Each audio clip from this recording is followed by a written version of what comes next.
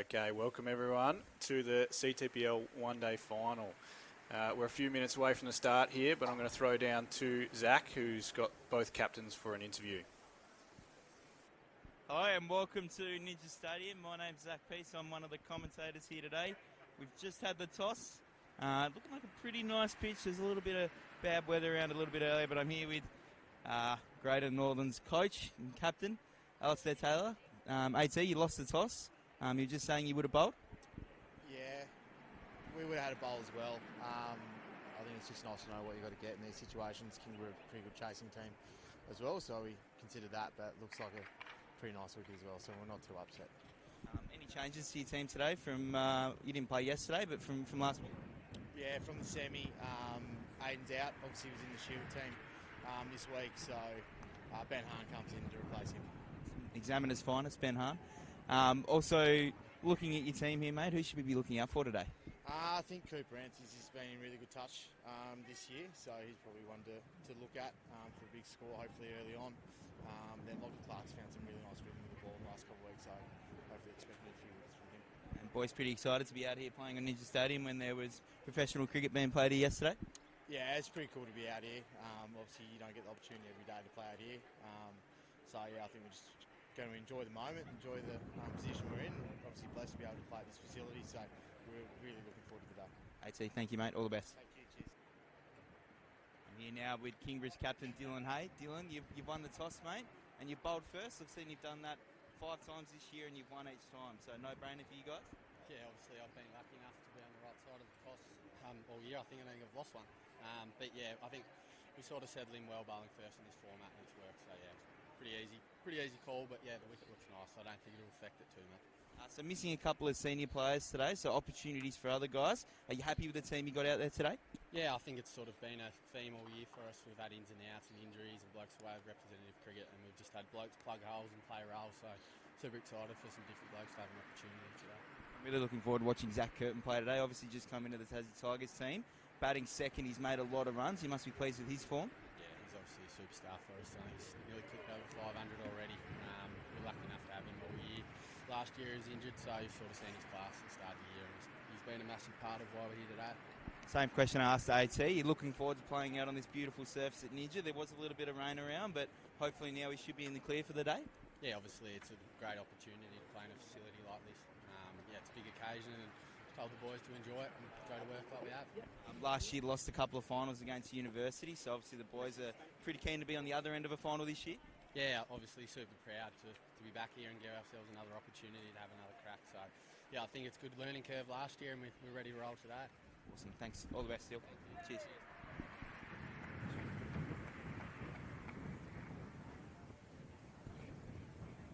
And the players are now out there. Zach is back upstairs. We won't let him know how I've been able to go from the ground straight up to the commentary box, Giles. But welcome to the Kookaburra Cup final here today in the Wilson's Homes Cricket Tasmania Premier League. Greater Northern are batting first. Cam Walter has the new ball in hand. Tom Dwyer and Ollie Noles are out there about to have a bat. We're umpired today by Wade Stewart and Sam Burns. My name is Zach Peace. I'm here with Giles Horn. Giles, captain of Glenorchy. Lots of wickets in first grade. I'm looking forward to seeing how you go on the comms today, mate. Should be good. Thanks, Zachy. Excited to be here. Looks like a beautiful day after a bit of rain this morning, so keen to get underway. Watch some good cricket. Yeah, absolutely. I was here yesterday for the Hurricanes game, and the players now using the same pitch as yesterday. We've got a full slate of cricket today with the 50-over game going from 10 a.m. till roughly 5:30, assuming we're going the distance, and then the women's final later today. But in comes Cammy Walter now for Kingborough, taking the new rock. Nice little bit of shape away. You've obviously faced Cammy a few times, Giles. What can you tell us about his bowling? Yeah, nice young fast bowler in Tasmania. Loves to shape the ball away early, pitches it up, challenges the batter both sides of the wicket. Likes to take early poles for Kingborough. Yeah, disappointingly, I think in the final last year, he's also commentating that one in the 2-day final. He's a little bit injured, so we didn't quite get to see him in full flight. So hopefully today, bowling at full pace, will hopefully take his team to a victory. In he comes now, attacking the stumps. You can kind of see he comes from quite a wide angle, coming through the crease there. So at times you find that he's kind of using the crease to be able to get different shapes with the balls he's intending to bowl? Yeah, definitely smart cricketer. He uses the crease well. Loves to come wide, attack those stumps, but she'll still try and shape it away to those 2 slips. Nice aggressive field to start. Trying to take early wickets is important, especially on this surface. We have been having a lot of Kingborough chat, but it is about the Greater Northern Raiders as well. They finished first on the ladder, so if by any means there is some rain about, they do end up getting the win. Nice ball there by Walter with young Tom Dwyer on strike, who's had a terrific season. We saw him playing in the second 11 where I think he just missed out on a maiden ton for the second 11 there, but he's had a terrific season for Greater Northern. He certainly has. Started the season really well with 100 straight up in the first couple of games. He's averaging about 42 in the one-day competition, so he's found his feet at first grade level and he's really starting to kick on now. And I promise this will be the only time we mention it, but he is Ricky Ponting's nephew, and he does have a lovely Kookaburra bat out there, which we love to see. As Walter now coming over the wicket. Nice drive there by Dwyer, straight to cover. Pretty conventional field here for Kingborough. You've got the third man and fine leg. Kind of a wide-ish square leg and a mid-off cover and point.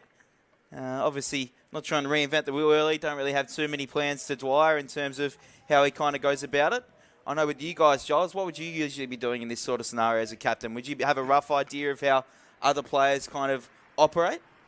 You obviously want to have a decent idea as Walter comes in again. But especially with the new ball, you like to keep it simple. Let the bowler get into their action, get into their spell, let the ball shape, try and take the conventional wickets of bowled, LBW, caught behind, caught in the slips.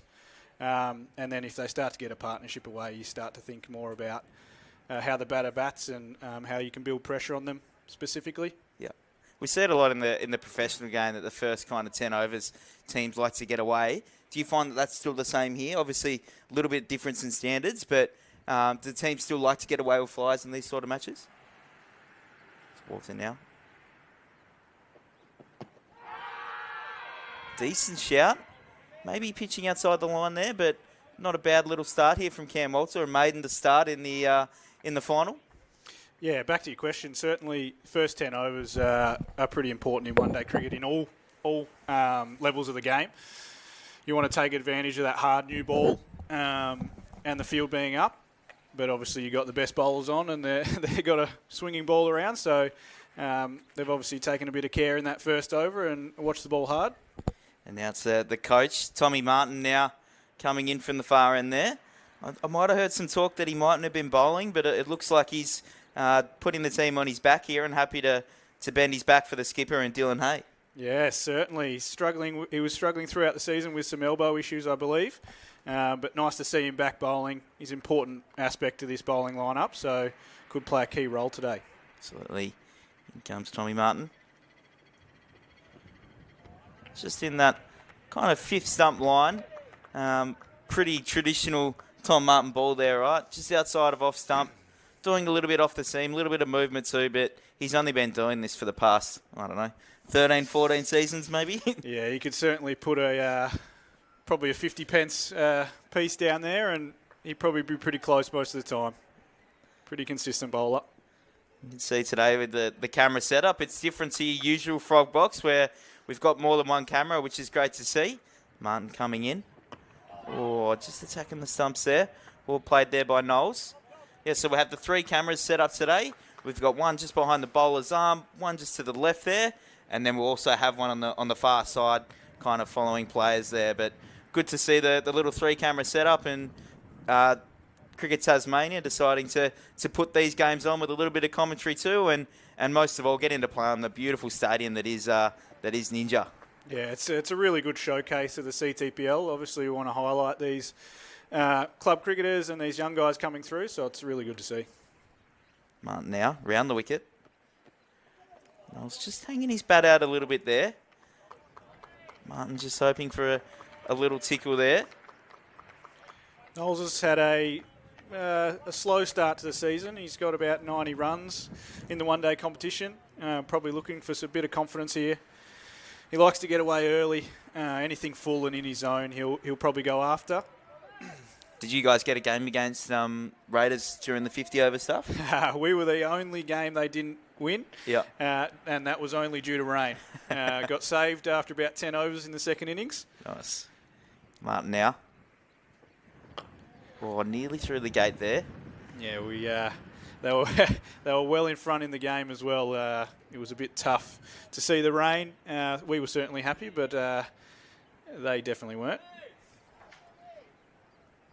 But to see that that's their only game where they haven't won in that one-day competition. So they're 5 from 5 from the rest of them. So they've clearly been the best side throughout the season so far. But it all comes down to today. Yeah, and a really strong young group as well. AT, obviously the Pathways coach up north as Martin comes in. Nice early call there. Don't look to get the single. Still yet to get off the mark, both of these players. So Alistair Taylor, who's the Pathways coach up north, obviously looks after the whole Raiders program. But they've got a really good young group of players that have now probably played a couple of seasons together as well. And, you know, with any sport, you need to be in the trenches and playing games together, and you can't just get players out in the park and expect them to perform. So he's obviously been doing a great job, and now the Raiders are starting to see the fruits of that. Martin, a bit fuller. Noles. Yeah, certainly. They've had a pretty similar group the last 2 or 3 years, and certainly challenged the last 2 seasons specifically. They've had a good side, and this year they've really come into their own, and those young guys that they've put their faith in have really rewarded them with both runs and wickets. Yeah, we've been seeing some of these guys as well. They've been getting opportunities with the Tasmanian second 11. I think I saw Cooper Anths, and then potentially Sam O'Mahony might have played a few games in the past as well, and obviously Tommy Dwyer, and we've seen Aidan O'Connor come through as well, and we hope that Aidan's okay after hitting the fence pretty hard yesterday up at Cricket Central. But I'm sure they would have loved to have had Berta out there playing today as Walter comes in over the wicket. Nice solid defence there by Dwyer. Yeah, O'Connor's been a really special one over the last couple of years. The first genuine Raiders player to get that contract and specifically play for Tasmania. It's pretty special. But they've certainly got a few young guys that starting to get some goes in second 11 and could follow in his footsteps. Yeah, there will be another second 11 team getting released today as well. I do believe that there's a few more Tasmanian players available for that one. It is being played at Kangaroo Bay starting tomorrow, but there are a few players that are featuring in this game that will be playing in that one. Quick single there. Noles out of the blocks early, and Greater Northern have their first run of the day. Not off the bat, but that's okay. It's been a good start from Kingborough here. Yeah. Not giving them any width, not letting them get away. Let's see if they can deal with the pressure and hold up. So going down Kingborough's list, we've seen Walter now open the bowling and Martin from the other end. What can you tell us about the other bowlers in Kingborough's lineup, Giles? They've got a good steady of seamers. Their leaders are probably Cammy Walter coming in now.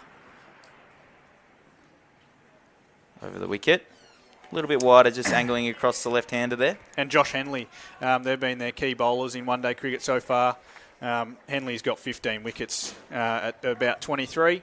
So he'll bowl through the middle and probably a few death overs as well. Really attacks the stumps and makes the batters play. And then they've had a bit of change. They brought in Sam Martin, who bowls some leg spin, hasn't played a first-grade game this season. So it'll be interesting to see how he goes. And then they've got young James Scott, another leg spinner, who's played a couple of seasons of first grade now. Walter now. Still not giving much space there for Noles as he just bats it back to Walter.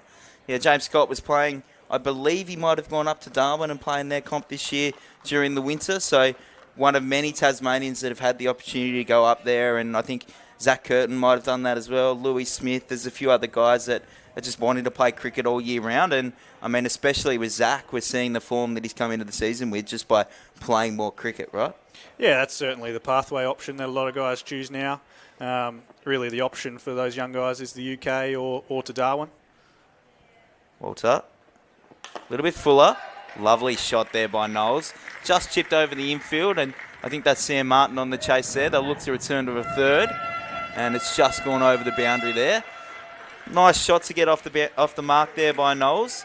A little bit in the air, just kind of chipping over the top, but despite that little bit of rain around, Ninja's obviously got a pretty fast surface, and we know with T20 games they want to try and have as many boundaries as possible, and Marcus Pamplin's got the field purring. Yeah, certainly, and as I mentioned earlier, that's Noles' as go. Anything full, anything straight, he's going to go after and look to hit over the top down the ground. So the Noles, full again. Maybe just a little carried away there. Don't know if the length was quite there for that ball, but after just hitting a boundary, fair enough if you want to go after it. Yeah, he's got one away. May as well try for two. It's a good start from Kingborough here. Building that pressure nicely. Batters want to get away. Obviously, Dwyer still on 0, so if they can bowl another good over here.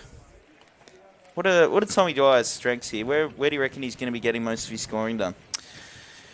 I haven't played against him too much, but from watching a lot of frog box, which I do because I'm a bit of a cricket nuffy, he loves anything short. He picks up length well, cuts well, pulls well. He'll be looking for any length and trying to pounce on it early. Yeah, so in that innings against Victoria, he was scoring all over the place. Not afraid to kind of throw his bat at it and use a bit of his strength there to push it through the infield. As Martin now over the wicket. Just kind of pushing it that one. Gets his bat out of the way late. We calling that a leaf? Whoa, not quite. I reckon he's done him off the wicket there. Enough movement not to catch the edge, I think. It's good length from Martin. Just that back of a length. Can't get forward. Can't get back. See if Tom Dwyer can get away with it. Also joining us in the combats today will be Harry Nichols, South Hobart Sandy Bay stalwart and Cricket Tasmania employee. That's Martin over the wicket. Nice solid defence there by Dwyer. So Harry will also be joining us in half an hour stints for Giles and I throughout the day. And then we'll have a different commentary team tonight for the women's T20 final with Hayley Silver-Holmes joining me to talk through the match between Clarence and North Hobart, which will also be a thriller with Clarence having not played in many finals. North Hobart have played in plenty. It has kind of been Greater Northern and Newtown kind of playing in all of those finals. So good to see Clarence back up there. Martin now over the wicket. A little bit fuller. Nice drive there by Dwyer. Lovely bit of fielding there. Might be Josh Henley there with the... or maybe James Scott. Can't see from here. Might be Mitch Backhouse even. Yeah, okay. We'll just keep naming players and eventually we'll get it right. There's only 11 out there. I'm sure we can get it right eventually. Good work there by Mitch Backhouse, who was playing for Blackmans Bay for the past few seasons as their captain coach and obviously wanted to get back out on turf and go back to the club that he grew up playing for. Martin round the wicket this time. A little bit wider there. You just saw Noles practice a little cut shot there. Not long after the ball's gone through. Obviously, he might be looking to score through that range if there's another wider ball there. Yeah, I like how they've got their cover and backle point set up here. He likes to score very square of the wicket with anything short, so they're leaving that straight cover open to make him look through that area instead.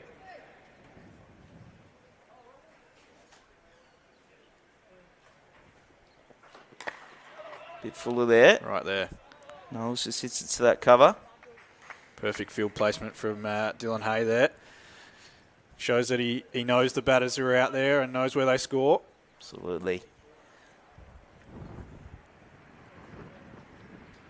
So as captain, Giles, are you trying to move the magnets around a little bit with your opening bowlers? Are you happy for them to kind of settle into their work, do 4 or 5 over spells, or do you like to kind of change it up and give others a chance? It's Martin now. Around the wicket. Oh, just beats him on the outside there. It really depends on the bowler.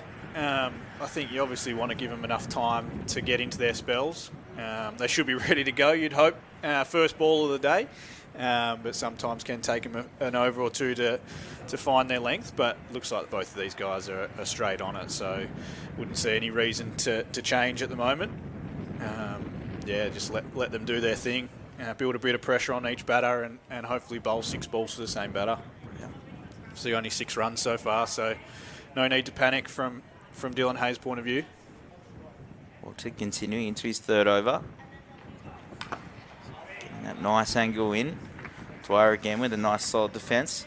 Just going down Kingborough's list here, we've got Dylan Hay, who's the skipper, Pat Harmwell, Zach Curtin, Josh Henley, Alex Vincent, Tom Martin, James Scott, Mitch Backhouse, Sam Martin, Jackson Thorpe and Cam Walter, with Geordie Baker, the 12th man for Kingborough today.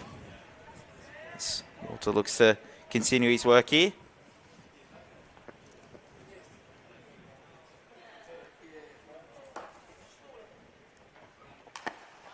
Again, just played back there by Dwyer, and for the Raiders we have Tom Dwyer and Ollie Noles, who are obviously out there batting now. Cooper Ants, Alistair Taylor, Braden DeVries, Sam O'Mahony, Oliver Wood, Jono Chapman, Lockie Clark, Jack Crone and Ben Hahn, with Jensen Smith there, their 12th man. I think from both teams' perspective, they've got nice squads. They've obviously both teams are missing some pretty key players through state selection and other reasons, so should be a pretty even contest. A little bit fuller there. Dwyer tries to drive. Well fielded there by Backhouse at mid-off. And pretty sure that was Backhouse this time. Yeah, I believe so. Must be our mid-off with those sleeves on. Yeah. Have you ever been a sleeve operator or anything like that, Giles, with your little tweakers? Long sleeve always in the field for me. Just get those couple of extra degrees maybe. Yeah, can never get away with it without a short longie on. Have a nice over here from Walter. Good bit of bounce there.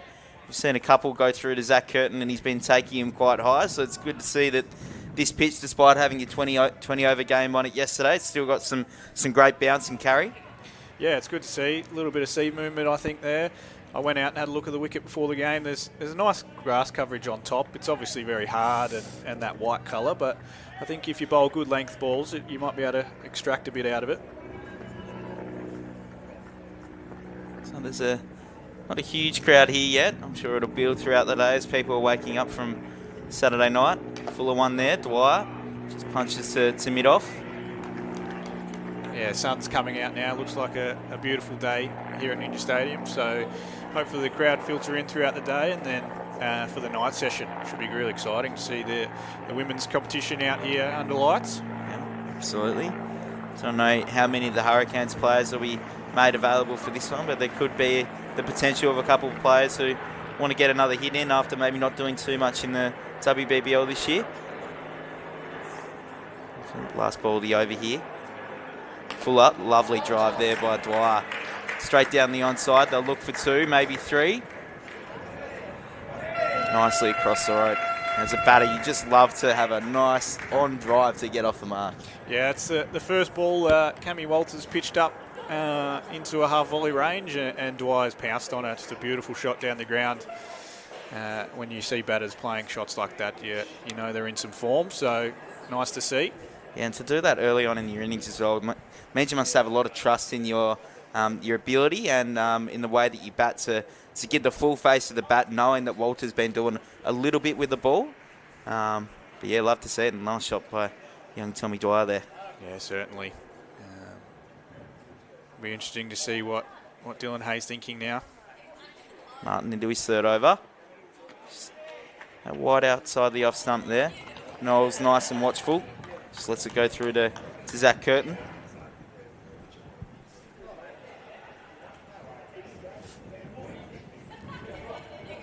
So someone warming up at square leg there. Looks like Josh Henley, I reckon. Yeah. Been a key wicket taker for him, so it might not be a bad option to get him in the game early. Yeah. Ultra consistent, isn't he, Henley? Makes the batters play. Martin round the wicket. Fuller. Noles very close to middle that one. Nice, straight to the fielder. Nice strike. Anything full again. He's looking to go after. Like the intent. See if Tommy Martin can pull that length back and create a chance here. You don't want him to get too greedy, right? Like I know he wants the batter to be playing, but if he just gets a little bit too full, Noles will definitely pounce, and it looks like he's trying to take on that kind of cover mid-off area. We saw earlier him going area with that one. for 2 here. Nice running. It's a beautiful ball there. Nice length. Potentially a bit of seam movement. Catch the inside edge, but we've got a quick 2 there. Hopefully might get Noles away here. Needs a few runs under his belt to get some confidence. Yeah, good fielding there by Tom's twin brother Sam. As you said, hasn't played a first grade game yet this year, but has played plenty of first grade in the past. Backing up his brother as Tom around the wicket. I think a thing that Kingborough's done extremely well over the last 10, 15 years is their second and third grade have been extremely competitive, which means when the likes of Niv and Weatherald and Webster even, and then Jack Ross are unavailable like today, they've got plenty of options from their second grade side to come up and play a role and still be ultra competitive. Yeah, having been on the end of a couple of second and third grade losses against Kingborough, they are very strong. Yep. I was facing up. Nice soft hands there as he guides it down to Cam Walter at third man. Raiders just finding the scoring a little bit easier now as we move into the 6th over. One ball to come in this over. Ticking along okay. They'd probably like a few more, but that 0 wickets column is ultra important. So if they can get through this nice spell from Tommy Martin, then they can cash in a bit later on. Over the wicket to the right-hander, Martin. A little bit straight up. Just flicks that one to mid-on at the end of the over here. Tommy looked a bit ginger there after that delivery. Obviously hasn't been bowling for a while, so might not be as match fit as he hopes. So interesting to see how that plays out the next couple of overs. It's always an interesting on that one, isn't it? You don't know if he's better off just continuing to bowl and then not stopping, or maybe do you give him a little bit of a break now and then maybe go to Josh Henley? We saw him warming up before. Obviously, Walter's going to have another one, and as their main strike bowler, you don't want to use him too much, but you wouldn't mind some early wickets, right? Yeah, certainly. I think a wicket here, as they introduce a fielding change, I think, would be extremely important. Oh, lovely shot over the top there by Noles. One bounce, not quite over the boundary, but a ripping shot through the offside in the air. Not your most conventional of shots over the top early on, but Cam Walter just drifting a little bit wide there, and Noles using that angle to just hit it over the top nicely. Yeah, nice bat swing through the ball. Got that length that he was after and a bit of width, and felt pretty comfortable throwing the hands at that. Yeah, just watching the replay of that one, he really leant back on it, didn't he? Yeah, that was a beautiful shot. And it's produced a change from Cammy Walter. He's immediately around the wicket. Not comfortable taking it across him, so hopefully he can bring that ball back into the stumps, challenge those pads. It must be hard as a bowler. You don't want to be too reactive, right, from one shot, but Walter obviously backing the match up around the wicket. Noles just kind of pushing at that one and missing it on the outside. I think early it's been pretty clear that Noles likes the ball coming across him. Not much swing out there, but both Tommy Martin and now Cammy Walter coming around the wicket, attacking those stumps, angle in, seems a little bit more uncomfortable. So interesting to see how that pans out. They've brought fine leg up this over and put deep square out, so another option. Potentially look at that short ball. You just don't want him to drift too far down leg side. Shorter one. Just gets out of the way. Especially with that round the wicket, all he has to do is get a little tickle and it might potentially fly past that short fine leg there. Yeah, I like this field, especially for Cammy Walter. It's setting fields for his best ball, so that back of a length ball on off stump sets out beautifully. Hopefully he doesn't, as you said, doesn't drag down leg, but he's pretty consistent, so I'd back him in. It's the Noles. Oh, he really wanted to go at that one, didn't he? Just pulling out of it quite late. Yep. Good bit of restraint. He wants that width, and he's not getting it now from this change of angle, so it's been a positive change from Cammy. Let's see if he can close out the over with a couple of good balls and build that pressure back on again after the boundary at the start of the over. You'd love to see that as a captain, right? He's hit for 4 off the first ball, changed up his going around the wicket instead, and he's produced 3-dot balls here. So nice little bit of flexibility here from Cam Walter. Comes in a bit straight up. Yeah, you love that from a captain. The ball after getting hit for a boundary is extremely important. If you can get straight back on it and get a dot, that pressure just kind of starts to build back up. Obviously, the boundaries are a pressure release, but if you can get a dot straight away, it kind of puts it out of your mind and puts it back on the batter. Yes, captain, do you like to kind of be proactive and kind of suggest that to the bowler, or are you letting them kind of make their own decisions in that scenario? We certainly speak about it before the game. It's one of our key indicators of how we're going. In the air again. Lovely shot there by Noles. Couple of bounces and over the rope. Waltz will be disappointed to finish that fourth over of his with 2 boundaries off, but some nice batting there by Noles. Yeah, it's a bit disappointing from Cammy there. The 2 of the other most important things as a bowler is getting in and getting out of your over.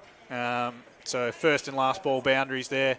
He'll be disappointed with that, but he'll get a chance to come back. Noles is looking for that width, and he's got it twice, and he's put it away twice. So nice to see from his perspective. Runs are starting to come to the Raiders now. Let's see if Tommy Martin can pull it back for the Knights. He started well. 4 runs off his 3 overs.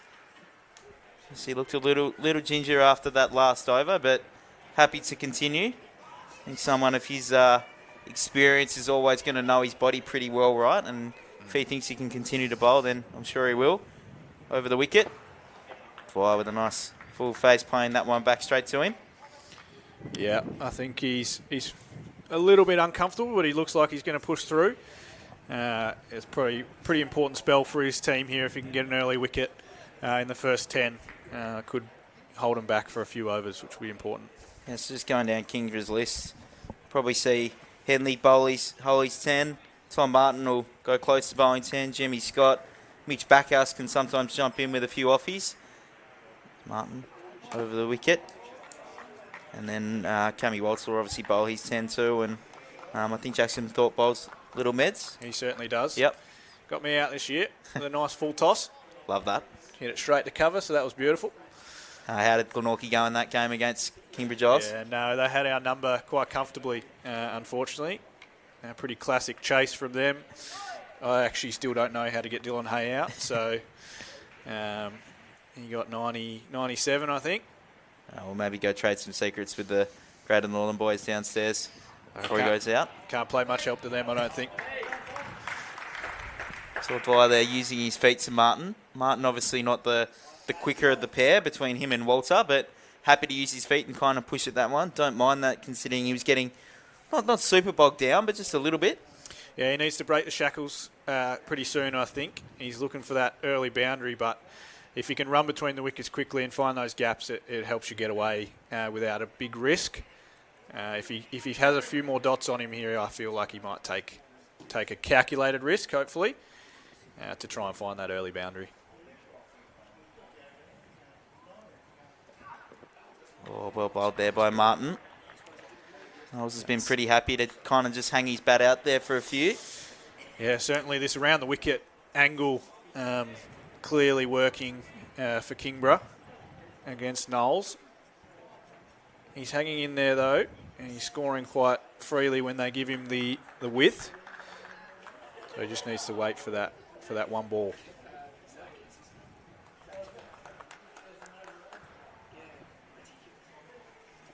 Around the wicket. 2 slips for the left-hander.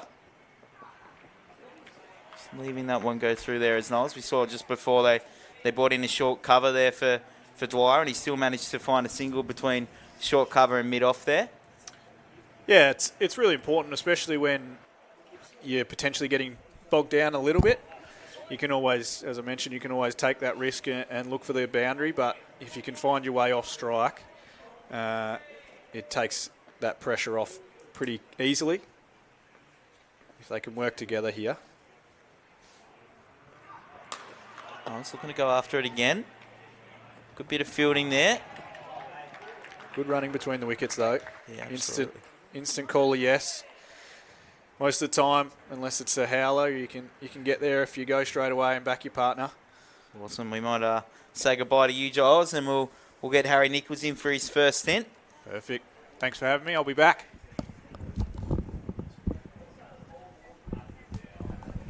Cammy Walter's going to go into his 5th over here. Harry Nichols, welcome to the commentary box, mate. You've said you've never been in this box up here before. Good morning, Zach. No, for all the time that I've spent working at Cricket Taz, I've never been at this end of the ground and up this high. So it's a different perspective of cricket, isn't it? Yeah, I love it. Nice view. Mind you just can't see down the bottom, can you? But I'm sure that'll be okay as the day goes on. Yeah, just stand up and poke your head over. I need to stand up a long way. Not your first CTPL commentary gig, mate. You've done a few in the past. Done a few in the past. A couple of 1 days, a couple of T20s and a 3-day fixture. So here we are again. Walter around the wicket. Little fuller. Pretty fine edge there. Looks like it could go down to the boundary there and has. Noles there with another boundary. Harry, you've probably done a little bit of coaching with Ollie Noles. What can you tell us about him? Loves to play his shots, as we've probably seen this morning. Anything pitched up as we have seen, he'll look to hit through the field and over the top. I also heard Giles say before about the way that Tommy Dwyer bats as well, and he's pretty spot on. And you know, everything that you guys have been saying about Cammy Walter as well has been pretty accurate. It's a little bit of cat and mouse at the moment, isn't it? Yeah. Walter now around the wicket. Nice line, not too far away from the stumps there, but obviously looks like he knows where his castle is there. Yeah, that's the part of Ollie that he's been developing over the last few years, is really finding that balance between attack and defend and risk versus reward. In the past, when he's been bogged down, it's play a big shot to try and break the shackles. But yeah, over the last probably 6 to 12 months of grade cricket, he's certainly found a way to rein it in a little bit and really understand his strengths. Noles facing up. Oh, great effort there. I think it might have been Tom Martin in that short cover position there. And it just gets 2 hands to it, but can't quite bring that one down. But a great effort nonetheless. Very, very good effort by the veteran Knight. Never easy at short cover, and especially moving to your non-preferred side to his left. Just quietly after bowling 4 pretty heavy overs as well, right, after coming in under a little bit of an injury cloud. Can get a few sheets of paper under that, so that's always a good sign, isn't it? As you say, Noel's not afraid to play his shots. Yeah, there. Goes after it again, this time finding the gap nicely. That one will race away. Good chase there, I think, by Vincent. Just falls short of that one. A great effort. My heart was in my mouth there for a little bit when he dived after that one, but managed to stop himself from hitting the commercial hoardings there. We don't need a repeat of yesterday, do we? Oh. It's interesting, this outfield at the moment, isn't it? It just seems like it's going to be a little bit slower than what it is, but the ball is finding a way to kick on in that last 3 to 4 metres and find the rope, especially down in this Church Street end. There's a little bit of rain about this morning, so might have thought it'd slow down a little bit. Straight a one. When I woke up and looked out my window, I thought, all right, well, I can take an extra half an hour here. There's no chance the game's going to go on. And 20 minutes later, it's cracking of flags, and here we are on a beautiful service of Ninja. How good is it to be able to play grade cricket on a world-class facility? Yeah, you love to see it, and to give grade cricketers the opportunity to be playing on such a good surface on an occasion where we've literally had a professional game here yesterday. They're in the rooms, they're eating out the same viewing decks and all that sort of stuff that the professionals get to enjoy.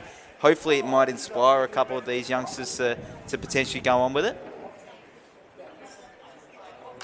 I mean, you're exactly right, Zach. Like, back when I was coming through as a young kid, that's sort of the pinnacle. You just wanted to play on what was then Belrive Oval and get to experience that as a young cricketer and sort of feel like you had that professionalism from being in the change rooms and walking out onto the oval. And you sort of take for granted when you work here how often you actually walk on the ground. And for a lot of these guys, you know, some have never set foot on Ninja now, and that's just awesome in itself that we can create a competition that you know no other sport can really say that they can do the same thing. And I think that's what's so special about cricket, especially here in Tassie. Yeah, you look at, say, the MCC, right? Melbourne Cricket Club.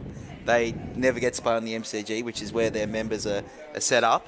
And then here we are in Tasmania with the opportunity to be playing on Nidja, or if you're playing for Greater Northern, you're playing on UTAS, where arguably one of the best outfields in all of the country. Yeah, spot on. I mean, even in the Saka comp, as good as that is, they never get the chance to play on Adelaide Oval anymore like they used to. The West Australian Cricket Association, they still get to play on the WACA, which is pretty awesome. Queensland, they're playing at Allan Border, and the New South Wales Grand Finals at Cricket Central now. And Josh Henley, nice bowling change. We were probably expecting this one to come maybe an over or so earlier. And interesting to see what they've done with the field here. They've opted for the deep point and the third. I just think on this surface, the way it's playing at the moment, you'd be tempted to bring your third up. Keeper's obviously coming up to the stumps now, and you just go with the two square ones, and you drop your square leg back. You give yourself the ability to bring the stumps into play more often.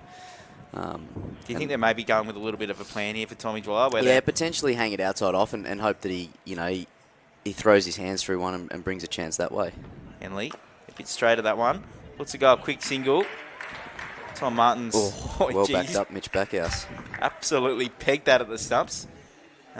He's definitely been in the thick of it so far, has Marto. You'll get 100% effort from Tom Martin every time he plays. That's one of the things that the jousters as they're referred to, he brings. He's the epitome of the Kingborough Knights. You've obviously done a fair bit of work with Zach Curtin. Now that he's in the Tigers squad, you'll be working with him 4 times a week with his keeping mate. Yeah, it's a really exciting space. From someone that sort of a few years ago was on the periphery of wicket keeping, and it wasn't a thought. To now having his rookie contract and wanting to take it to the next level, there was actually some talk that with some stuff that was going on at the next level, that he could have been a chance to make his Shield debut. I don't know if that's meant to be under wraps, but that's out there now. So apologies to anyone involved trying to keep that hidden. I'm sure Jeff Vaughan's listening whilst the show goes on, mate. So yeah, that was pretty cool and exciting that out of nowhere he gets his rookie and he could have been making his debut. I hope now maybe with the 2 one-day cup games after Christmas, and potentially we'll at least sewn up a final. We'd like to see a home final. I think Queensland need to win both their games. Time to maybe play a one-day cup game? Yeah, potentially. I mean, it's so difficult, isn't it? And I'm glad you've got the mathematics on who's going to make the finals, because I've got absolutely no idea. It's a media manager's job, mate, to be cross the X's and O's. It's certainly not the wicket-keeping coaches. Henley round the wicket.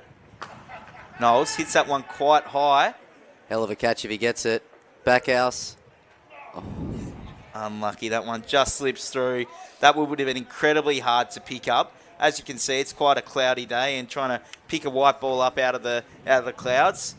Doesn't look to be too much wind about, but still never an easy one to get those ones, Harry. No, not at all. But sometimes they say, Zach, that it's actually easier to catch it when it's slightly clouded compared to like a crisp, clean day, because you can actually get a bit more of your depth perception. The hard thing at Ninja is you get even though it's not very windy today, you get the swirling wind where it comes into the grandstand and circles back out. So anytime your ball actually goes away from you, or in that case back towards him, so extremely hard to pick up. Henley, full up, Noles just kind of poking at that one in the air, one bounce out to the fielder there. He's definitely not afraid to play the ball in the air, is he? No, and that's the game with Ollie. It's go from creating a chance, one ball to being able to get off strike and find the single the next ball, and it helps take some pressure off Tommy Dwyer, his role today will be primarily just to bat through the innings, and Noles, Taylor and De Vries, that their job will be to be trying to strike it at well over 80, 90 and even into the hundreds as the inning goes on. Tom's job will be to be there at the end of the 50 overs or close to it. Yeah, I feel like every time I'm looking at a Greater Northern score sheet, it's got Alistair Taylor with some runs next to his name. He's just incredibly consistent, isn't he? He has been. I think the fact that he's a pathway coach, and he's really put an ownership on what that means. He's all in Raiders, his chips in there, and he's so passionate about trying to create professional cricketers out of the region, and I think he knows that deep down that for that to happen, he's also got to do a lot of the grunt work. Seeing introduction of some spin here with Mitch Backhouse coming in to bowl a couple. See if there's any spin there. Just a little bit. There should be. The wicket's been up for a good few days now. 2 WBBL games on it. We saw yesterday in the game yesterday that towards the back end, Ash Gardner was starting to get some good turn in, and that created a couple of game-changing wickets, especially late on in the piece. So it'd be interesting to see how they use their 3 spinners. Obviously, Mitch, James, and whether or not they throw to Sam Martin later in the day. Around the wicket. A little bit fuller there. Just placed down the ground for an easy single. But it's certainly it'll be pivotal for the Raiders, especially how they use Jack Crane throughout the second innings. And a young off spinner, he'll be nervous in his first grand final, and he's still only 17, 18 years of age. So yeah, spin will play a major part, I would have thought, throughout the later stages of this game. There is a bit of turn. Good signs for young Jim Scott. Backhouse over the wicket this time to the right-hander. Well, just flicks that one to the offside there as it's Alex Vincent chasing after that one. He's someone they'll rue missing today as well. Alex Vincent not bowling this year due to some stress in his lower back. He had a pretty big winter as well. I assume he was over in the UK. Was he playing any domestic cricket or the international games like he had done in previous years? Unsure of that. I know that he was, but he was playing for Northern Cricket Club in the Liverpool comp, which I know quite well, and know the captain there, James Cole, and massive raps on Alex around the club and what he gave to the club, and they couldn't be happy with the sort of person that they got there, which is great feedback for a local Tassie. And obviously, when you're coming over as the overseas pro, there can be a fair bit of pressure involved with that. I'll be able to have you and Giles talk about that with both of you doing it. And the passes goes down now for a single. Yeah, there is a lot of pressure when you go across, and I think that's why you got to really find the right fit of the club for who you are as a person. Some people go just to experience that part of life, and actually playing a lesser standard of cricket than what you're used to, it can be better because you feel like God when you walk off and you've done well every weekend. Yeah. Nice bowling there from Backhouse. Can't say that was ever me, really. I was going to say, are you comparing yourself to God there, Harry? No, I think that's definitely more a Giles thing than me. Hence why the same club kept wanting him back. Yeah. I kept getting turfed. Just with the bowling change there, they've got the 4 players out, and now Raiders are just finding it a little bit easier to find some runs. As I suppose, a senior player, and I'm sure you've captained before, Harry, do you sometimes want to keep the squeeze even though you are coming out of the power play and kind of force the Raiders players to hit over the top in that scenario, or is it pretty standard that you're just going to push the field out and let them do their thing? Yeah, it's that cat and mouse, and I like saying that saying because it's who wants to go first. I like the fact that Mitch kept his 4th person in the ring for a little bit longer. I wouldn't mind here Josh doing the same thing, either looking at bringing deep point up or bringing 3rd up, but whilst you've got the ability to use them, you sort of can as well. Wow. At the end of the day, it all depends on what are the fielding team trying to do here. What are they happy with? They might have summed up the wicket already and thought, well, if we can just restrict them to 240, then that's probably par, and we're happy to chase that. On the flip side, you could go the other way and say, well, right, let's squeeze a little bit more and try and force an issue, but keep building as much pressure as we possibly can, and not give any form of release. And Ollie's already shown his hand that he's prepared to keep trying to go over the top. Around the wicket for Henley. Played. But I think the key for, they call him Meatball, don't they? Yeah. Josh Henley. For Meatball is to really bring the stumps into play. And in that case, you can bring your 3rd up. And, if Ollie Noles is prepared to try and hit down the ground to long on, he can go back. And then that actually brings your caught and bowled, your mid-wickets into play because he's trying to force the ball down the ground in that sense. We saw yesterday, it seemed like it was a pretty good batting wicket. There was obviously some poor decision-making by players on both sides as to a few of the wickets, but the ball seemed like it was coming on nicely, and if you were to play your shots, you could definitely get away with it. Yeah, absolutely. Good take there by Curtin. Not asking out. The question. And that's the thing, isn't it? Like, it's the wicket yesterday was really good, and the other night on Tuesday it was beautiful as well. But as the more sun gets on this wicket, the older it becomes, and that's when stumps come into play even more. We saw yesterday some of those bowls, the stumps are actually coming out of the ground, which is generally a pretty good sign that underneath is pretty dry. Just a good bit of camera work there. Just missed out on the stumping, but a great take by Curtin, just as Noles' back foot lifted up there. Works it back to mid-on. There was some talk that we were potentially going to have a third umpire in play today with that side on camera, but you might have just seen the real handiwork that they've done there. So great job by Frogbox today, who have come on board to do the 3-camera setup today versus I think we might have used Kojo this year, and Frogbox are doing a great job already. So we appreciate them coming on and supporting Cricket Tasmania with these fixtures today. Next stop DRS for Frogbox, isn't it? Well, if he can't get in the WBBL, I don't reckon we'll be... Oh, lovely shot there by Noles. That was right in the slot, and he's just pumped it down the ground for a massive 6. Hell of a shot by Ollie Noles there. Just picking up the length nice and full really well. And the thing that we've seen with Ollie all morning is how he's actually committed through every single shot that he's hit, either through the field or over the top. And that's what he has to do. And as I was saying before, that's part of his evolution of risk versus reward. Is he still under 19s, or is he now... No, he's aged out of the under 19 program, which... You know, it's never a bad thing for some players is to exit the program and sort of find their feet with life and with cricket, and there's certainly not a closed door on him. Yeah. Lovely hands there as he works that one down to Cameron Walter, a third man. He just sort of blinked here, and all of a sudden Noles is 36 off 46 after both players in those first probably 5-6 overs definitely not going too hard, sort of that feeling out process of a cricket match. But now he's just sort of accelerated a little bit, and Tom Dwyer's just happy to get off strike and let Noles do his thing. Yeah, 100%. I don't think Kingborough will be too phased. You know, the fact that they are number 47, they bat so well, and they're in such a strong batting form throughout the whole of their top order. They'll back themselves into to chase whatever the Raiders set them in the end. Just saw another replay. I think Noles was pretty happy with that one after he hit it down the ground. A nice 6 as Backhouse continues here. It's full ball. You'd be pretty familiar with Mitch Backhouse between the St Virgils and Hutchins battles throughout the year, and then obviously South Hobart and Kingborough, Harry. Played a lot of cricket with Mitch growing up and training together in squads, and stayed under 17s side many years ago. Around the wicket, a bit wider. Noles using his feet. Lovely bloke and a bit of a quiet character, but you know when he wants to crack a joke, he certainly can. I think going and coaching Blackmans Bay would have done wonders for him as a person and as a cricketer. Wider, Noles goes after it again.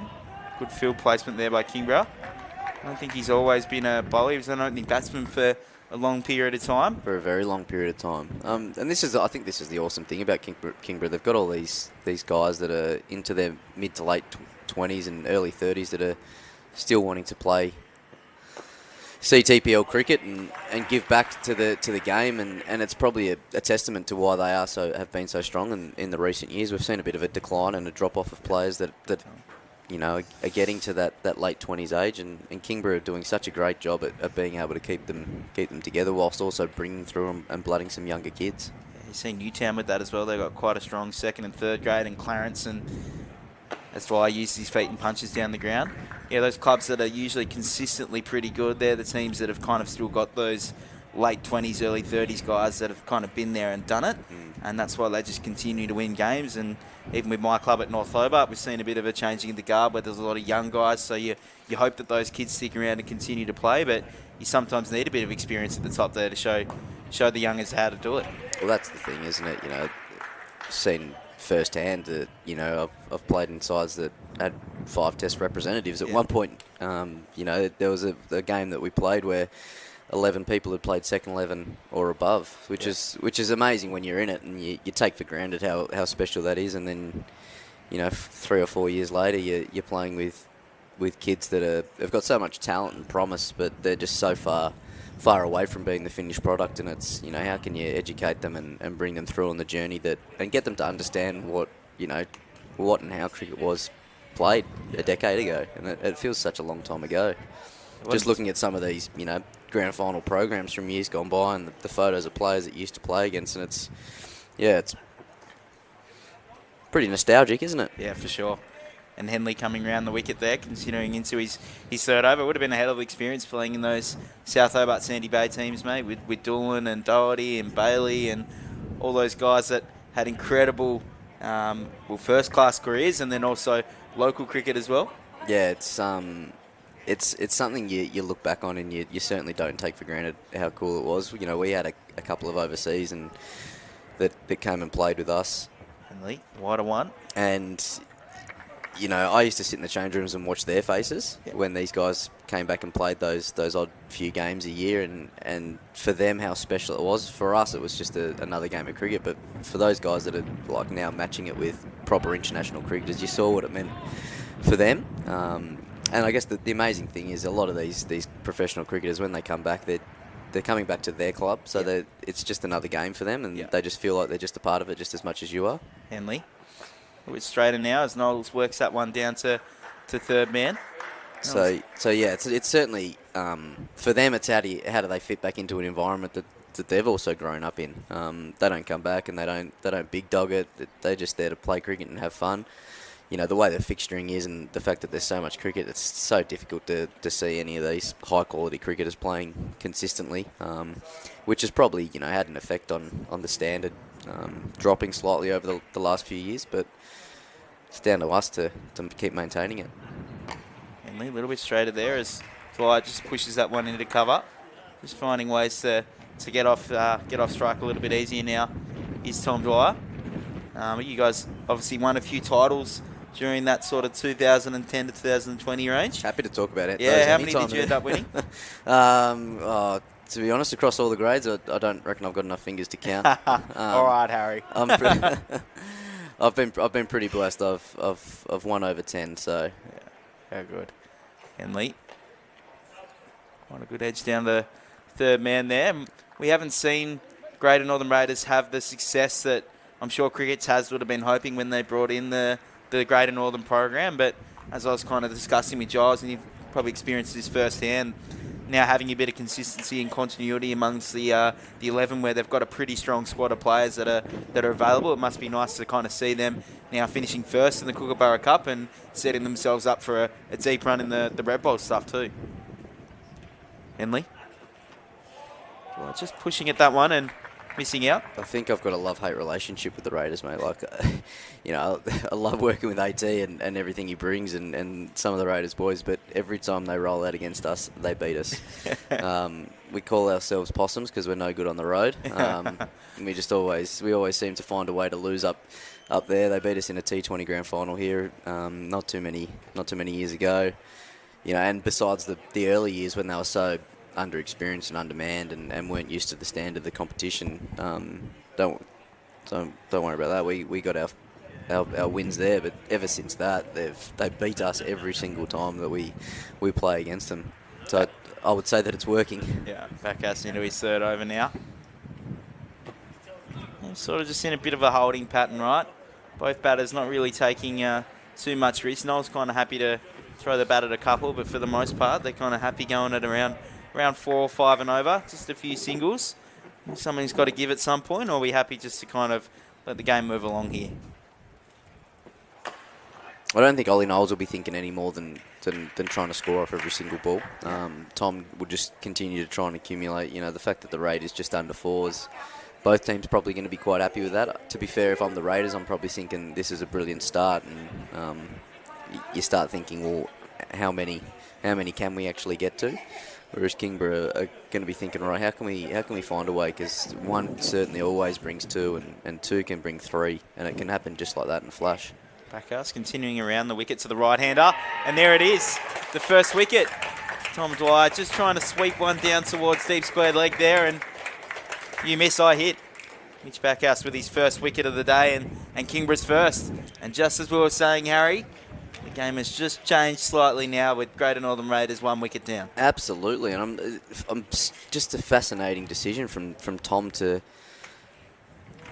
try and play his slog sweep. It is a shot of his, but yeah, with the way that Ollie Noles was going, the smarter option certainly would have been just to try and hit long on and long off and get himself off strike and play that way. The way that the Raiders were travelling, certainly not a shot that he'll look back on and reflect that was the smartest of decisions, that's for sure. It was maybe a little premeditated as well. He was maybe looking up the score sheet going, all right, I'm 12 off 38 here. I need to get a little bit of a move on, and then gone, well, if it's in roughly the right area, I'm going to go after it. Yeah, absolutely. And I think it just goes to show is when you do premeditate and you're fully committed to it and you don't get the ball that you think you want and need, that the high risk option comes in and you're on your way. And I think we've all done that before, haven't we? Absolutely. Yeah, getting out, that happens a lot with me, mate. And now we've got young Cooper Ants coming out with his long flowing locks. Another graduate of the pathway, Harry. Another, former Australian under-15 representative, I think Coop was back in the day. So good to see that he's, again, another one that we were talking about that's gone out of the pathway, sort of figured out cricket and life away from cricket and what it means for him. And he's an incredibly hard worker. And to see him start the season so well, to get his second 11 debut, and from all reports, although he didn't start as well as he would have liked to in that game against Victoria, was showed that he could do it technically. Back house, around the wicket, just straightening a little bit there. Not a whole heap of turn, but from all reports, he's not a huge turn of a ball. Probably using the flight and pace to probably deceive batters. I reckon Mitch should just be happy to get the ball down there and sort of hope for the best once it lands. Just talking through potentially having the field up, and they have kind of put a bit of pressure on Ants here with only the two players out, despite allowing to have 4. Wedge on that one. Tom Martin, who seems to be doing a lot of running. Missed out on one there. Yeah. And that's the thing, isn't it? It's funny how you bring the two long offs up for the new batter, and you just think, well, why couldn't we do it for the guy that was also on 12 off 30? And that's just what the pressure of Ollie Noles does. He actually releases the shackles so that Tom gets a completely different field to what Cooper gets when he hasn't even faced the ball. And do you think the captains sometimes forget that there are 2 batters out there and they are 2 different styles and batters rather than it being them as a group? Using the feet nicely. Little misfield there by Backhouse as they come through for a single. Yeah, 100%. I mean, white ball cricket, you end up playing 2 games within the one game. You'll be trying to have one set plan for one player and then a completely different plan for the other, and you get a wicket and then the field changes, the tactics change, where you're trying to bowl changes completely, and it's hard to understand until you play more cricket and you experience that. But to be fair, red ball cricket's no different. You're playing games within games, and it depends on what the scoreboard. At the end of the day, I always say, well, what's the scoreboard telling you to do, and that's generally the pretty easy option. Yeah. Henley going into his 4th over now. Just coming into this 15 over mark, 156. The projected has Raiders at 187 there on the scoreboard. Around the wicket, wider one. Noles very watchful, just leaves that one. So that's easy keeping, isn't it, by Zach? Nearly a wide there. Well within.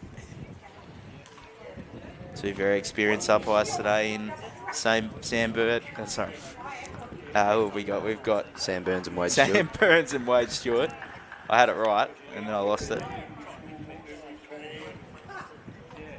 Down the wicket now for Henley. Still wide. Fielded there by James Scott. Do we have a message line today or a text chat, or feel free to reach get out in touch? to Harry and I on the CTPL Instagram page. I do have access to that, so if you want to reach out there, or feel free to message Giles, Harry, or I personally if you've got any thoughts that you'd like to potentially get out there. Love a bit of engagement. I think the comment section on the live stream is available. A little bit more bounce there from Henley. That was a bit shorter. Showing it's a bit of an indifference in the wicket, that's for sure.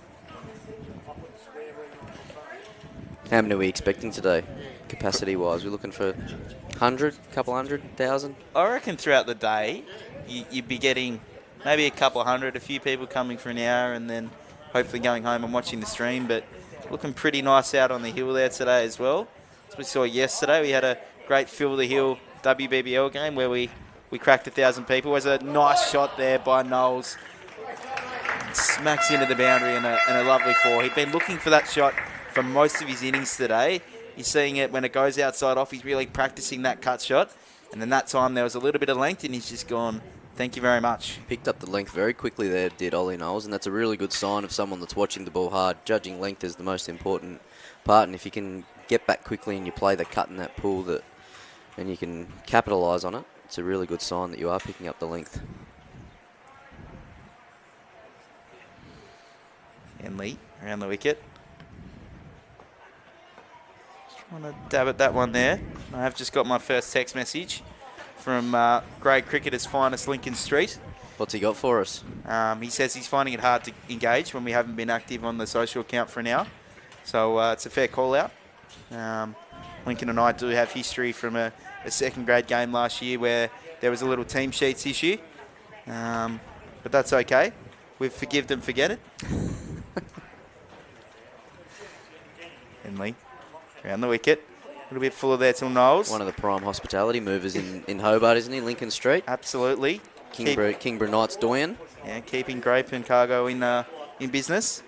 I might have a little rest now and we'll get Giles in. Been a pleasure, Harry. I'll be back shortly. Thank you, PC.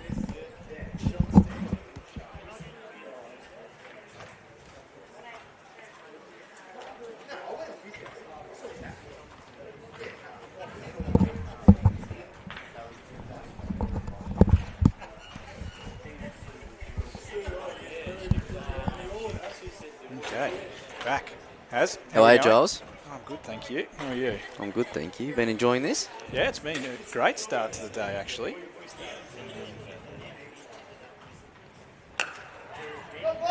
Anthony's actually sat over mid-wicket before. Lovely shot early in your innings. Here's another high-risk option. It's slightly different to the way that Tom Dwyer played it. Just with the shorter stride, dropped that back leg down a little bit quicker than what Tommy was able to allow himself to get that swing and pick the ball up over the leg side. Yes, it's an interesting risk to take early in your innings with the other bloke on 46, but hopefully push those fielders back and take the pressure off as he goes again. Full toss that time, one bounce, 4 runs. Back-to-back boundaries for Anthony's, and he looks to be striking the ball nicely early in his innings. Absolutely, and that, you know, there's potential that they might have spoken about up in the box of we don't want to let Mitch Backhouse just keep dictating terms, and if we're going to go in and we're going to face him, let's put the pressure back on him right away so that he can't just keep stealing overs. Yeah, certainly, as we see long on instantly back there, so those 2 boundaries already produced a field change for Anthony's, and hopefully can rotate the strike now. They've left mid-off up, which I like.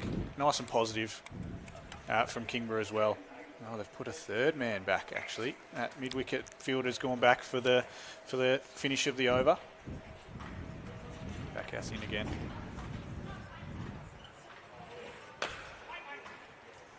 Good fielding from Vincent there at mid-wicket. Nice mover in the field is Alex Vincent. They're the ones that you really need to make sure that you get the single and you keep rotating the strike, because 2 block balls in a row and pressure just keeps building. Certainly, that's a good comeback from Backhouse there. And that's how you turn, you know, the over that he already had 8 off. That's how you turn it into being an 11 and a 12, and you keep maintaining and you're really putting that pressure right back on Mitch. Last ball of the over here. And there he goes. Gets that single down to long on there. Good finish to the over for Anthony's. Reasonable comeback from Backhouse there. Obviously, always chasing your tail after going for 2 boundaries early in the over, but if you can get 3 dots and a single there, finishes the over with a positive. And we, as they call drinks, out onto the ground for the first hour completion. One for 69 off 17. What are your thoughts on that first hour? You definitely have to say that the Raiders are well in front. 69 on the board, although they've lost a wicket just before the drinks break, which the Knights will be very happy with. To be no wickets down for the large majority of that first hour, the Raiders definitely would have taken that regardless of what the score was. If you can back end your innings, especially in club cricket, it's a lot different to one-day domestic cricket and international cricket, where it's let's score as many as we can at the top and just keep going. Club cricket's certainly the complete opposite, and let's restrict as much damage as we can early and catch them up later, because you always do. So much harder playing the opposite way. Yeah, certainly. They've got good batting depth with AT coming in next. Strong hitter, DeVries in at 5. Some good hitters later in the innings. So if they can set the platform for those guys and let them come in after the 30th, 35th, they can put a really good score on here. From a Kingborough perspective, they haven't let it get out of hand, but a few more wickets in their pocket would be nice. And they're probably looking to restrict these guys to 250 probably on this wicket. Looks like a nice pitch, and they back themselves to chase anything from their perspective. Yeah, absolutely. I think 240 minimum is probably par on this, but again, it's a club grand final, and anything over 200 is always going to be difficult to chase. We've seen in the past that scores of 200 have been enough to get it done in white ball cricket. The wicket is beautiful, but it will start to get older, and the fact that the Raiders are only playing the one spinner might come into it. A lot more pace, and which might be easy to play. So it'll be interesting to see here how the Knights use James Scott, and whether or not they try and bring him straight in, or whether or not they wait till they've got two right-handers in and take the ball away from the outside edge. They might just feel that with Ollie Noles and the left-hander, it might just be slightly too easy to hit with the spin. But having said that, we're playing on a relatively central wicket, so the boundaries aren't ridiculously small, and it's not like you're trying to protect a short boundary from one side. Yeah, from a young leg spinner's perspective, it might be nice to get him in the game early. Obviously, he wants to get into his spell, but yeah, as you said, that left-hand, right-hand combination could be a bit tricky, but it'll be interesting to see what Dion Hay has in mind. Well, they're going to go to Jackson Thorpe here, who's not much different to a Josh Henley, in the way that he's just stump to stump and tries to bowl those little change-ups throughout the course of the over. Yeah, it's a bit of a skiddy bowler. Gets through, attacks the stumps. Interesting to see what field they like to go to, especially to Anthony's, who's on strike. He's 10 off 8. Yeah, I certainly wouldn't be having the two blokes back behind the wicket, not at Jackson's pace. He's only just touching over 100. Whilst Cooper's in, you could think about dropping your third and fine, just to help protect. Players always naturally score behind the wicket when they come into their innings, but certainly swap it up when Ollie comes on strike, and that's as we were speaking about just before, as playing the two games within the one day game of one day cricket. Yeah, certainly. I think we saw in the Test match yesterday that England probably got a bit caught up chasing the one batter and completely forgot about the other bloke at the other end. So it is tough to manage, but as Thorpe comes in, can we just say how boring that's going to be? Like, if every test is going to finish in 2-3 days, like, what are we going to do on Monday and Tuesday? Exactly. I don't know what I'm going to watch it work tomorrow. Unbelievable. Absolute waste of time if it's just going to be finished. Yeah, it was not sure what's the issue there. Whether it's the pitch, to me looked quite nice. Absolute belter. It was fast and bouncy, but yes, it was consistent. Thorpe in again. Nice hands, soft hands from Anthony's down to third man for the single. Interesting to see how Noles plays Thorpe here. Pass you your notes back as well. It's a very diligent set of work that you've done there to biographies on every single player, Giles. Yeah. First commentary stint. Oh, is it? You wanted to impress? Yeah, I wanted to be prepared. Nice work. Obviously play against all these guys, so I know most of them. But know them inside out. There's a few fresh faces for me. Is this a bit of Frogbots watching on the CT dollar, or is this an out of hours? This is out of hours. Personal time. You know me, Haz. I'm a cricket nuffy. Each weekend, look through all the scores and through the highlights. Free hit coming up here. Oh, over the waist or front foot. I didn't see that. Where do you think he's looking to score here? I think he's going to be looking to slightly either back away and hit over the top of mid-off, or he's going to try and step inside the line and pick it up over mid-wicket. No field changes allowed because it's to the same batter. In comes Thorpe. Oh, I think he might have missed out there. Absolutely. Leg stump, outside leg stump. Quicker one from Thorpe, just to try to slide it through underneath the bat and opt for the ball that slides on. Looked like he tried to pick that up. Got through the ball a bit early. Good comeback from Thorpe there after the no ball.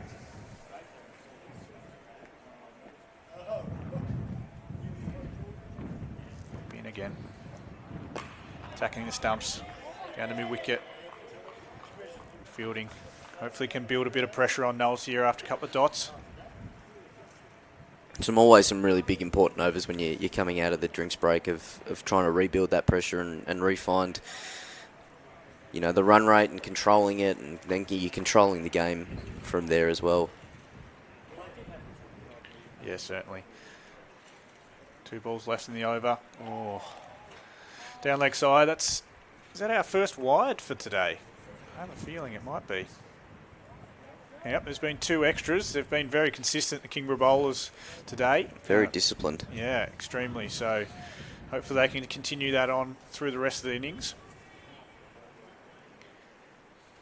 Looks like he's going to keep coming around the wicket here. Attack those stumps. If he can get his line right, this ball. In again. Nice and full. Dug out from Noles. Back to the bowler. Now, Giles, in front of us, we've got some grand final programs from all along the years, the last decade. I'm going to test your Glenorchy CTPL historical record knowledge from 1923 onwards. Oh, God. At the end of this over. So I hope you're ready. I'm not ready at all, but I'll give it a go. Thorpe in again. It's a lovely finish to the over there. Attack the stumps. So rolling to his field. CTPL historical records, 1923 to current. Glenorchy, who has played the most matches and how many? Ooh. Now, for those that don't know, Giles Horn is Mr. Glenorchy. Well, actually, this is a good question.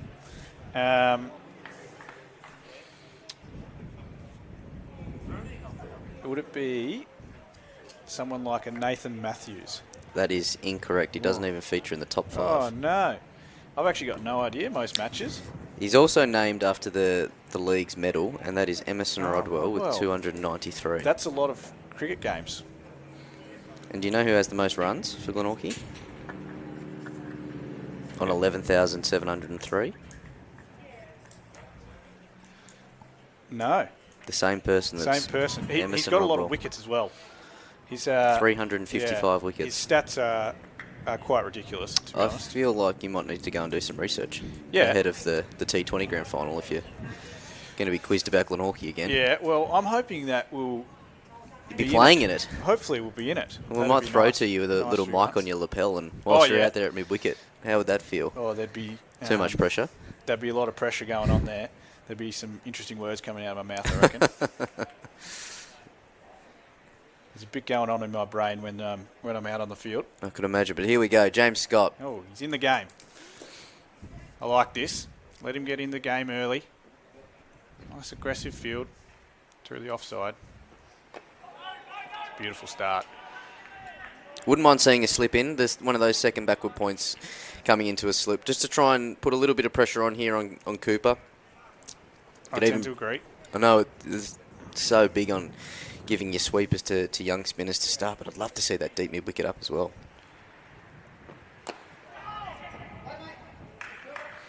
While Cooper's fresh to the crease and it's a grand final, and how high risk does he want to play? Let's put some more pressure on him. Let's bring some people up. Ollie Noles, we know, is going to take the game on. He's shown that from the early stages of this innings. You can spread the field slightly more to him, but to put some pressure on the new batter who's probably trying to take that responsibility of bat through the innings.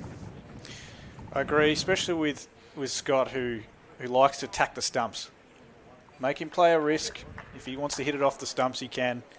Hit it in the air, over the top. Bring all the modes of dismissal into the game.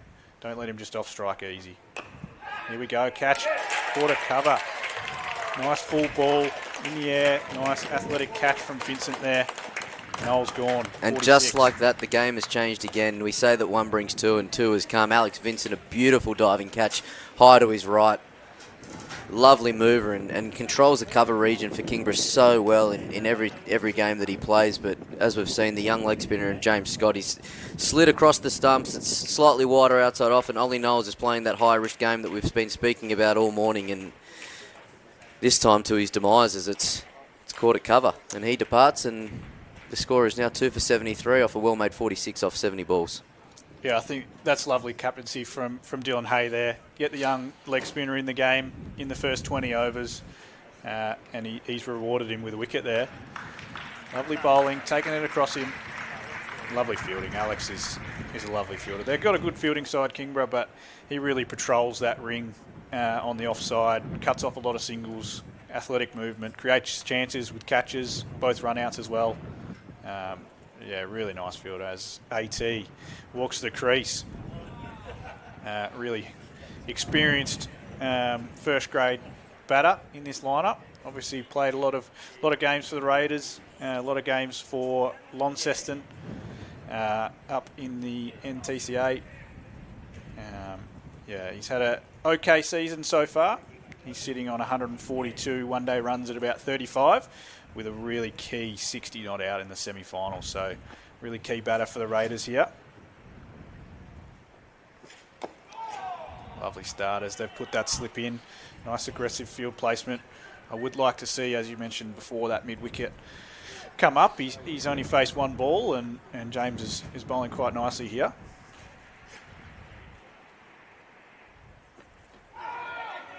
Ball pitched on leg stump, sliding down. Yeah, that's the thing, isn't it? You know, you can bring him up, and there's so many different places that you can put him. James likes to attack the stump, so you can have him at that 45 with that ball. Just when you could bring him in next to the square leg umpire and take out that single that batters love to just work it into the leg side from, or you could actually bring him over and put him in as another cover if you're going to miss outside off. It's lovely bowling from Scott. It's a great first over. The next 5 overs are key for me. You've got 2 fresh batters in there, a chance to go back to your attacking bowlers, try and take another 1 or 2 wickets, and you really start to get on top of the game. Interesting to see what Dylan Hay does here. I reckon this is a perfect time to go back to Tom Martin for 2 overs now. From the bottom end, from where he was bowling so beautifully at the start of the innings, to come back on to bowl that 4th, 5th stump line, create some chances, especially through the offside. We know that AT is going to throw his hands at anything that's got any remote amount of width. So throw a slip in, a couple of catches in the offside, and if you pick him up, then it really puts some pressure on that middle to lower order of the Raiders. So I think that might just rule a chance here. Yeah, the Knights. I do agree. Certainly with that, I would be bringing one of these fielders up, putting him in a slip, and give yourself a chance of getting him out in his first 10 balls. As all batters know, your first 10 balls, anything could happen. You get a good seed.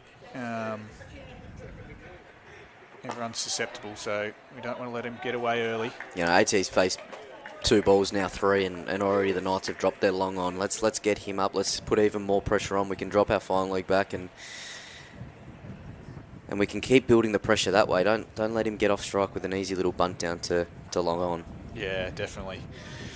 Definitely got to be a bit more positive than this, I think, in the next 5 overs at Kingborough. It's a nice length from Jackson here.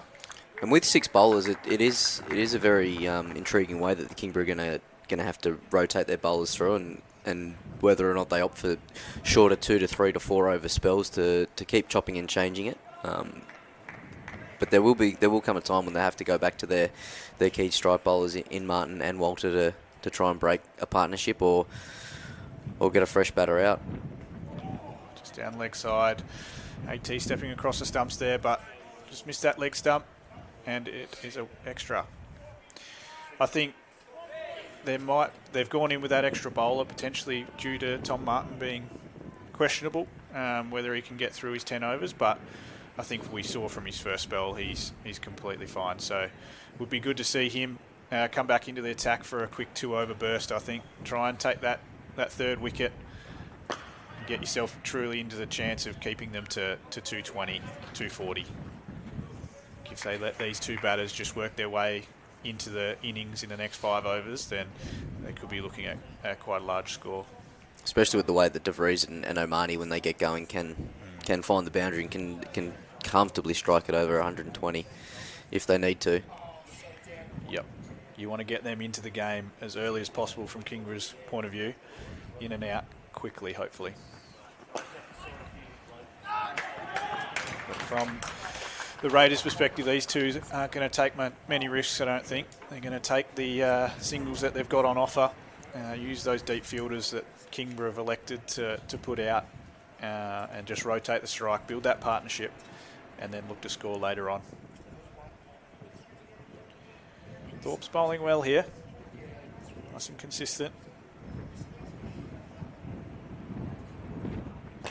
Downside off, pushing out to the deep man, deep extra cover. Fielded out there by Harmwell, I think it is out there. Patrick Harmwell chasing a VFL contract with the Devils. Started training in their extended squad. So wishing him all the best of luck to take that footy journey and become a inaugural Devils player. It's an interesting period in Tassie sport, certainly. Thorpe in again. That's a nice ball outside off stump, well left alone by AT. That would have taken every single bit of AT's might there to leave that alone. Anything remotely outside off stump, he's normally throwing hands at as hard as he possibly can. So he doesn't leave too many alone, AT. I suspect that if it wasn't the last ball of the over, he might have been going 100%. Yep, Scott to come again. Got the breakthrough last over.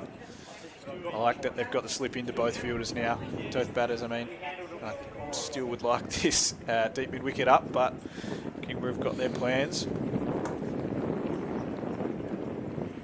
He's got 2 Anthys. It's well bowled. It's been extremely consistent so far. Hitting the length, tackling the stumps. I think basically every ball's been hitting the stumps, so in the game as a bowler as much as possible.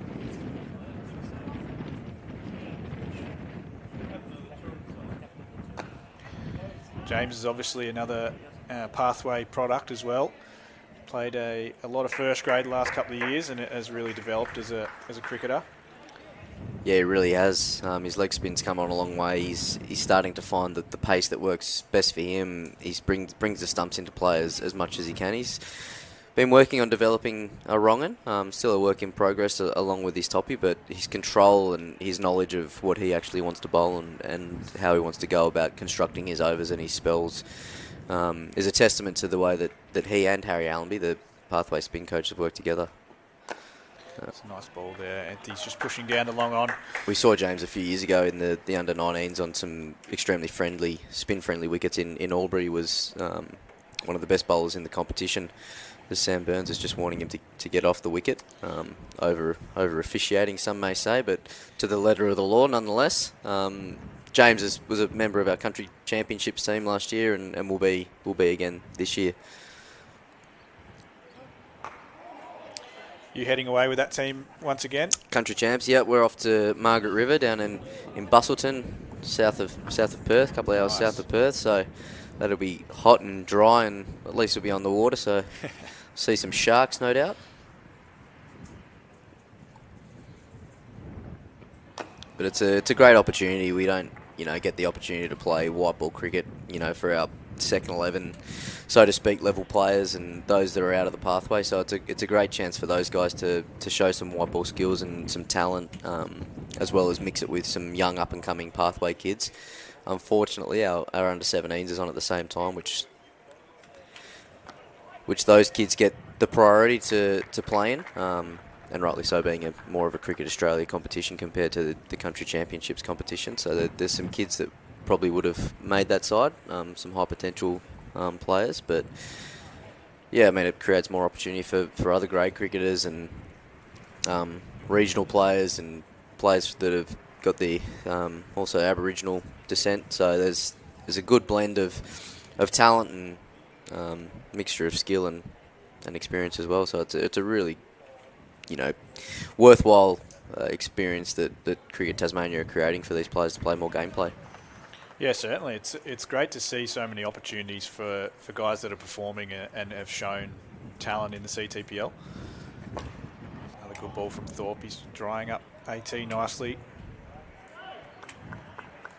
And that's what we want. Like, part of the organisation strategy, especially in high performance, is more gameplay for our players that are coming through, and our pathway athletes, and this is certainly one opportunity for us to do that. And we see it as eventually we'll reap the benefits and the rewards and educating players on how to play cricket, which they come back to this level, and it can only make the competition stronger in years to come, because they've had the exposure of playing 9 ball white ball games a year than what they wouldn't have.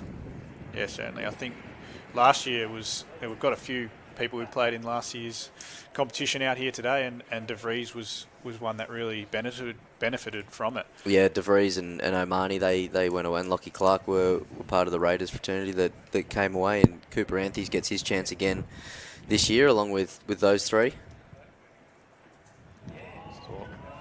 James Scott again, the only one from the Knights, but the process that we go through to pick the side is pretty thorough. The players from the CTPL are required to nominate themselves, and when they do so, in answering some questions about how they feel that they'd be best suited to play in the team and what role, what they need to become professional cricketers, how they can give back to the pathway players, because at the end of the day, it's pathway dominated. And then from there, it's a pretty rigorous selection committee.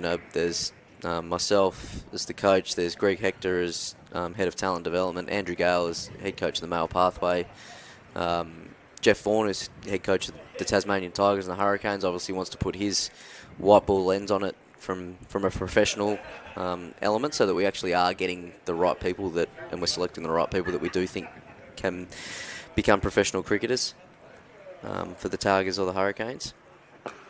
And then was the assistant coach as well. So last year it was Mark Simmons, and he stepped aside in that role, and we went through a process to appoint an assistant coach this year through nominations and applications as a professional development opportunity. We've gone with Sean Redmond from the Northwest Coast. So again, providing opportunities to coaches that are out there that are ambitious and want to keep taking that next step as a coach. So yeah, it's not an easy process to go through.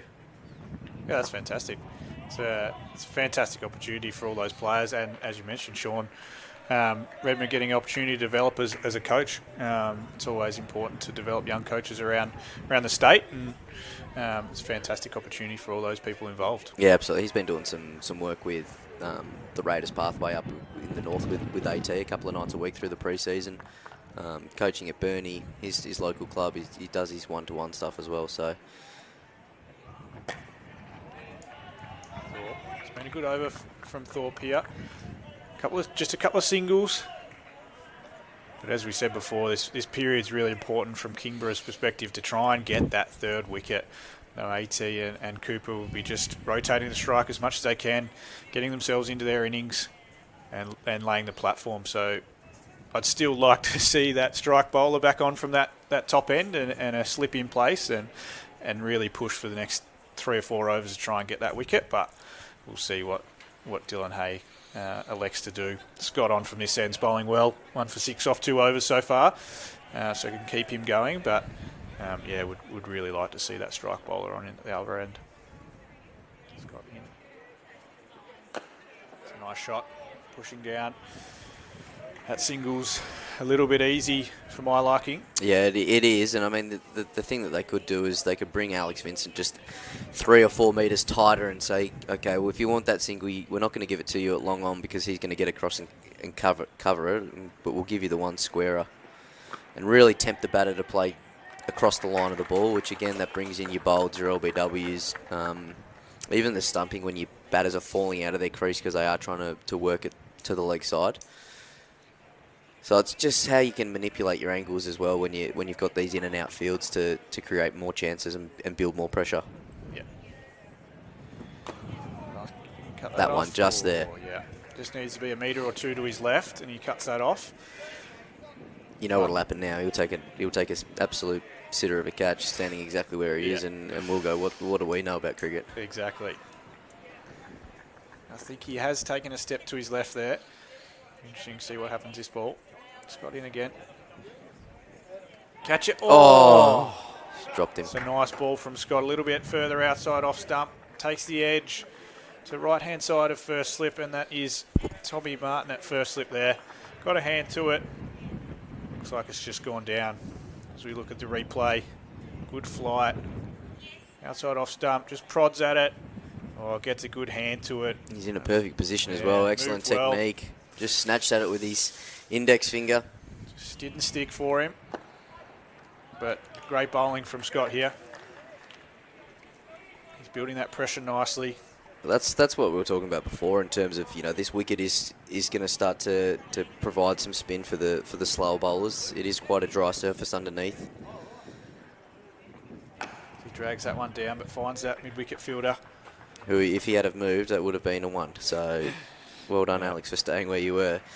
So yeah, I think spin's going to play a massive important part as the rest of this innings and into the next goes on, and the bowlers of Thorpe and Henley will prove critical in bringing stumps into play and getting that natural variation that is in the wicket. I think we are getting what we've been asking for. Looks like Tommy Martin is making his way back into the attack. I like this move from Dylan Hay, going back to his senior bowler, going back to his strike bowler. Hopefully they bring some fielders up and try and put some pressure on AT here. Wouldn't mind seeing a slip in as Tom Martin comes in here. Oh. Just strays down the leg side, close to that leg stump. I like that they've brought that mid on up now. Make him hit over the top, make him take a risk. Yeah, 100%. Much more pressured decision.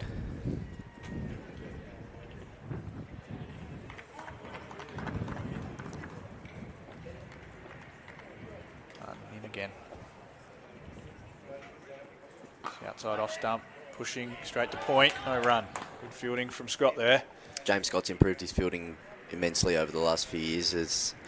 Certainly would agree that he was one person within his team that was probably the person who how can we hide within the field, but to his credit he's worked unbelievably hard in the last 3 or 4 years to get to a point where it's now okay, he's owning that position at backward point for the Knights. Yeah, it's an important aspect of the game, as we all know. You're out there for a long time. Outside off again, pushing straight to cover. It's funny, isn't it? I went down to Kingborough on Friday night and did an hour running the stage 2 boys, and I said, right, who likes doing fielding? And I was specifically just taking some fielding sessions, and I think one boy said, I do, and 7 kids went, nah, hate it. And I was, all right, well, you guys are going to have some long days in the field and some long careers if that's what you want to do. Certainly, you have to find a way to enjoy it. You're out there for a long time compared to the other aspects of the game. Well, it's a nice straight delivery there, back to the bowler. They've done their research, the Knights, on how Taylor likes to play. They're absolutely cramping him up, giving him no room, no chance to really free his arms and play his flamboyant shots through the offside, keeping the stumps in play, forcing him to hit straight back down the wicket, which will be tempting for him to avoid as well. Yeah, I think something's building here. He's 5 off 16, doesn't like to be tied down for too long. As he pushes through that, straight to cover again. But I think the experience head on him will be prepared to soak up these balls, knowing that this is, as you keep saying, Giles, it's an important aspect and time of the game, and Tom Martin's coming back in to bowl his 2 overs to try and take a wicket to put the Raiders on the back foot again. So if the Raiders go through this spell and Tom Martin bowls his 6 overs, 1 made and none for 15, you actually take that as a bit of a win, because you know that it's going to force a young Thorpe to come back into the attack at some point. Yeah, certainly. I think from a one-day perspective, you always want to do your scoring off the 4th and 5th bowlers. You know they've got to bowl 10, so I think AT will have that in the back of his mind on which bowlers he wants to score off and which bowlers he's not. You're probably looking at, between Thorpe, Backhouse and Henley making up, those last 20 overs of the attack, and as well, Josh Henley's probably certainly more than a part-timer, but the other 2 at this level, and the experience or lack thereof of first grade cricket and bowling week in, week out, that's who the Raiders are certainly would try to target as the innings goes on. Certainly. Lovely over from Martin there. Just the 2 runs off it. 2 for 88 after 24. Scott continuing from this end. He's bowled beautifully so far. 1 for 8 off 3 overs. Creating chances took the edge last over, but first slip couldn't hold on, unfortunately.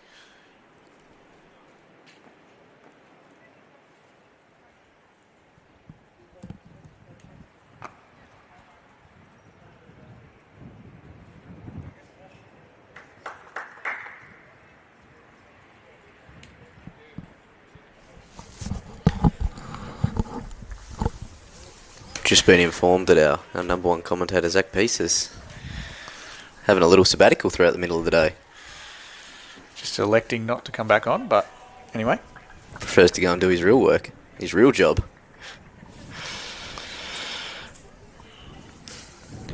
Scott bowling well again here.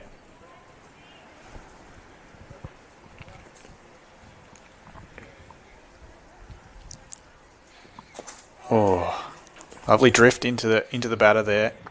Anthony's pushing, almost creating a half chance. Another dot on him here. Pressure building beautifully from Scott here. Feel like something's about to happen. Oh, drags it down, hit into the leg side. He's found the gap in between those two fielders. 4 runs. Beautiful shot. That's not the release that James Scott would have been hoping for, especially after bowling such a tight 3-over period there, and he'd only gone for the 9 runs. Yeah, certainly. Just the classic young leg spinner, unfortunately, just dragged one down. But Anthony has pounced on that length and taken advantage. The pressure back on James here, and probably off the batters a little bit for a couple of balls. The Knights have done well. I mean, they've stemmed the run rate from what it was just before they lost that second wicket, where it was up near the 4 runs and over mark, to get it back down to the 3.5. But the game changes quickly, you know, one boundary and all of a sudden we're back up to 3.8. So,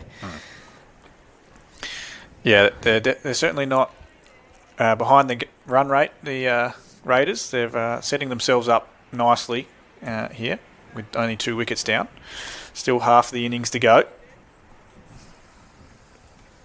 Just got in again. A bit wider. AT pushing out that deep cover fielder. That's as easy as it is. 6 off the over, and you haven't even taken a risk, and you're capitalising on the bowler bowling there, 1 bad ball and over, and really punishing it. And when you've got Tom Martin at the other end that's coming back in for this trump 2 overs to try and take another wicket here and break through, that pressure and partnership bowling from both ends is so critical and just key to one-day cricket. Yeah, certainly. And the Raiders were nice and patient there. They had a good 4-over period where they didn't get any bad balls. Stayed nice and patient, and then waited for that one, and then they took advantage of it. Sometimes when you have 4 overs of that good bowling and you get a drag down, you sometimes try and hit it too hard, but he controlled that nicely into the gap. AT rotating the strike beautifully out to deep square leg there. Bit of a feeling of the pressure release here. Couple of singles, last couple of overs. I think this over from Tommy Martin will be key. If he can get a couple of dots on here, kind of switch it back onto the batters.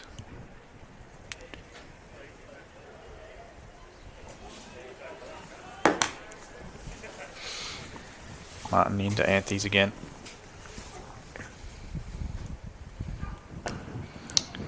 Strangely enough, we've only seen 1 bouncer this morning from Cam Walter as well. I certainly think that it's an underutilised ball in grade cricket. I wouldn't say that grade cricket is the best at playing short pitch bowling that's up and around their head. Given the standard of bowling that is in the competition and the way that the wickets generally play, certainly an underutilised, especially early when the batters are looking to come forward and control the length that way. That maybe another missed trick by the Knights, and even here as well for Tom to use.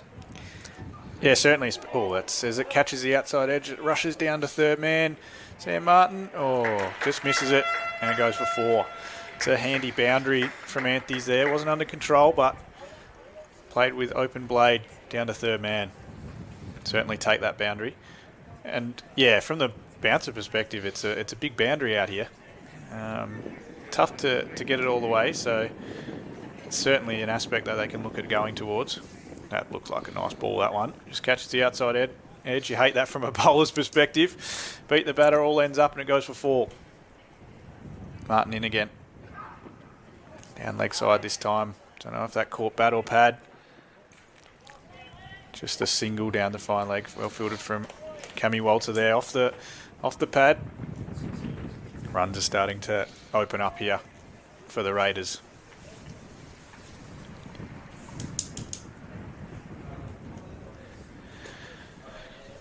Interesting to see if Tommy gets another over up that end, and they push him into his 7th over of the 10. And again to AT. It's a nice straight ball. AT happy to just knock that down to mid-wicket. That is the line that you have to bowl to Taylor there. Give no width, and they've done that well so far today. They've clearly done a little bit of their homework and recognised that is his strength, and how can we keep it as tight into his stumps as we possibly can.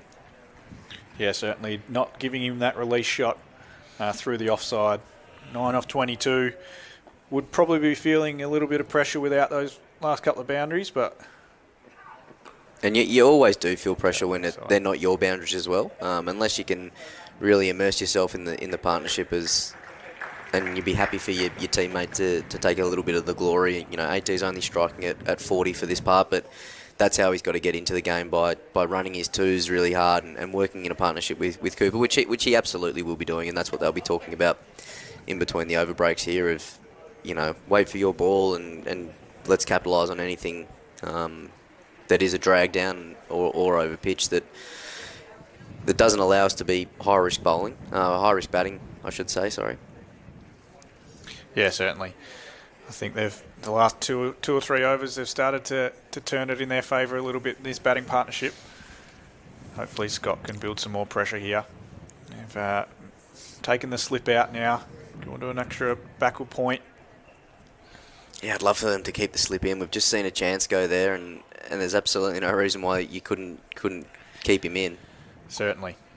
Scott in, nice and straight again. Yeah, especially when he's going to be bowling that line and length, that there's going to be a little bit of turn, natural variation. It just creates another element of pressure for the batter, thinking, well, when I defend, how am I actually going to try and defend it instead of just holding the bat there? Yeah, certainly.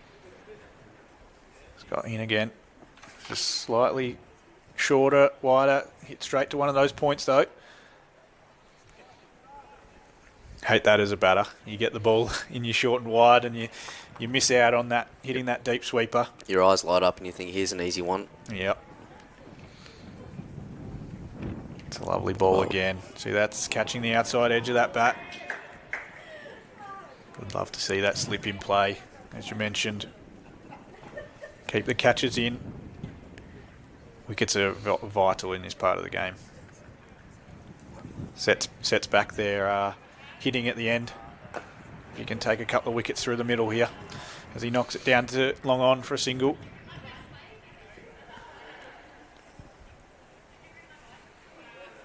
Scott's bowling really well here. He's bowled 4.5 overs. Only had that one drag down that went for 4. Building some nice pressure from this end. Another nice ball. Outside off stump. Hit through to that point fielder again. In the hot seat. Josh Henley there. Just had a little update on how many viewers we've got out there on the YouTube. We're at 130 at the moment. Wee. So wherever you are in the world, please get in touch with us somehow. Let us know what you'd like us to talk about, whether or not you want me to just keep questioning Giles Horn's Glenorchy knowledge or lack thereof, as we've just seen.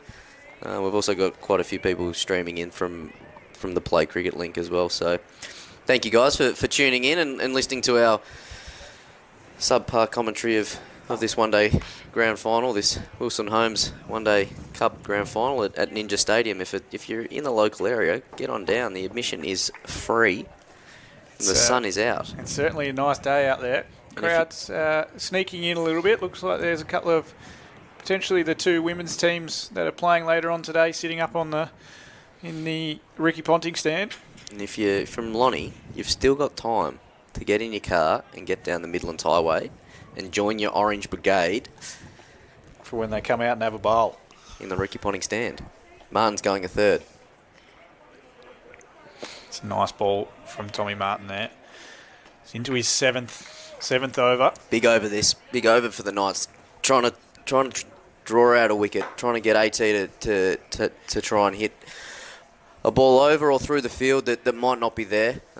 Again, the use of the bouncer wouldn't be a bad idea, but if you were going to do it, Cam Walter and who's that out there at deep square leg? Maybe Thorpe? Maybe Jackson Thorpe. We just need to shorten that gap between them.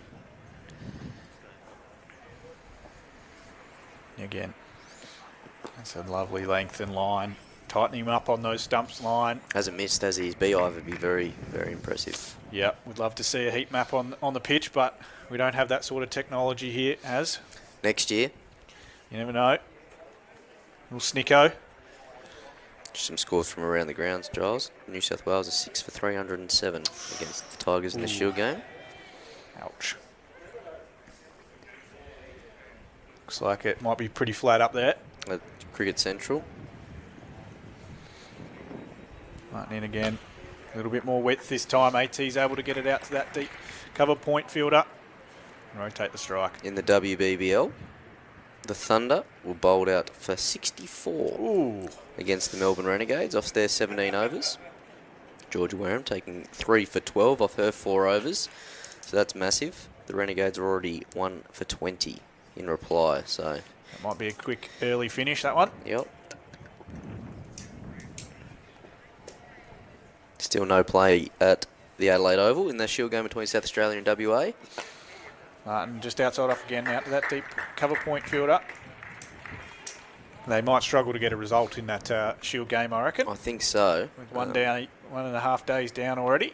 And the England Lions are 1 for 4 in reply to CA11's 341, of which we've got Kingborough's own Nivathan Radhakrishnan yesterday. Got 24 off 65. They'd love to have him out there today, but nonetheless they would be very, very happy to see him representing his country in a invitational 11. So another good ball there. Stumps in play, not giving AT anything. And I received a random message this morning from one of my mates. It just said 6 for 247. I was like, what are you on about? And he just replied saying, India-South Africa test. Jeez. And I didn't think that I had tickets in that test, but apparently I now do. So I was glad I woke up to that update. You must have been a bit bored last night. That's lovely over from Tommy Martin there. Just the 2 off, just the 2 singles.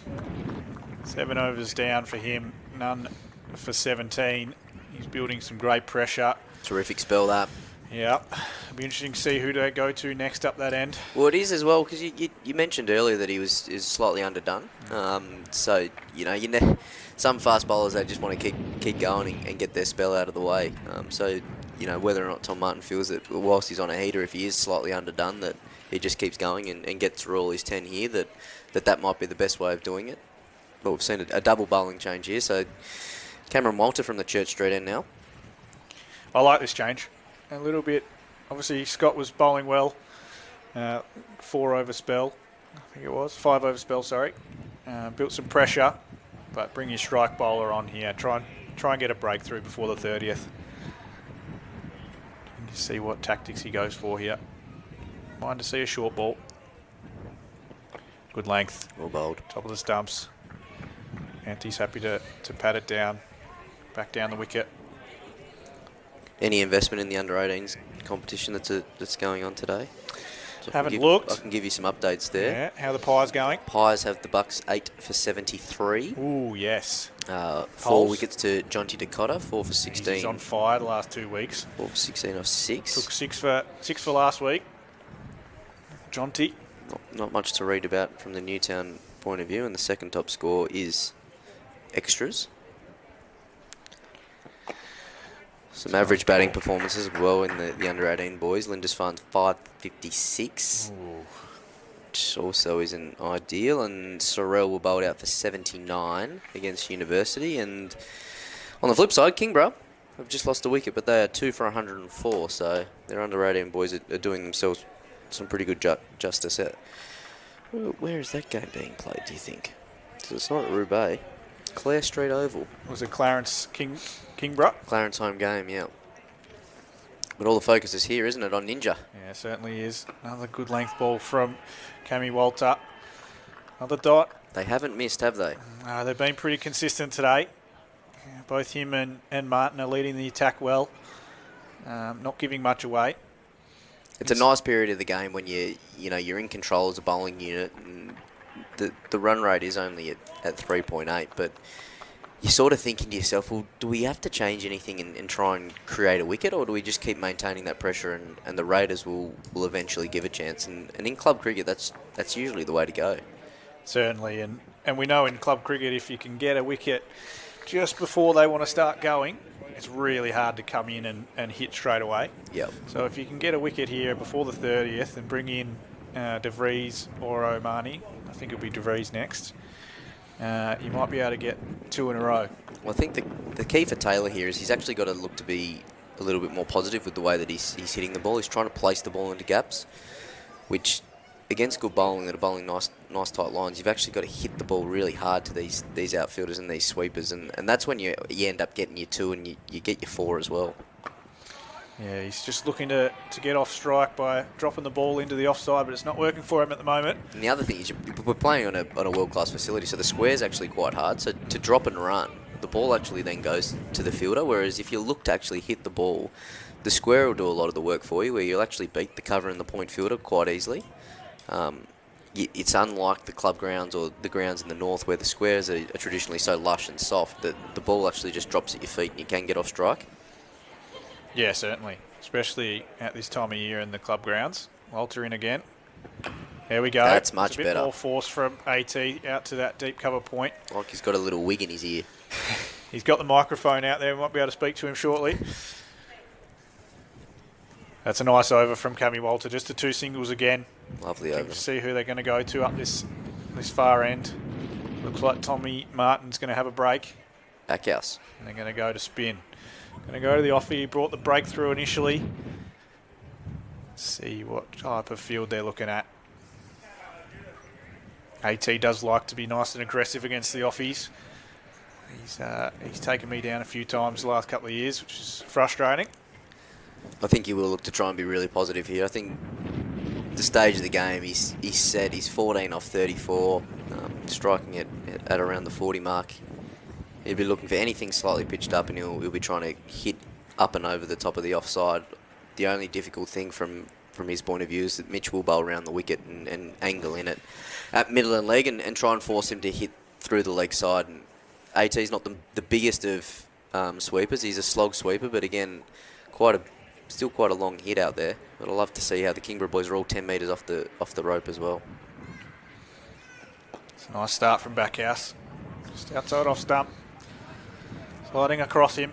But at some point, there will have to be a calculated risk that Taylor takes just to build that strike rate up. You won't want to let it get out down into the 30s.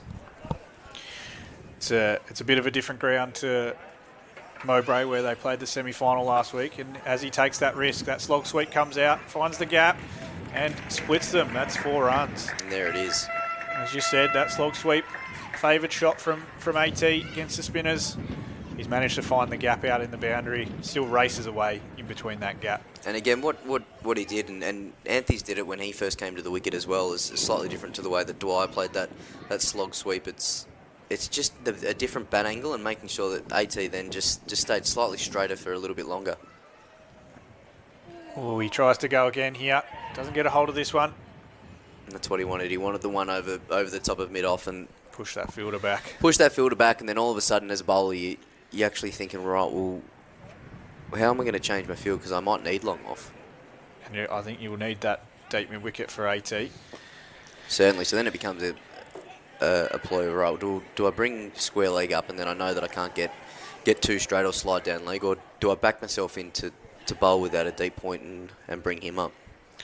I tend to agree with that, bringing that deep point, especially around the wicket. It's a really tough, as AT knocks it into the offside, gets a quick single, good running between the wickets there. It's from around the wicket angle, it's really tough to get hit out to that deep point fielder unless it's a really bad ball.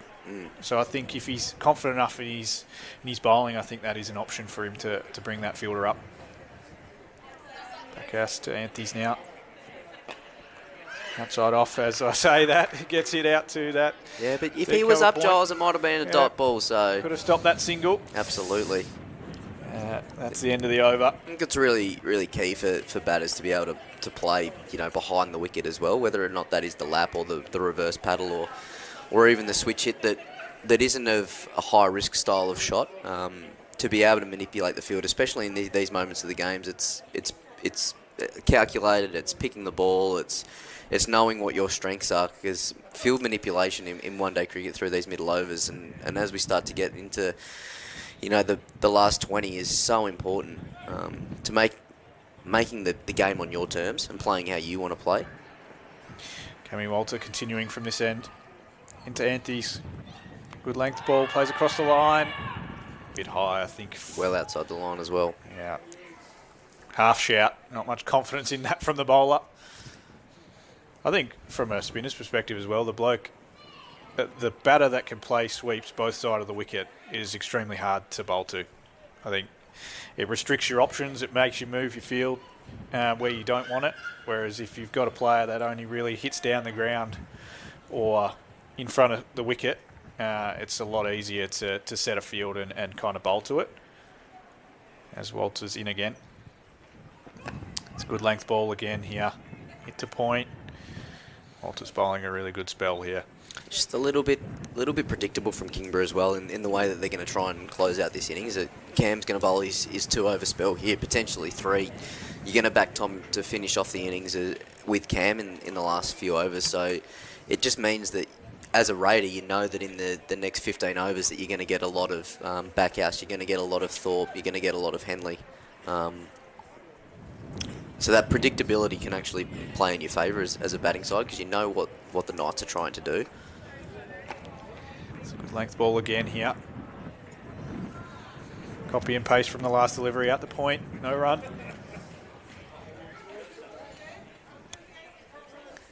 It's 2 for 115 off 30. What do you, as a batting side, if you're out there, what are you looking for? Just as I've been saying, it's like how can we start to manipulate the field? I'll be encouraging Taylor to keep hitting the ball nice and hard to the sweepers, and if he wants to take on a boundary option, which he did in the last over, it's fully committed to his strength. Or a quick single run out chance if he picks it up clean. Bit of a fumble there, or a bit of a juggle from Scott. Good running between the wickets.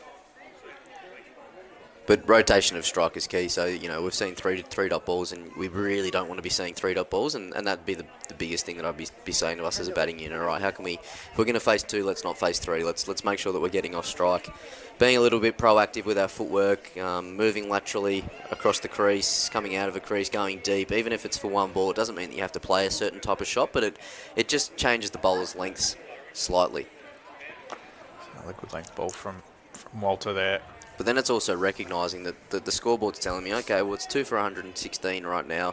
Cam Walter's probably only got 1 ball left in this spell. So it's, okay, well, if we get out of this over and we've only taken 1 off it, then you know what? We're okay with that. He's their trump card. He's their best bowler. We'll back ourselves in to be able to score off Thorpe and Henley and Backhouse.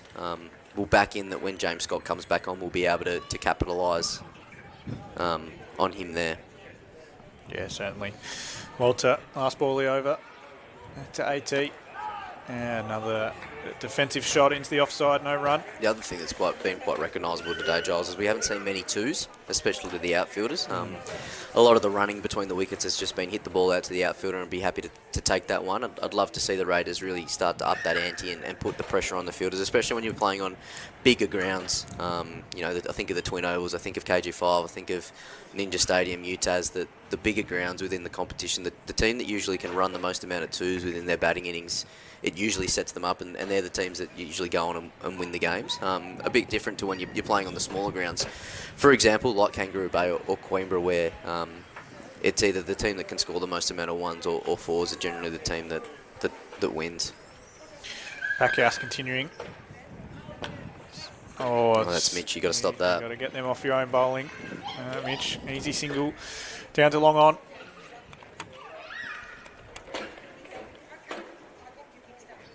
Just had a message in from a former Sharks doyen, Elliot Jemison, he's saying he's loving the commentary from both of us. Good analytics, and he just wants to know what the par score is. Ooh, it's a good question. What would you be happy with, Giles? 19 overs left, 2 down. You're certainly looking over 250. I think anything over 250 and you're well and truly in the game, and that's a very defendable total. Thinking about Kingborough, or as AT lifts up over that offside. Couple of bounces. Fielders almost get there, but it's going to run away for 4. That's the risk that we knew was coming from AT, especially against the off-spin. Got that mid-off fielder up, and that's his boundary option. So nice to see him take a risk early in the over and try and get on top of the bowler. Yeah, so I'd say 250 to 275, probably par, especially from Kingborough's chasing ability. Your thoughts? Yeah, I mean, coming to the ground after being here yesterday, I always thought that it's a grand final. It's club cricket at the end of the day. We're not playing high level cricket, although it's a pretty high level game. But yeah, anything over 200 was always going to be a good set. Then as the start developed, 240 became minimum. You say 250, 275. If you offered that to the Raiders at 9:59 this morning, you'd be shaking hands and saying, just give us the trophy now. Yeah, I certainly think both teams. Oh, as AT pulls out that slog sweep, fielder underneath it, and he takes it. James Scott out there on the boundary. Beautiful catch. Kept an eye on the boundary, but he had himself enough room. Big boundary out there for AT to take on there. Yeah, terrific composure there from James Scott on the boundary. As I said before, he's done a lot of work on his fielding. He's done a lot of work on high balls and understanding and awareness of where the boundary is. And we said that Taylor was going to start to take some risks, especially against Backhouse, and it was either going to be the 1 over long off, and he got away with that earlier on the over, but it was the slog sweep on this occasion. That is excellent composure on the boundary line by James, staying side on with his feet to the boundary, so he's got the ability to go both ways when he needs to, and he is not one to not celebrate having an impact in the game. It was always coming, that risk, and that is AT's shot as he departs for 23 off 46, and was able to re-find a bit of a partnership there with Cooper Anthys, and this could be some entertaining next few overs with the way that the Braden DeVries, who's coming to the crease, bats. Yeah, certainly. I think it could go one of 2 ways. Obviously, he comes in, he could break the shackles open, I think, of this innings. I like the positive move. He's always bats in the middle order there, but to send him in and hopefully be nice and positive and even help Anthys out a little bit. Anthys, he was probably striking close to 100 when he was on about 25, and he slowed right down, so he probably needs someone to come in, score a bit freely and take a little bit of pressure off himself. Give full credit to the way that Kingborough have bowled to Taylor there. They gave him no width. They did their homework. They kept the lines tight. They made him hit back down the ground. They only really made him work towards the leg side every now and then, and on the rare occasion that Taylor had to score a boundary was him forcing the game. But whether or not a wicket would have fallen and Walter would have got another over is another thing, but he's here. He's back for his 8th, so they're only leaving him with 2 to bowl, potentially at the death. It's another high-risk option from the Knights. But they're probably thinking, well, let's get Anthys off strike and let's try and bowl as many balls as we can at DeVries. But again, that's the thing. If that's the reason why you've kept Cam Walter on, well, then let's get Anthys off strike. Let's just have everyone on the wing. Let's give him that single and bowl 4 balls at DeVries, if that's the reason why you want to keep him on. Yeah, certainly. Walter in again. Good length outside off stump. He's playing that cut shot. So whilst you've got Dylan Hay and you've got Tom Martin there trying to career him a single, you've got James Scott hunting there at backward point, mid-off, they're creeping in as well. If the reason for bowling Walter this over was because, all right, we want to give him an over at the new batter, then you have to get him off strike. And it's a little bit of that cat and mouse. What's the reason why you're actually bowling him this over? Is it to keep the pressure on, which he's done so well, or is it to bowl at the new batter? Back of a length, finds that point fielder again, getting frustrated, visibly frustrated there, Cooper. Showing it now, he's looking to get off strike, struggling. It's good bowling from Cammy here. I do have a bit of concern. He's bowling his 8th over here. They're not leaving themselves many options to bowl to death here. Like Scott and Backhouse and Henley, as you mentioned, they're going to have to bowl big spells in the last 17 overs, which is a risky play, but also nice and positive. They're looking to take that 4th wicket if they can get Cooper here. Quick single into the offside. A little bit of a misfield from Scott. And they're going to push for 2. Great running. Good running there. Just seemed like he was ambling through there, but made it quite safe in the end. Put that pressure on that deep fielder to cut that too, and it's a big field out there. So now, correct me if I'm wrong. Does Henley normally bowl the back end? He has been this year. So maybe, I mean, like Kingborough know themselves far better than what we do, don't they? So, you know, that might be their tactic as well. We've got someone that we back to bowl those last 4 or 5 overs from one end, and that potentially might be the reason why they've gone with these guys now, because they back Josh Henley in at that part of the innings. Yeah, certainly. Walter in again. Outside off stump, finds that point fielder again.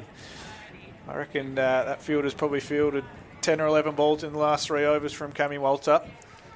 I like what we're seeing here from Anthony, though. He's trying to be proactive with his footwork. He's trying to get at Walter and trying to change the length and get the terms on his slightly more.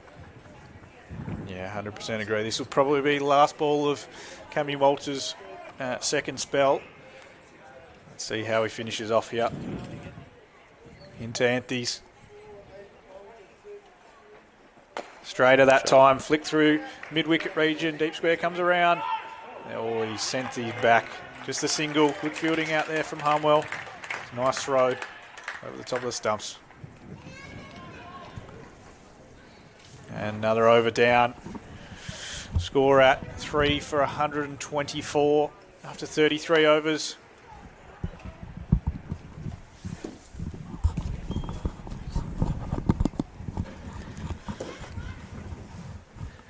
Got a little special guest with me here. How are you, mate? What's Good. going on? Would you like to introduce yourself? Yeah, Speak to the viewers. Jake Garland from the Mercury, just here to fill in for 15, 20 minutes to say hello and watch some, beautiful day for some cricket, isn't it? It's a perfect view, and, the Raiders, they've got their noses in front a little bit here, so it's an exciting day. Yeah, certainly. Zaki's just given the old handball off to get some work done, bringing in some special guests. But it's always nice to have a fresh voice in the comm box.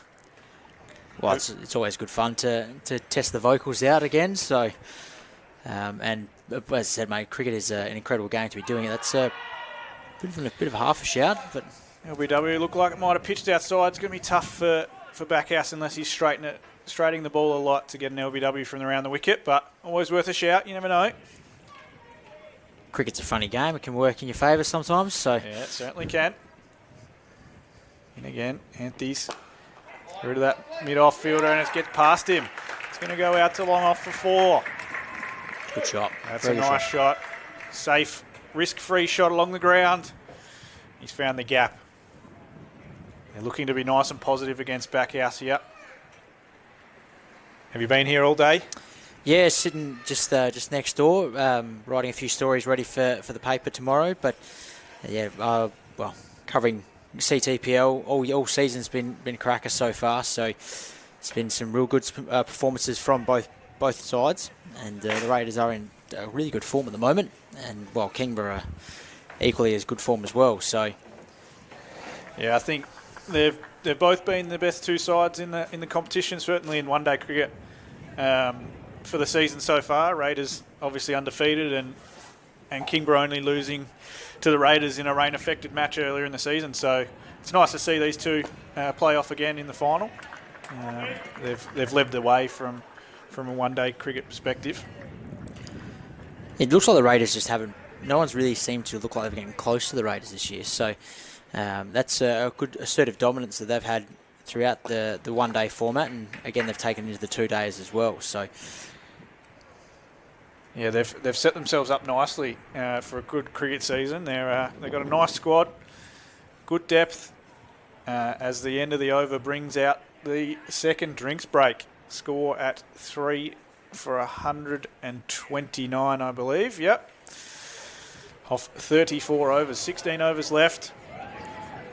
What are your thoughts on a par score, or what are the Raiders looking for? Well, it seems to be a pretty good deck from just the way the boys are batting quite evenly, and they've done quite well with the ball. I thought Kingborough as well, but to be at 3 for 129 after 34 overs, you've got plenty in the plenty in the shed to go. So, look, I think you probably want to be at least 280.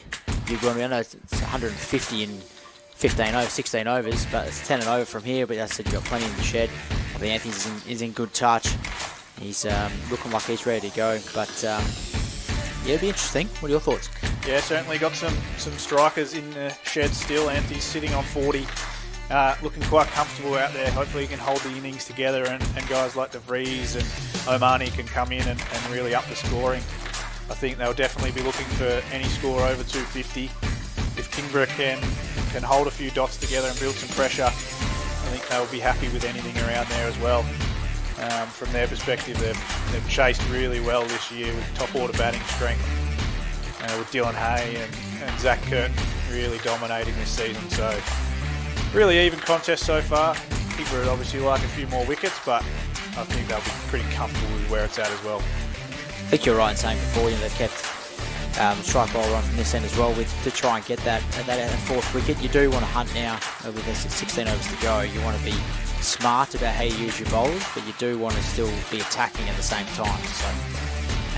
So it'll be an interesting sort of 6 overs, this sort of stint here, for what happens from here, especially straight after drinks. What's the conversations Raiders are having, what's the conversations the Knights are having, and this little patch will be make or break for either side, you would probably think, for this first session. But a wicket's only as good as you say it is after both teams have batted, so it'll be interesting to see how Kingborough come out with the bat as well. So we'll see what they do. As you said, Curtin's been in incredible form so far this summer, so it'll be exciting day for cricket. Really. Yeah, it's a beautiful day out here at Ninja Stadium as well. A couple of kids up on the hill playing some cricket. A few viewers sitting in the Ricky Ponting stand, so it's a beautiful day for a good showcase of Cricket Tas Premier League. From my perspective, I'll be getting James Scott back in the attack as soon as possible, and he's taken his hat off. So getting what I want here. I think with the bowlers you've got left, I think he needs to bowl probably most of his overs that he's going to bowl in the next sort of 10. You don't really want a young leg spinner like that bowling right up to the death. They got Henley, who's one of their leading wicket takers, to bowl a lot of overs as well, so he can take a bit, and then Walter and Martin can finish out their spells right at the end. Have you got a secret line down at Kingborough's huddle? Apparently. Thinking alike. Old Dylan Hay night. But it's nice to see. He's bowled really well today. 5 overs, 1 for 17. He's attacked the stumps. He's made the batters play. He's caught the edge. Got the wicket of Noles, who was striking the ball really beautifully. So nice to see for James, and hopefully he can continue on in his second spell. Pretty similar field to what he had before. Full toss out to leg side. Vincent out there. Beautiful fielder. Deep wicket. Good throw over the top of the stumps. Yeah, you don't mind this to start off with spin again straight after drinks. As you said, you want to try and keep those strike bowlers to the back end to make sure you have some sort of depth bowling. And, it's always tough to bowling at the dead, but, James had a pretty good start to the one-day format as well. So, yeah, young bloke coming through. Would be interested to see how he goes today, and he's bowled very well to start today. Well, 5 overs, 1 for 17, so take that as a leg spinner, definitely. Yeah, certainly. He's only, as he comes in again, De Vries straight away off the mark, out the deep cover point. He's only really had the one drag down, which is really good control from a leg spinner's point of view. He's been really consistent with his both line and length through his 5 overs, so hopefully he can continue that on. And again, 2 Anthys. Nice and straight, patting back down the wicket. Doesn't seem to be much turn from those 3 deliveries he's bowling. The first one was a 4-bunger, but those last 2 don't seem to be turning as much as you'd probably think. Yeah, James, not a massive turner of the ball, just a slight variation in the balls that he has, and he controls his pace really well. Obviously attacks those stumps, makes them play, and then gets any variation out of the wicket. But yeah, from a grade cricket perspective, probably not the most turn you're going to get out of a wicket playing here at Ninja. Drags down a little bit, pushed out to that deep cover point fielder, pushing for 2. Good fielding out there from Jackson Thorpe. He's got a nice arm for a young fella, good power. Don't take him on, you're saying? It depends how far he's got to throw, but he's got a nice arm on him. I probably wouldn't. I'm pretty slow between the wickets though, so I can't take on many people. Scott in again. Taking it across to Vries. Hit into that cover region again. Another single. I think De Vries will be very important here for Anthony's. He's a good rotator of the strike, strikes the ball nicely. Take the bit of the pressure off Anthony's. That's another over down, just the 4 off. Well bowled again from Scott. Have you been watching much CTPL live this year?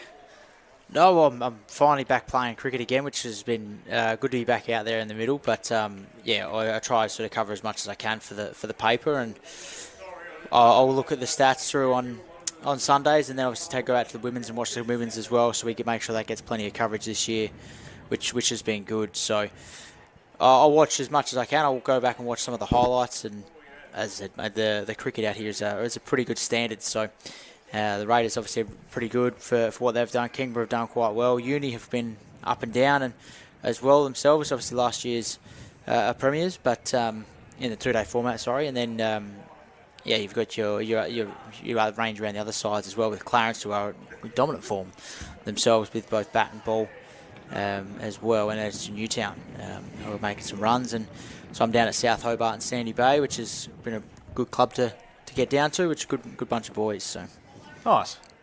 Yeah, it's been a good season so far, nice and competitive. As Backhouse comes in to De Vries, it's a nice start. He's got a bit of a different field. So De Vries electing for a deep mid wicket rather than a deep square. Hoping he'll play that slog sweep. Oh, he's knocked that down to long off for a single. I like their intent between the wickets here. De Vries and Anthony's looking to push for 2s, put some pressure on those deep fielders. Big boundaries out here at Ninja Stadium, so always run hard between the wickets. So I don't mind that sort of field for a deep mid wicket for the left-hander. You wanted to try and play that across the line to get over square leg, and obviously you get more of a miscue. But this is a really good field for the right-hander. You got a deep square leg, probably a bit forward and forward. I would have him probably behind, and then you've got a deep mid wicket as well. But then a deep long on. So not a bad field for Anthony's as well. So it's smart thinking here. Yeah, I like it. We spoke with Harry earlier. I thought potentially bringing up that deep point as Anthony strikes that nicely down the ground and long on. The option for him later in the innings is bring up that deep point and drop that long off to make Anthony's open up that offside a little bit more, but he's electing to keep mid off up at this stage. Vries settling in nicely, 3 or 4 balls. Just rotating the strike for now. Backhouse in again. Straight down the ground. Long off. Yeah, De Vries making it look quite comfortable at the moment.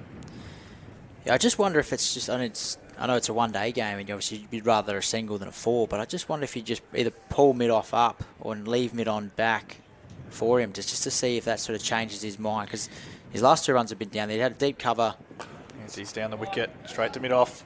He's had 2 runs down a deep cover in the last over as well, so I just wonder just the thought process on that, but I know it's early days as well. So, oh, I agree. I would like to say a little bit of risk from Kingborough to De Vries. He's only faced 5 balls.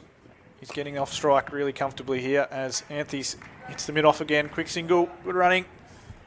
His intent between the wickets, Anthony's, is really good, isn't it? He's always looking to see if there's a second there even when he's not on strike, and that there's, not normally people are probably not really looking for a single there after that. He's hitting quite well, but he's still pushed through there. Yeah, certainly I've noticed a little bit of a shift since De Vries has walked to the crease. A bit more intensity between the wickets, hitting those sweepers a little bit harder to get off strike. So hopefully they can continue. Scott to continue from this end. Anthony's on strike. He's on 45 off 66. Set a nice base. Hopefully he can stay there for the rest of the innings. Oh, he's pounced on that length and he's hit it for 6. He's He's really laid back into that, and that is his half century up off 67 balls. Been really patient. He's waited for the length and the line in his area, and he's really pounced on it. He's only got 2 of them from Scott, and he's hit both for a boundary. So as we see the replay, he's just laid back into that, picked it up off the back of a length, and cleared the boundary. Very tight innings. I don't think he's given a chance here. So No. Scott, pressure's on Scott here. very well fielded. Oh, good fielding from Tommy Martin there at mid-wicket. Pressure's on back on Scott here. Going for a boundary early in the over. Slight drag down again there. See if he can find his length again. He's quick to pounce on anything short, isn't he? He's that rotation back to pull that there, and it was quite nice. Probably could have cut it, but it was still take it. Bit fuller from Scott. Driven down the ground. Long on, coming around, picking up. Fielding from Martin there. Good striking from Anthony's. Just rotating the strike after that 6 in the first ball. Love watching grade cricket when they hit a 6 and get a single. The single gets a louder clap than the 6 most often. And then someone always yells out smart cricket. Smart don't they? cricket, yeah, love it. Drag short again. DeVries back, pulling down to long on. Just a single. It's a really important partnership for the Raiders. If they can get through the next 4 overs, rotating a strike at 4 or 5 and over, then they can set themselves up 3 down for the last 10. They can really get anything from that platform. You can get anything over 100, really. Well, that's the thing. If these two are not out by the time that 40 over comes round, you'd be pretty comfortable with what they can end up with. Ooh. James Scott tosses one wider. Little fiddle at it from Anthony's. No movement from Sam Burns. Close to that wide line. Bit of a nothing shot from Anthony's. Would like to see him. Looked like he wanted to try and glide that down, didn't he? Got in again. Well bowled. A little bit fuller now. It's a good finish to the over. Very good comeback from obviously 6 first ball to, I think it was just 8 off, 9 off. Yeah, just 2 other singles Yep, in the off. over. Yep. Fantastic comeback from Scott there. As I was speaking to Harry before, it's when you go for a boundary in your first 2 balls, it's really important that you come back strong and close out the over without the momentum completely shifting to the other team. And it looks like Dylan Hayes going to his leading wicket taker in Josh Henley from the top end. Hopefully bring that breakthrough. He's only bowled 4 overs so far, so he's probably got a lot of overs left in the last 13. We had a saying on our whiteboard at training back when I was playing in Perth, and it was always start and finish the over with a dot ball.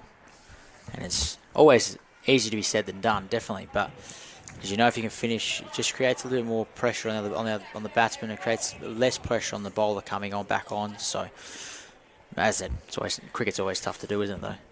Yeah, that's always the aim as a bowler. Henley into DeVries here. Around the wicket. Oh, I like that delivery. Challenging the stumps. Brought that long off up. Pretty standard field here. So again, a bowl around the wicket. Attack those stumps. Make him take a risk through the offside. He wants to let the stumps in play. Henley in again. That's well bowled. Another dot. You can see DeVries looking to get off strike. If Kingborough can stack a couple of dots on him, he might look to take a risk. Play the numbers game, you reckon? Yeah, he likes to score freely. Doesn't like to be tied down for too long. Henley in again. Nice and straight. Oh, quick single into the leg side. Curtin Fields. Hits DeVries. Good running between the wickets there. Nice intent from DeVries just to get off strike. Good start from Henley. That's just knowing your partner's ready to go as well. Like that's a drop and run. Curtin's up to the stump, so he's not back. He's close enough to be able to get the ball and throw it in. So smart cricket from the Raiders there. Certainly is. Great cricket. If you go straight away, you make it most of the time. Henley in again. Nice shot down the ground from Anthony's. Pushing hard to Vries. Might come back for 2. Oh, he's changed his mind. Good call in the end. It's a nice throw out there. Who's that? Oh, it's Alex Vincent again. So a very good bouncer over the top of the stumps. You wouldn't be taking that arm on many times. Also another fielder with a very strong arm. They've got some good fielders in this side in Kingborough. Some very good throwers as well. They do the basics very well down at Kingborough.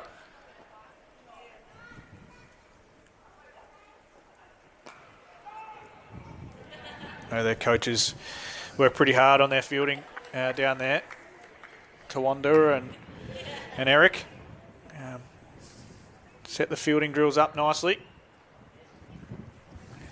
It's a good over from Henley here.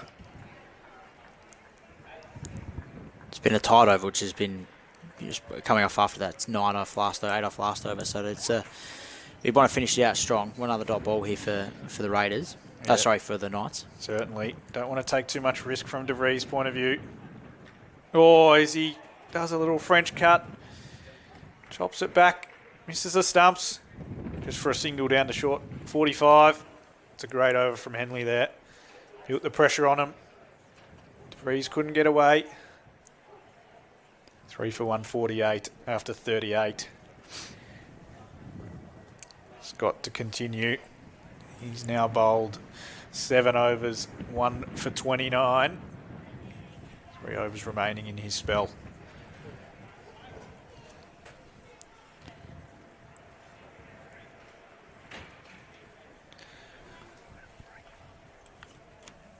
Be interesting to see if they go back to young Thorpe at all for the remainder of the innings. Only went for the 9 runs in his 3 overs. Scott into DeVries. Down the wicket. Good strike. And he's hit it. That's massive. That has hit just under us down in the commentary box. Comfortably over the boundary for 6. It's a very clean strike, wasn't it? It was good use of the feet. As we see the replay, straight down the wicket, good use of the feet.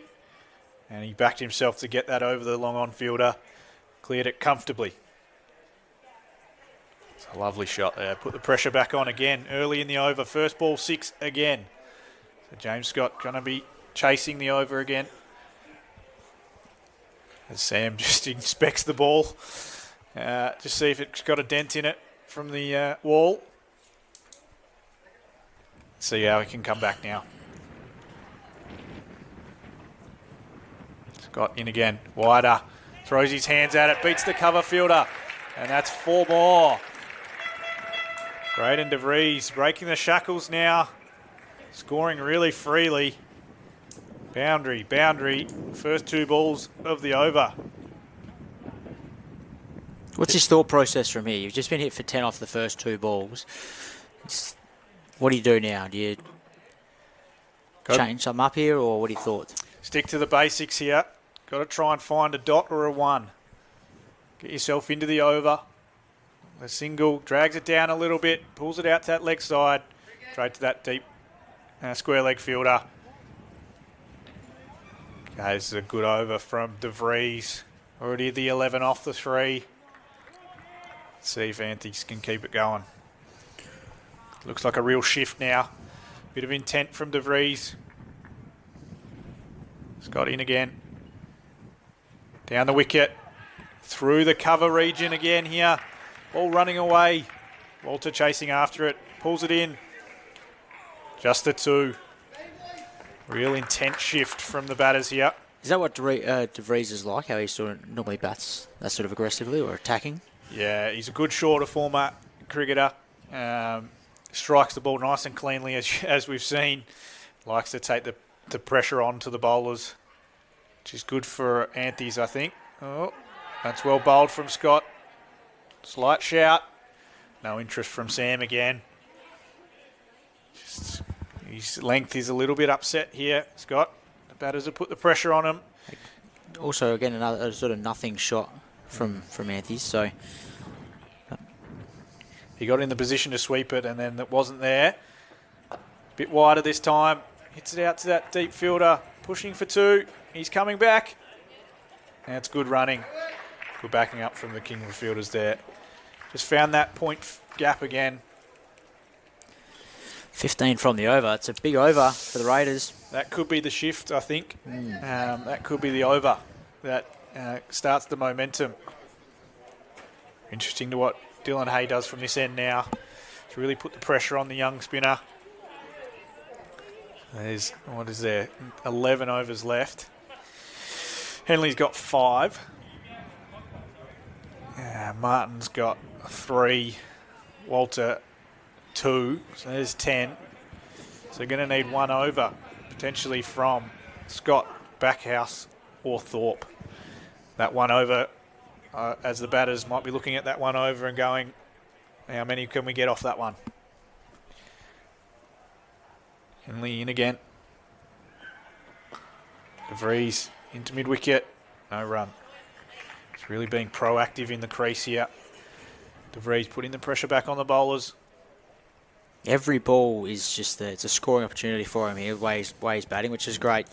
What you need this sort of late in the stage of an innings. So, but be interesting to see what happens with the Knights here with Kingborough, what they can do, how they can sort of stop this partnership from expanding even further. But yeah, for the Raiders, you'd be pretty confident sitting in the sheds at the moment. It's a nice shot. He's used his hands down to third man. A single. He's getting off strike really comfortably here. We need to find a way to bowl 3 or 4 balls at the same batter here.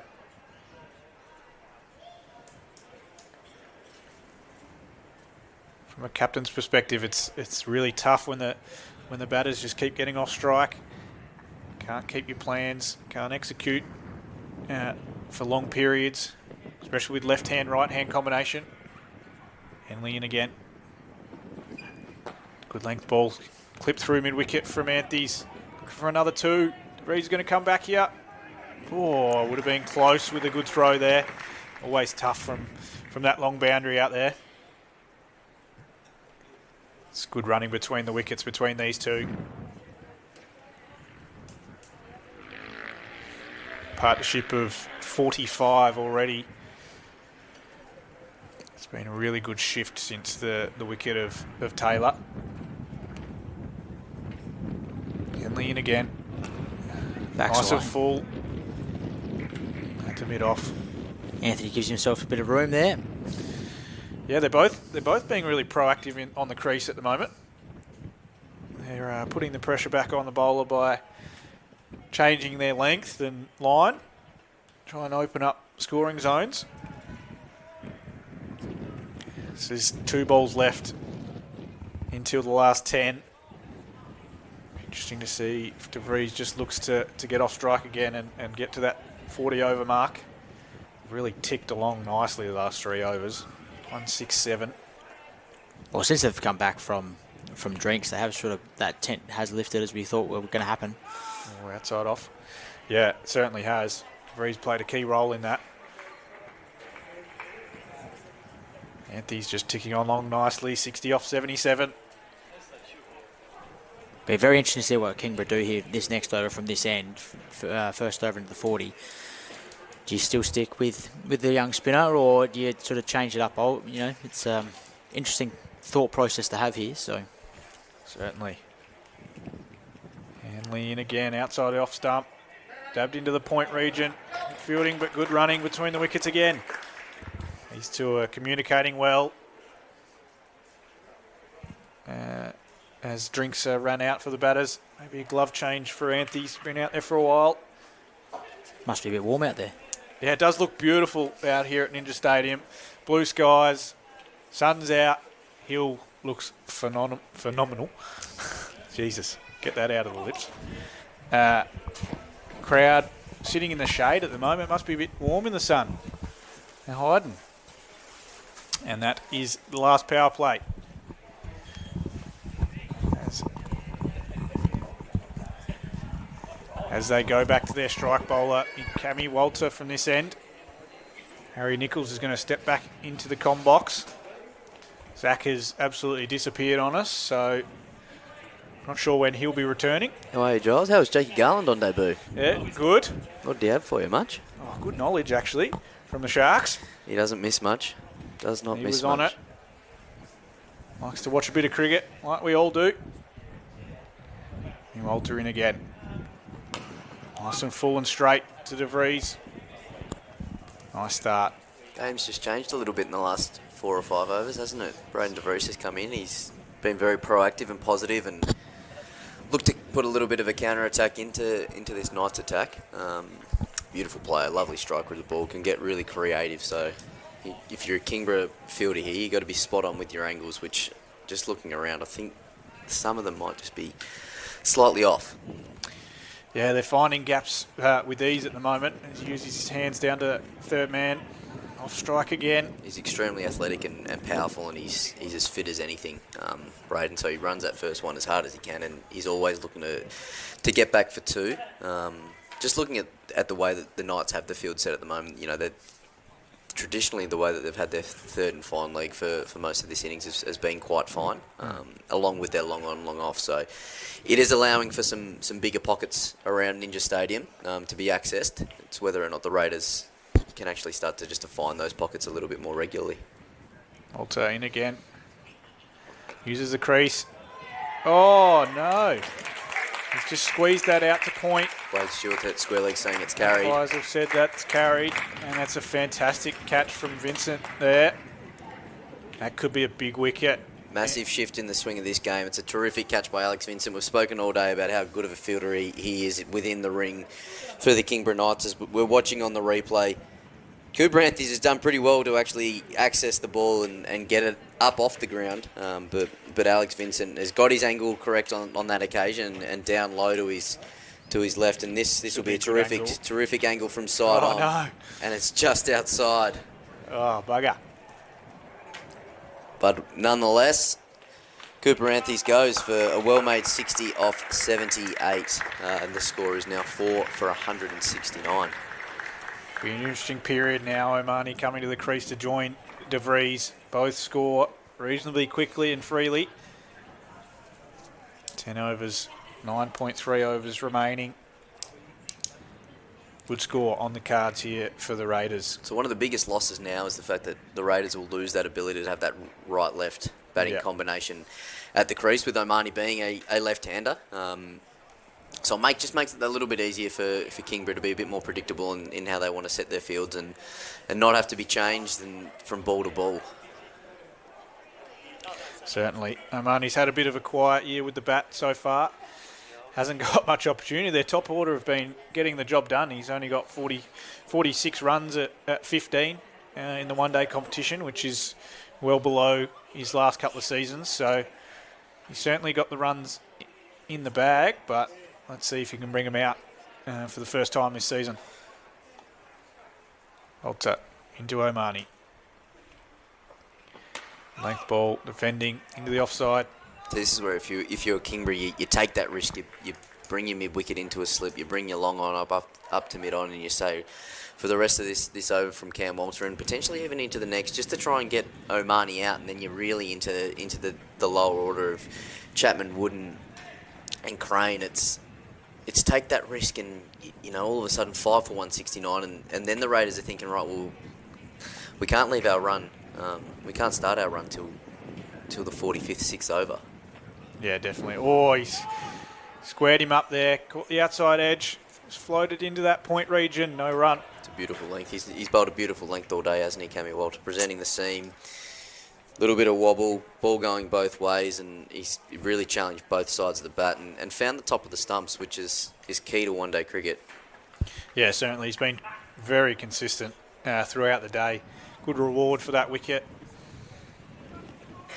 He's challenging the batter here.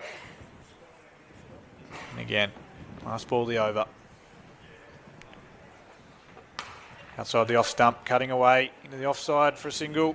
And Marnie's off the mark. A few words between Omani and Walter there. Does not surprise me one bit. Two very highly competitive characters. I know early in the season, Walter may have had a few words with someone and earned himself a little 1 week sabbatical. Kind of the days of that sort of thing happening week in, week out, isn't it? Just having a few words to each other. Probably played a lot of cricket with or against each other as a similar age. Kingborough having a long discussion with the bowlers here. Henley going to continue.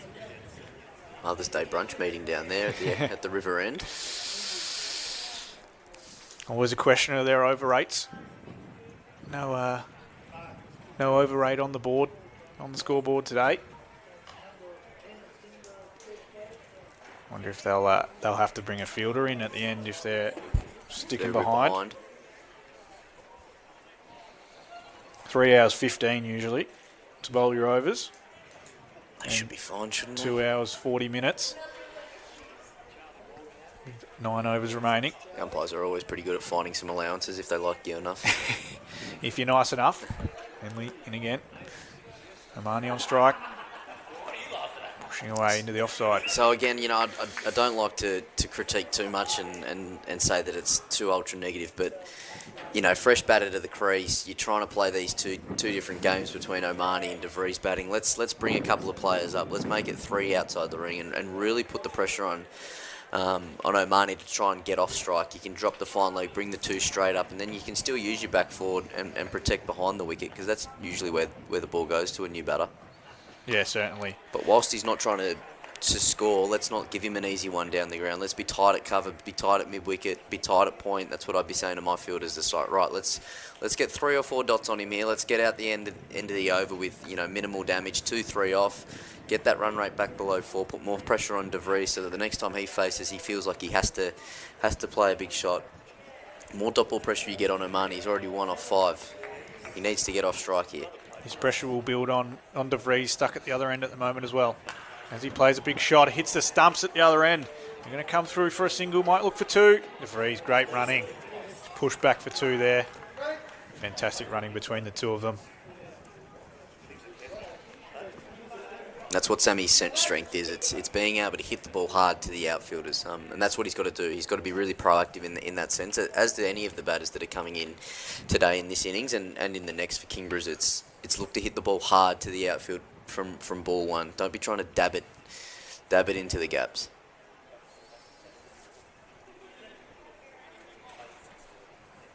See if Omani can get away here. Henley's coming in again.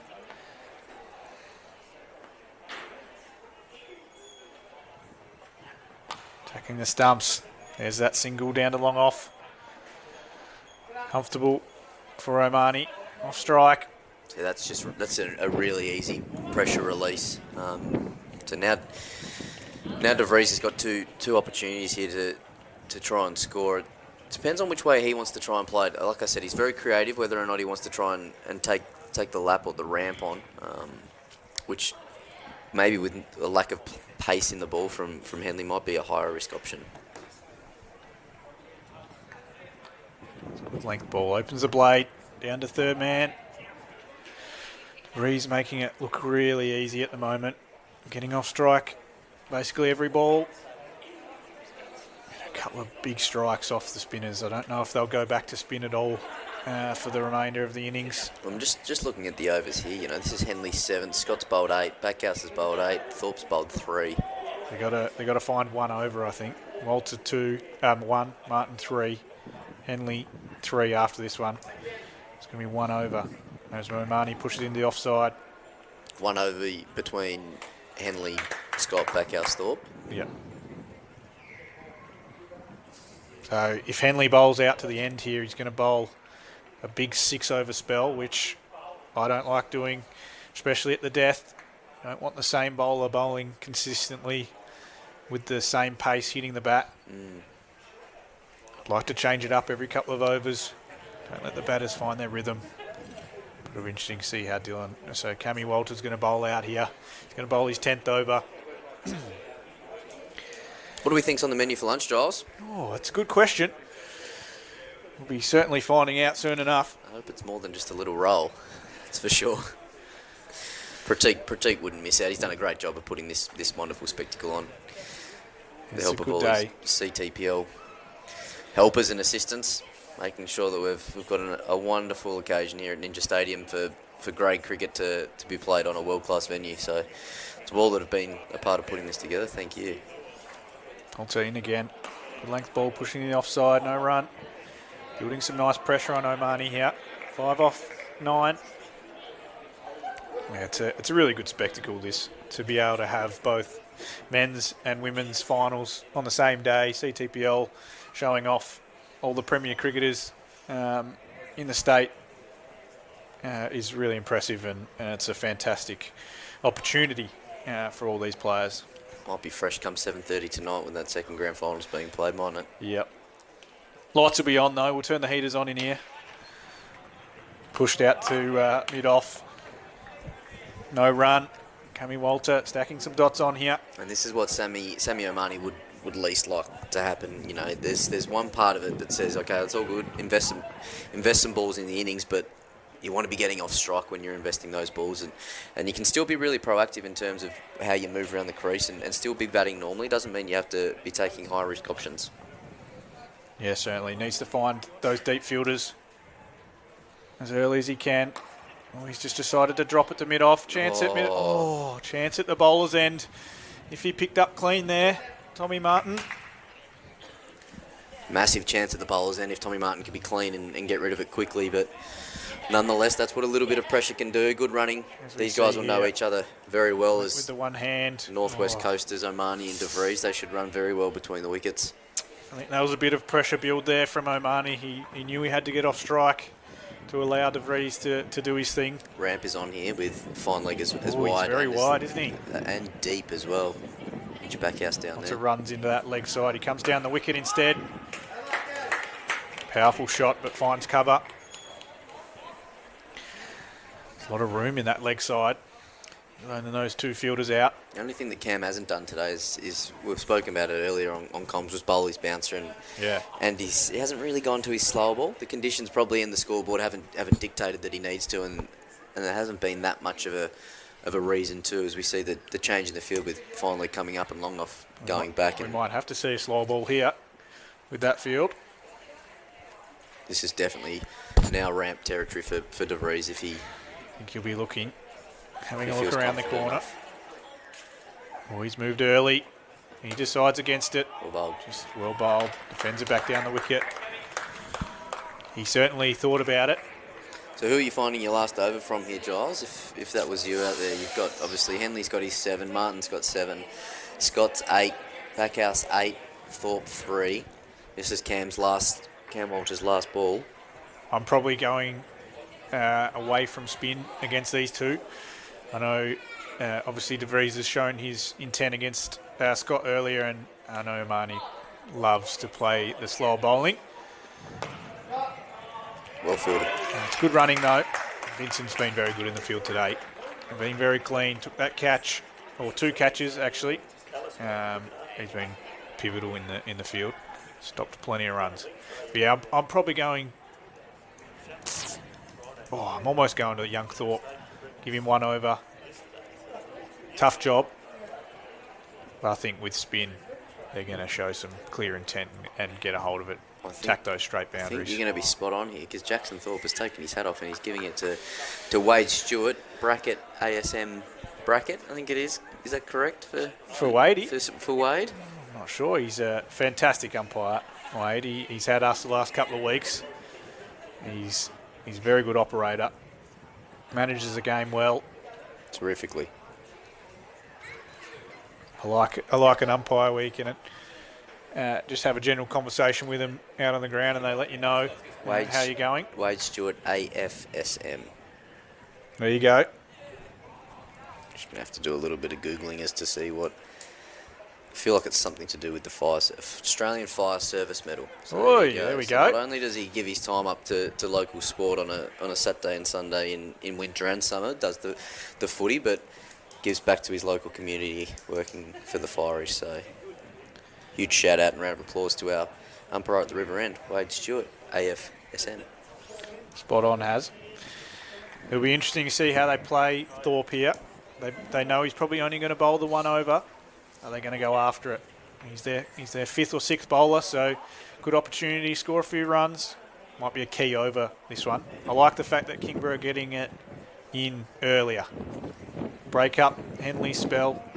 Don't let him bowl 6 overs in a row. So interestingly enough here, they've got square leg up in the ring, but then they've opted for the fine leg back. So the long on the deep mid wicket, and the fine leg are out on the leg side, and we've got a long off and a deep cover point on the offside. So Thorpe, he can't miss straight here. Well, he's gone the little reverse lap. They wanted the appeal for caught behind. I don't know if that carried even. Thought it might have bounced. Wasn't far away from off stump, no doubt. We'll get a replay here shortly. But expansive. Have to look clear intent from the first ball of the over. Opens up that leg. Oh, I don't know if that flicked anything then. If anything, it was closest to the bail on the Wilson Holmes it's replay almost screen. taken out his off stump. Looking for that early boundary in the over again. Let's see if he goes something similar. I'd be looking in that leg side. Lots of gaps there. If you can pick that gap between mid-wicket and long on, there's a boundary opportunity, easy twos. And here we see a change in the field. So one attempted shot of a reverse ramp has seen cover point go to deep backward point. Oops, look like into the wicket. Down to long on, well bowled. DeVries pushing Omani there, wants him to look back and coming for 2.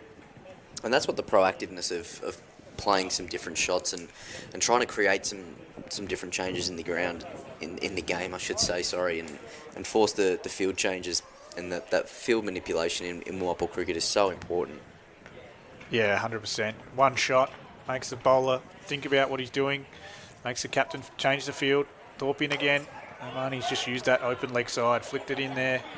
Arnwell's done well from the boundary, cut off 2. It's an interesting over now. Does DeVries take another risk?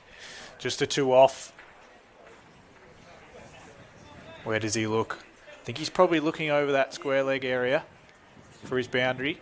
Has a look around the corner. Thorpe around the wicket, angling in. Down the wicket, through that cover region, where that field change from that first shot. And it's earned him a boundary. So that same intent that we spoke about early in the overs, created the field change, and he's taken advantage. He's hit it exactly where that fielder was.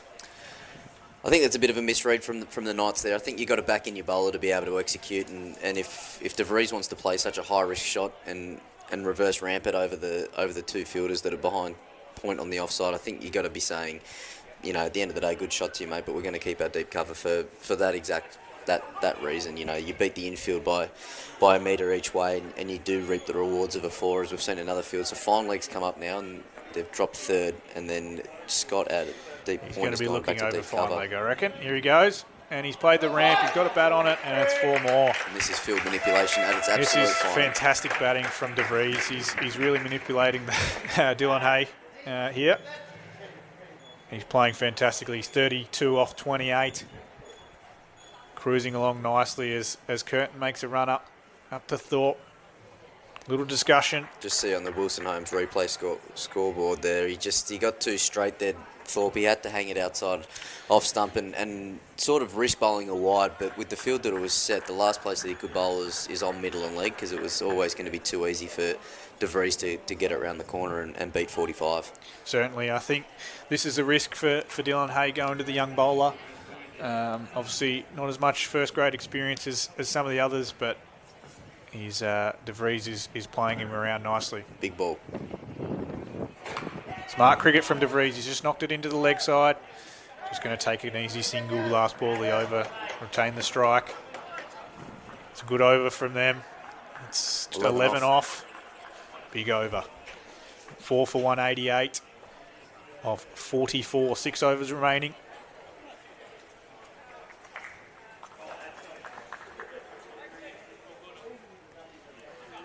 Where are they going to go from this end? They're going to go back to senior man in Tommy Martin. So he got left 3 overs, so he'll finish out from this end, I assume. Henley might come on from the other end to close out.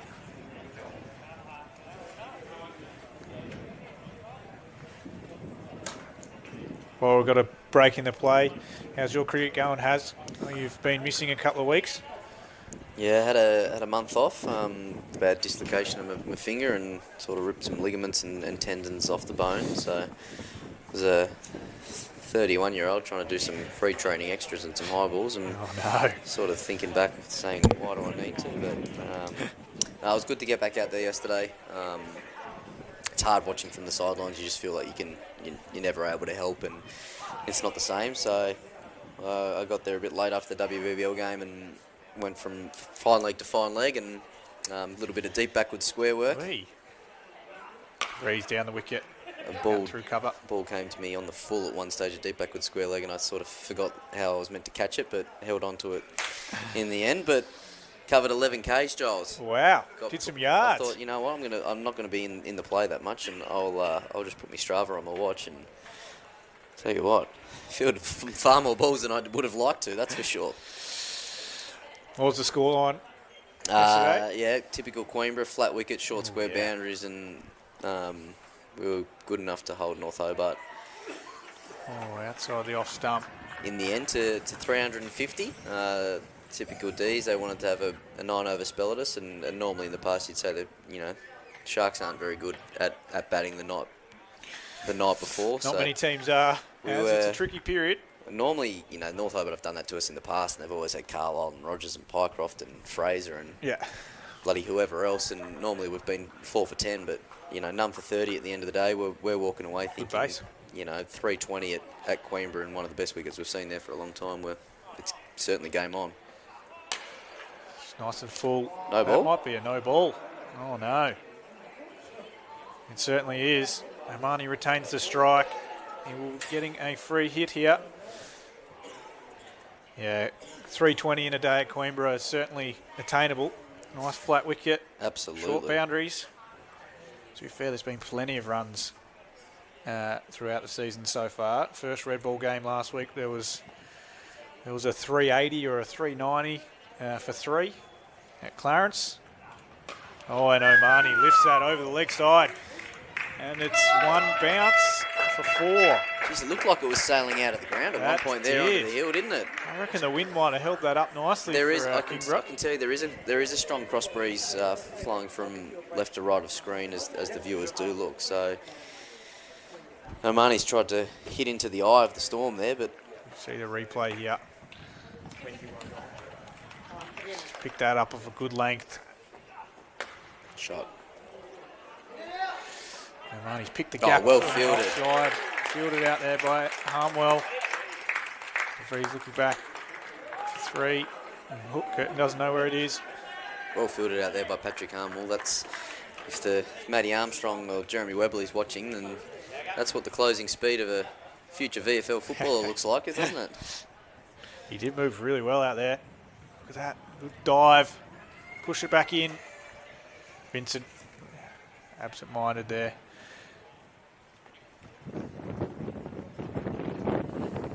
Pressure on Martin here. In again. Well bowled, nice and straight. Tucked him up. Top ball. Giles, you got one more ball before I give you your second Glenorchy quiz question of the day. God. I'm going to be channeling your 2014-15 third grade grand final knowledge, so hope you've been doing your research prior to this. Jesus. He can't help you now. I wasn't even playing any cricket then. I was, but wasn't playing at Glenorchy anyway. Martin in again. Good length ball. Martin's just knocked it into the offside. There's the 45th over completed. 4 for 197. Projected total says 219, but I think they're going to eclipse that pretty comfortably. They'd be a bit concerned if they only got 219 from here with 5 overs remaining. Certainly. All right, here we go. Who did the damage with the ball for the Magpies in the 2014-15 third grade grand final, taking 5 for 24 from his 10 overs? This player has also, to my knowledge, played first and second grade cricket in their Glenorchy careers. God, 2014. Currently playing? Not to my knowledge. Could still be registered.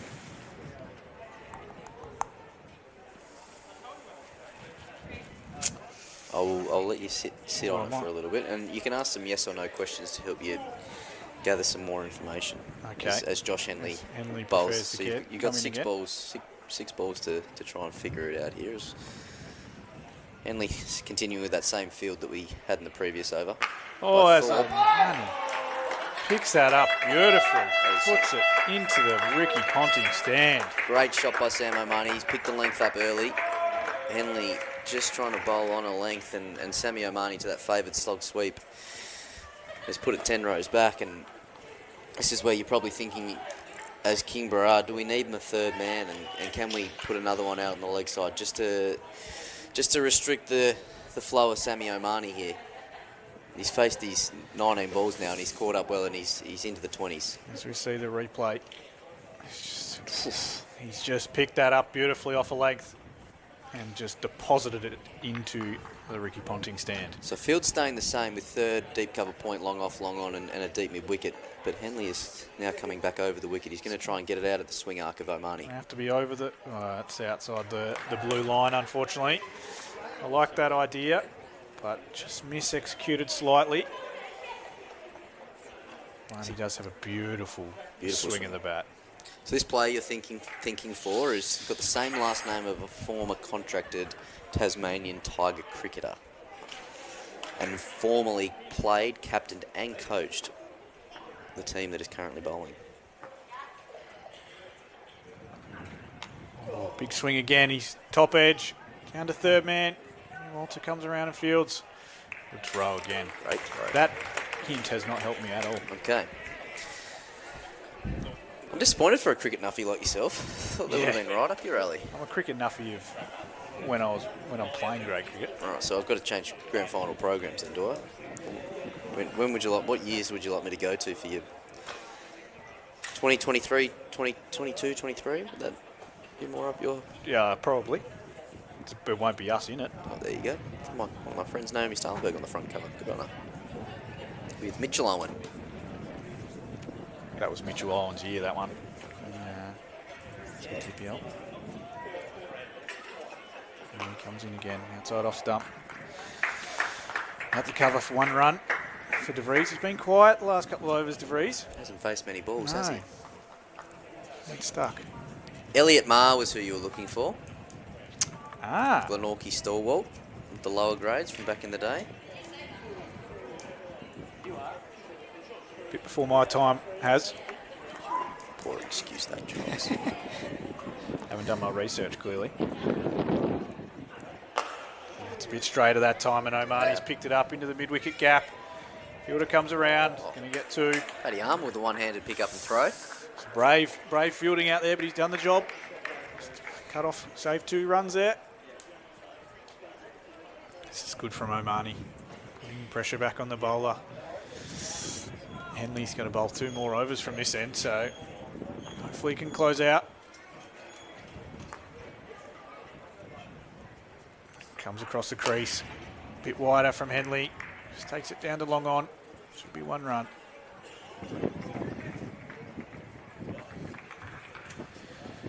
Henley needs to close out with a dot or a single here to De Vries. Who's 35 off 31. We'll be probably looking down to that fine leg area, but if Henley can take it across him. Outside off stump, nice strike, down to long off. 1 run to finish. Good finish to the over for Henley. 4 for 210. Off 46 overs, 4 remaining. 11 off. Yep, More with than a that, 6 12 off, with a 6 off the first ball. So came back well into Josh Henley. Yep. Executed well towards the end of that innings. I still think that the Knights are missing a trick with some of the field settings that they've got here. You know, O'Mahony, a different player to De Vries. O'Mahony's not going to access behind the wicket as much as De Vries will. So, you know, being prepared to bring your fine leg and your third up and to be able to drop your deep mid wicket, I think is going to be crucial here.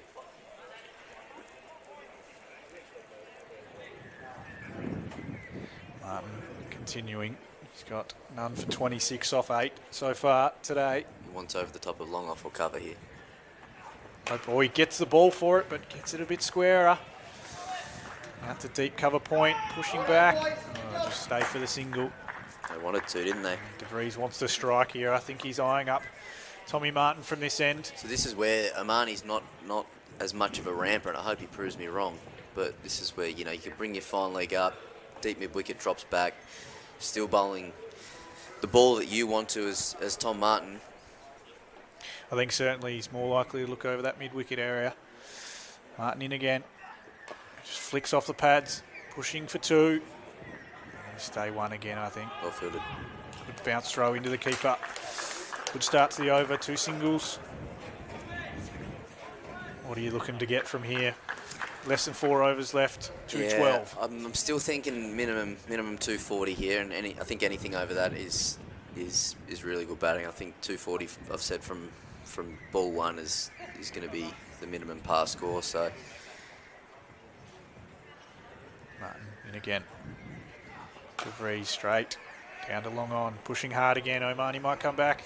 No, stays for the 1. No, I think that sets it up for a really good game of cricket in the end. Kingborough will think that you know, that's still a really good run chase, and the Raiders would be quietly confident that with runs on the board in a final setting that would be more than enough if they bowl the way that they want to and they can execute.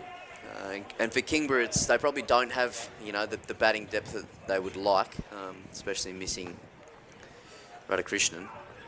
Yeah, certainly. But I think the Raiders will be slightly concerned they don't have Stanlake or O'Connor. Big wicket takers for them so far this season, with 13 wickets for O'Connor and 9 for Stanlake, who have played most games. Absolutely. Their bowling certainly probably the lightest it's been all season. I wonder if anyone's spoken about the missing test players of Webster and Wetherold for Kingborough and whether or not they might have been able to have an impact today. Yeah, certainly. Nice ball. This is a good over from Martin. Just all singles so far. This ball, Giles, will either be 4, 6 or out. Well, it's out. I like it. Only 4 down. No need for Omani to try and hit a single here. No, plenty. Unless he's thinking I can't hit it into the wind towards the hill, but I think he's shown his hand that he's more than capable. I mean, that's a big 70-metre gap in between Scott at square leg and Walter at long on. I think he's certainly looking at that gap. Oh, he's well bowled. He's opened up point. Good fielding from Vincent once again. I feel like I've said his name about 50 times today in the field. He's been all over the place. That's a good over from Martin. Only the 6 singles off it. He's got 1 to go. Yeah, they've got to try and hit every ball for 4 or 6 here. Only 4 down with 3 overs left. Plenty of wickets in the shed. Got to start taking advantage of this good base their top order has given them. Henley coming in again from the top end. And I think from where they are, to 24 off 18, that's more than achievable. So you could easily say that the 250 is probably something that they'd be eyeing up. So it looks like they're bringing both the fine leg and third man up this over, dropping that square leg out. Much better option, because what this allows is it allows mid-wicket to just go slightly straighter, and you're just covering a little bit more turf on the leg side. Takes it across him, pulls it to the leg side still, pushing for 2. Oh, De Vries really wants those to push those deep fielders. Nice and positive running. Really crucial for any of the Knights outfielders here to get rid of that ball as quickly as they possibly can and throw it as flat and as hard, because all that does is just deter you as a batter from running that second one. Plus then the next time the ball goes to that fielder, they think, oh, well, last time he threw it in pretty well, I'm not going to take that risk on. You see another change in the field here as thirds going back and deep square legs coming up. If I'm De Vries, I'm getting across my stumps and I'm trying to just bypass square leg there. I think he's shown the intent to do that. Cam Walters 20 metres off the boundary here at thirds. 5 overs. I think it's look where he's standing already. He's across the stumps. Smart. Henley, a lot of pressure on him. He's bowled. That's really well bowled. It's almost off the pitch, but extremely well bowled there. Brilliantly executed there by Josh Henley. If he can do that 6 out of 6, it'd be very impressive. Batters are going to keep putting pressure on him. Romani wants a bat change. Might have broken the toe off his bat here, I think.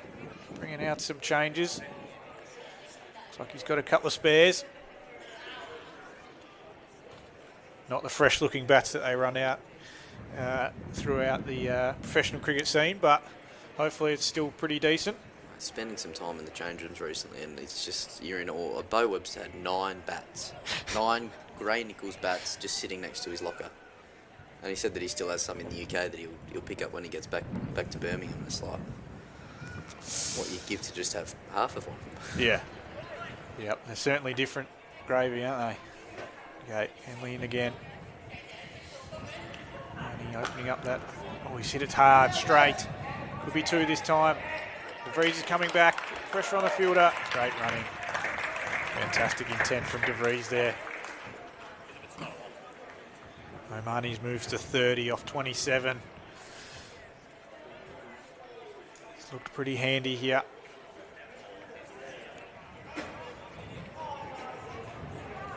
Henley. Too many options here. Has to take it across him. Omani might have got a hold of that. It's in the air, out to deep mid-wicket, and it's cleared the rope. It's another 6 for Omani. Just muscled that over the leg side. Bat's obviously pretty good. That is the shot that Sammy Omani's been looking for a little bit, and any time that Josh Henley's going to be slightly off his line, just missing that wide chalk outside off, that is certainly the area that Sam Omani's trying to hit. That is his swing arc, and that is his absolute strength. Tough job for Henley here. Can't miss by much. Hasn't missed by much there, and Omani's punished him for it. He comes in again. He's across the stumps. Oh, doesn't get a hold of that one, just along the ground. Went across and deep. Yeah. Good batting from Omani, but well executed from Henley. Good comeback. And 1 ball left in the 48th.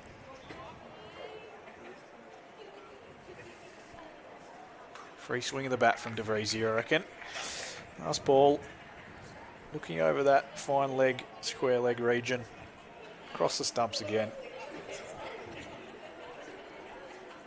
Let's see if Henley can execute that wide Yorker for the 3rd time this over. And he comes down the wicket. Shot. Goes over cover instead. Just 1 bounce to the fielder. It's optical illusions, isn't it? That looked like it was sailing into the big. Massive cover gap out there. A lot squarer than I thought it did, but takes the single. Freeze holds the strike. 12 off the over. Another good over for the Raiders. Terrific over for the Raiders. 12 balls left, trying to get a minimum of 20. 250 certainly on the cards, isn't it? Yeah, with these 2 there, they could get that quite comfortably. Little bit of batting left. Wood, Chapman, both can hit a clean ball. So plenty of optimism from the Raiders camp here for the last 2 overs. Kingborough will just be trying to tie them down as best they can. Same thing with that strong breeze that's pushing from across the ground from left to right. Martin around the wicket. Bowling that bouncer option is certainly on the cards, but they're not going to opt for it. They're going to bring square leg up. Ooh, wow. And they're going to keep their fine leg. I would have thought, let's get him hitting to the longer part of the ground. Oh, that's a change of bowling, actually. Well, there you go. They're going to go James Scott. It's a risky move, but if that wind is quite strong off that leg side, 2 left-handers out there, slow up the pace, make them hit it 85 metres to get over the fielders. This is a bold move. This is from bold. Captain Hay. Clear discussion with him and Martin, and obviously didn't like the matchup, or Martin may be feeling a little bit of pain. He's elected to go with the young leg spinner, James Scott. 1 for 44 off 8 overs so far today. I think DeVries has got to be looking at that straight boundary where he hit that 6 before. Massive 6. Thought I was going to get a catch out there on the balcony at one point. It was massive. I think he'll be looking in that region. Potentially does like to little reverse hit over backward point, so he could look at that region for a 4. But I think if he's going for the 6, he's looking at this straight boundary. Not much turn in the wicket. Trust the bounce. See if James Scott can hold his head up. Here he comes. It's high in the air. Walter coming in. It's going to be a good catch, and he's held onto it. It's a brave move from Dylan Hay, and it's paid off first ball. Great catch there by Cammy Walter. Got off the boundary very quickly there. Always important to get to the drop zone as quickly as you can so you can spend some time underneath the ball and settle. Going to ground isn't always the safest option, but in that case it allowed him to get the ball in front of his eyes and fingers up and did the work. And as we watch on the replay, James Scott just trying to get out of the swing arc there, always knowing the debris, probably premeditated in how he was running down the wicket, but nicely finished off there by Cammy Walter. So 5 for 228 and DeVries departs for a well-made 41 off 38, and the game just changes a little bit again. It's very brave captaincy and fantastic decision-making from Dylan Hay and I guess Tom Martin there after that discussion. Has paid off. James Scott's bowled really well today. The fascinating part as that ball was being bowled was how far the Kingborough boys were encroaching in the ring trying to save one. It's, lads, let's just hang back on the ring and protect the boundary as much as we can. We don't need to stop them from getting one. If they get one, that's all good. That's certainly a win. The last 2 overs, a single is a win. Changes here now. You've got a new batter on strike in Chapman. This is where you can actually get your Vincent and your Mitch Backhouse at cover and point to really be squeezing on that one. To even say, you know what, we don't think Chapman's going to sweep. So Dylan, hey, you come to mid-wicket. Let's squeeze. Let's get 2 dot balls on Chapman here. And instead of, it's an easy one. Yeah, Chapman elects to go for the slog sweep out to Sam. Oh, no. He was caught in 2 minds there, whether to go for the catch or whether to let it bounce. It's gone underneath him. I reckon that could have carried, should have carried, and would have. But Sammy Martin just a bit slow out of the blocks there to get to the drop of the ball, and Jono Chapman wasting no time. And that's a handy boundary early in his innings. As we see on the replay, get all the way there. Yeah, so I think it might have. Chapman deep in his crease. He's picked it up over the leg side and he's hit it for 6. Wasting no time is Jono Chapman.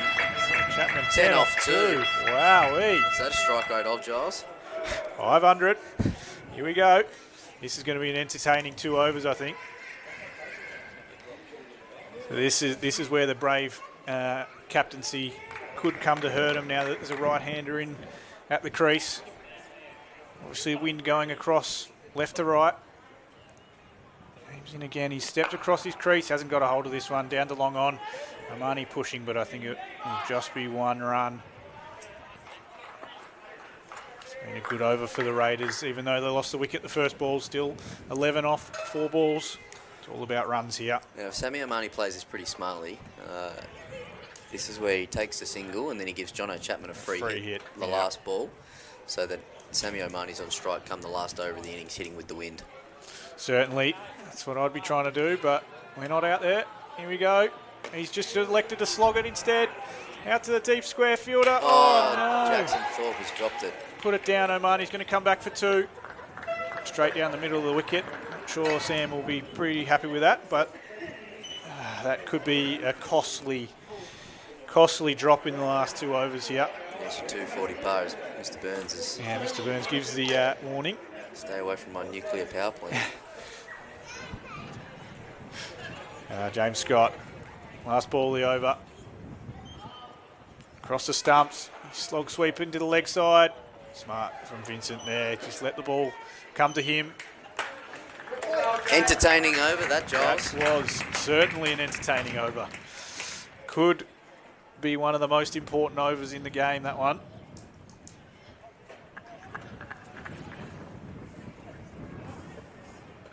Five for 242. 49th over completed. Here's a replay. First ball wicket. Comes down the wicket. Straight up in the air. Good catch from Cammy Walter there again. And Jono Chapman came in and just went bang.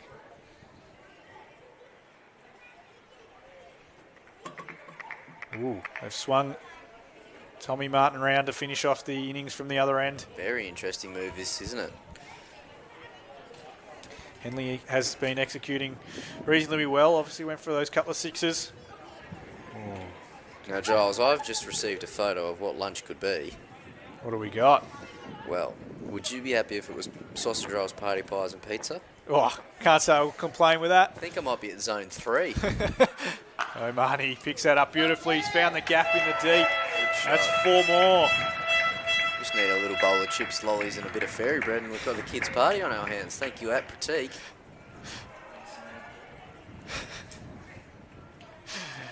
Okay, the Raiders are really humming along here. O'Mahony 44 off 32. Jeez, he's done that in the blink of an eye, hasn't he? Hasn't he? He's batted beautifully and, you know, and this is why you invest a few balls at the start, just to get a pace of the wicket. Oh, he's had a big swing of that. It's found its gap. Two. Out the fine leg, he's going to get 2 here. Has to come back. He's got to run. Oh, he's got off the treadmill eventually, and he's got back. The Knights look tired. They look a bit dejected here. A couple of drop catches, a couple of boundaries more than they would have wanted. But this is where you got to be on every single run that they save. It's pretty simple. It's under 9s cricket. Every run you save is every one less you got to chase. If they can keep him as close to 250 as possible, they'll back themselves to chase that. They've chased a couple of 300 scores this year already. Martin in again. Oh my word. Sammy O'Mahony, 10 rows back again for the second time this innings. Massive. That brings up his 50 off 34 balls. A little bit of pat on the Raiders badge there as well. So I'm with you, boys. I'm doing it for you. I represent the Northwest Coast, but orange is my flavour of the month. That is massive. He picks it up off a length again. Similar shot to the last few. And he's hit it even further this time. That's Tommy Martin's just missed his line there.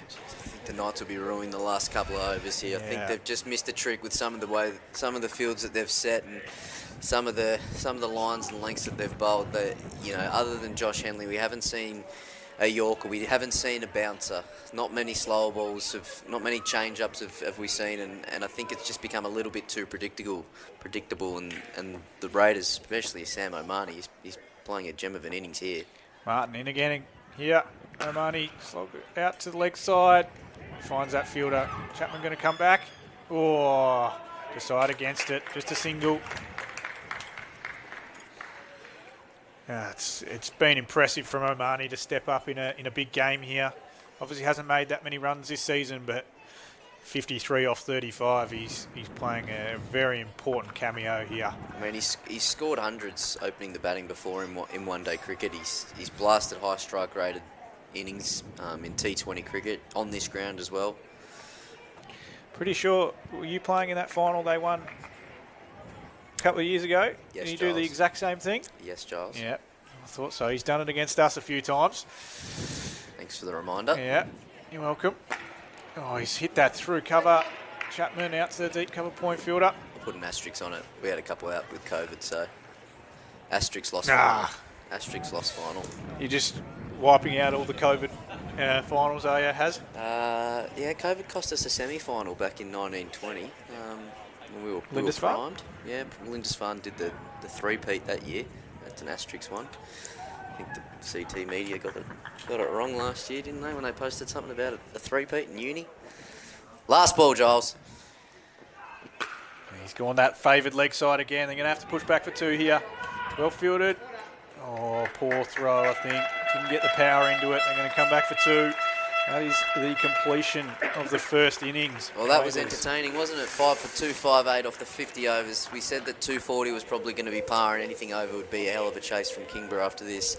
The Raiders, if you had have given them 258 at the start of the innings, I think they would have absolutely ripped your hand off for it.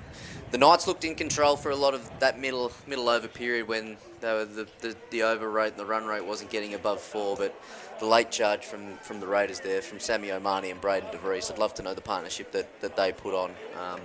Has really turned the tide in this innings. Kingborough are going to need to reset, regroup, and it's going to be crucial for Hay and Curtin and Vincent to do a lot of the dog work in this innings if they want to run this total down. But all in all, a great first innings there from the CTPL Wilson Holmes first grade grand final. Yeah, it's been a great start, great first half, evenly poised. Maybe Raiders slightly in front, I think, but Kingborough will back themselves to try and chase this down. So we'll be back shortly. We'll be back shortly. Enjoy the highlights.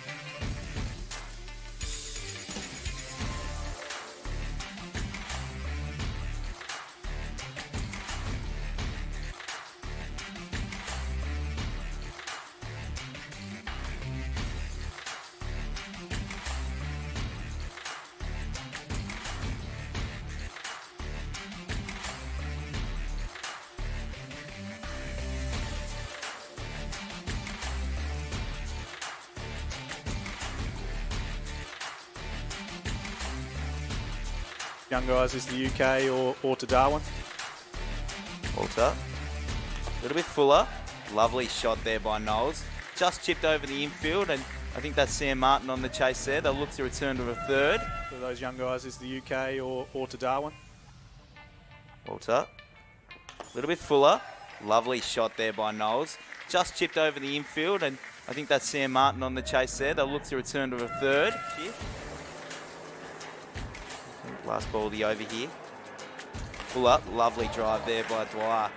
Straight down the onside. They'll look for two, maybe three. Nicely across the road. As a batter, you just love. Last ball of the over here. Full up. Lovely drive there by Dwyer. Straight down the onside. They'll look for two, maybe three. Nicely across the road. As a batter, you just love. Oh, lovely shot over the top there by Noles. One bounce, not quite over the boundary, but a ripping shot through the offside in the air. Key indicators of how we're going. In the air again. Lovely shot there by Noles. Couple of bounces and over the rope. Waltz to be disappointed to finish. Key indicators of how we're going. In the air again. Lovely shot there by Noles. Couple of bounces and over the rope. Waltz to be disappointed to finish. There. Goes after it again, this time finding the gap nicely. That one will race away. Good chase there, I think, by Vincent. Just falls short of that one. Well, if he can't get in the WBBL, I don't reckon we'll be... Oh, lovely shot there by Noles. That was right in the slot, and he's just pumped it down the ground for a massive six. Hell of a shot by Ollie. Well, if he can't get in the WBBL, I don't reckon we'll be... Oh, lovely shot there by Noles. That was right in the slot, and he's just pumped it down the ground for a massive six. Hell of a shot by Ollie. It can happen just like that in a flash. Backhouse continuing around the wicket to the right-hander. And there it is, the first wicket. Tom Dwyer just trying to sweep one down towards deep. It can happen just like that in a flash. Backhouse continuing around the wicket to the right-hander. And there it is, the first wicket. Tom Dwyer just trying to sweep one down towards deep. He's actually sat over mid-wicket before. Lovely shot early in your innings. Here's another high-risk option this time. He's actually sat over mid-wicket before. Lovely shot early in your innings. Here's another high-risk option this Six, time. but hopefully push those fielders back and take the pressure off as he goes again. Full toss that time, one bounce, 4 runs. Back-to-back boundaries for a 6, but hopefully push those fielders back and take the pressure off as he goes again. Full toss that time, one bounce, 4 runs. Back-to-back boundaries for bring all the modes of dismissal into the game. Don't let him just off strike easy. Here we go, catch, quarter cover. Nice full ball in the air. Nice athletic catch from Vincent there. Noel's gone. Bring all the modes of dismissal into the game. Don't let him just off strike easy. Here we go, catch, quarter cover. Nice full ball in the air. Nice athletic catch from Vincent there. Noel's gone. So you can see what happens this ball. Scott in again. Catch it. Oh! Dropped him. It's a nice ball from Scott, a little bit further out. Mowbray, where they played the semi-final last week, and as he takes that risk, that slog sweep comes out, finds the gap, and splits them. That's 4 runs. And there it is. As you said, that slog sweep, favoured shot from Mowbray, where they played the semi-final last week, and as he takes that risk, that slog sweep comes out, finds the gap, and splits them. That's 4 runs. And there it is. As you said, that slog sweep, favoured shot from anything over 250, and you're well and truly in the game, and it's a very defendable total. Thinking about Kingborough, or as AT lifts up over that offside, couple of bounces, fielders almost get there, but it's going to run away for 4. That's a risk. Anything over 250, and you're well and truly in the game, and it's a very defendable total. Thinking about Kingborough, or as AT lifts up over that offside, couple of bounces, fielders almost get there, but it's going to run away for 4. That's a risk. Saying just give us the trophy now. Yeah, I certainly think both teams. Oh, as AT pulls out that slog sweep, fielder underneath it, and he takes it. James Scott out there on the boundary.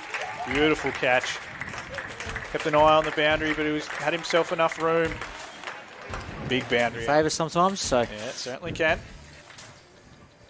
Again, Anthony's rid of that mid-off fielder and it's getting past him. It's going to go out to long off for 4. Good shot. Oh, he's pounced on that length and he's hit it for 6. He's He's half really century. laid back into that, and that is his. Oh, he's pounced on that length and he's hit it for 6. He's He's half really century. laid back into that, and that is his. Scott into DeVries. Down the wicket. Good strike. And he's hit it. That's massive. Scott into DeVries. Down the wicket. Good strike. And he's hit it. That's massive. Scott in again. Wider.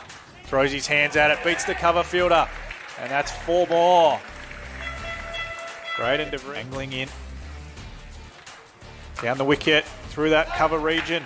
Where that field change from that first shot. And it's earned him a boundary.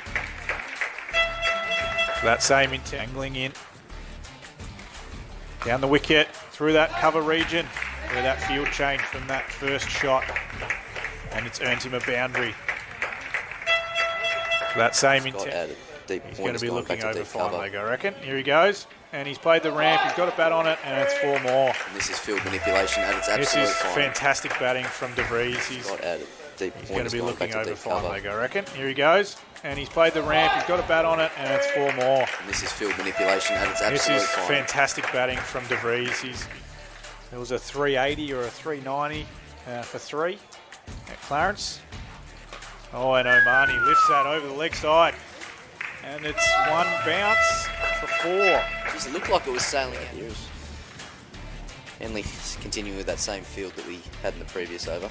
Oh, By as 4. Omani picks that up beautifully. Puts it into the Ricky Ponting stand. Great shot by Sam Omani. He's picked the length up early. Henley continuing with that same field that we had in the previous over. Oh, By as 4. Omani picks that up beautifully. Puts it into the Ricky Ponting stand. Great shot by Sam Omani. He's picked the length up early. Oh, Omani might have got a hold of that. It's in the air, out to deep mid wicket, and it's over. It's cleared the rope. It's another 6 for Omani. Just muscled that over the leg side.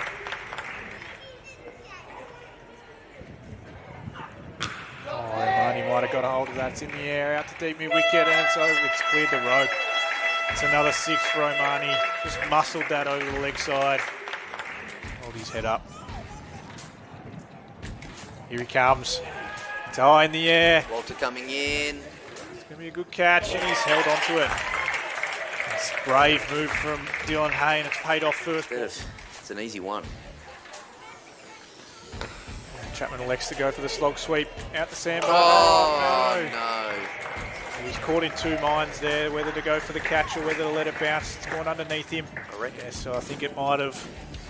Chapman deep in his crease. He's picked it up over the leg side, and he's hit it for 6. Wasting no time is Jono Chapman. Chapman 10 off 2. Wowee. Yeah, so I think it might have. Chapman deep in his crease. He's picked it up over the leg side, and he's hit it for 6. Wasting no time is Jono Chapman. Chapman 10 off 2. Wowee. Trying to do, but we're not out there. Here we go. He's just elected to slog it instead. Out to the deep square fielder. Oh, no. Jackson Thorpe has dropped it. Put it down, Omani's going to come back for 2. Straight down the middle of the list. I'll complain with that. I think I might be in zone 3. Omani picks that up beautifully. He's found the gap in the deep. That's 4 more already. Martin in again. Oh, my word. Sammy O'Mahony, 10 rows back again for the second time this innings. Massive. That brings up his 50 off 34 balls. A little bit of For those young guys, is the UK or to Darwin? Walter. A little bit fuller. Lovely shot there by Noles. Just chipped over the infield, and I think that's Sam Martin on the chase there. They'll look to return to a 3rd. For those young guys, is the UK or to Darwin? Walter. A little bit fuller. Lovely shot there by Noles. Just chipped over the infield, and I think that's Sam Martin on the chase there. They'll look to return to a 3rd. Here. Last ball of the over here. Full up. Lovely drive there by Dwyer. Straight down the onside. They'll look for 2, maybe 3. Nicely across the road. As a batter, you just love. Last ball, the over here. Full up, lovely drive there by Dwyer.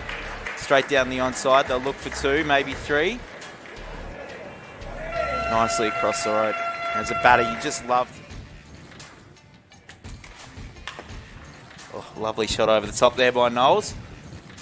One bounce, not quite over the boundary, but a ripping shot through the offside in the air. Key indicators of how we're going. In the air again. Lovely shot there by Noles. Couple of bounces and over the rope. Waltz to be disappointed to finish. Key indicators of how we're going. In the air again. Lovely shot there by Noles. Couple of bounces and over the rope. Waltz to be disappointed to finish.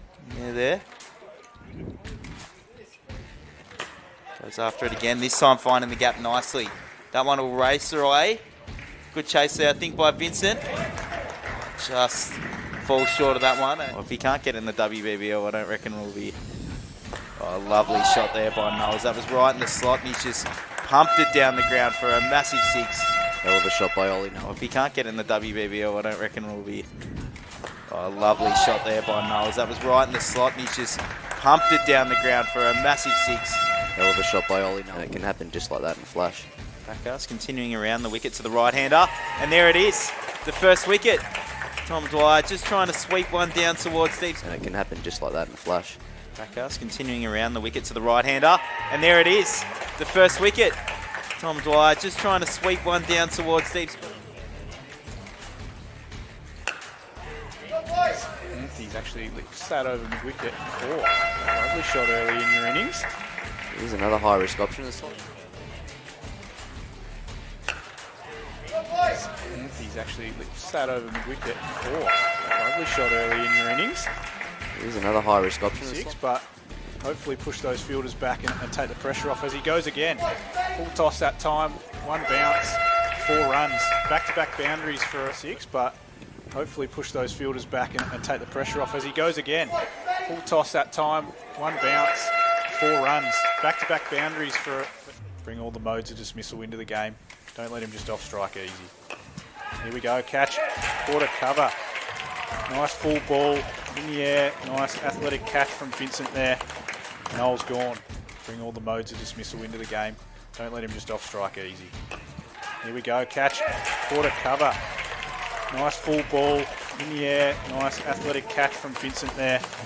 Noel's gone. So you can see what happens this ball. Scott in again.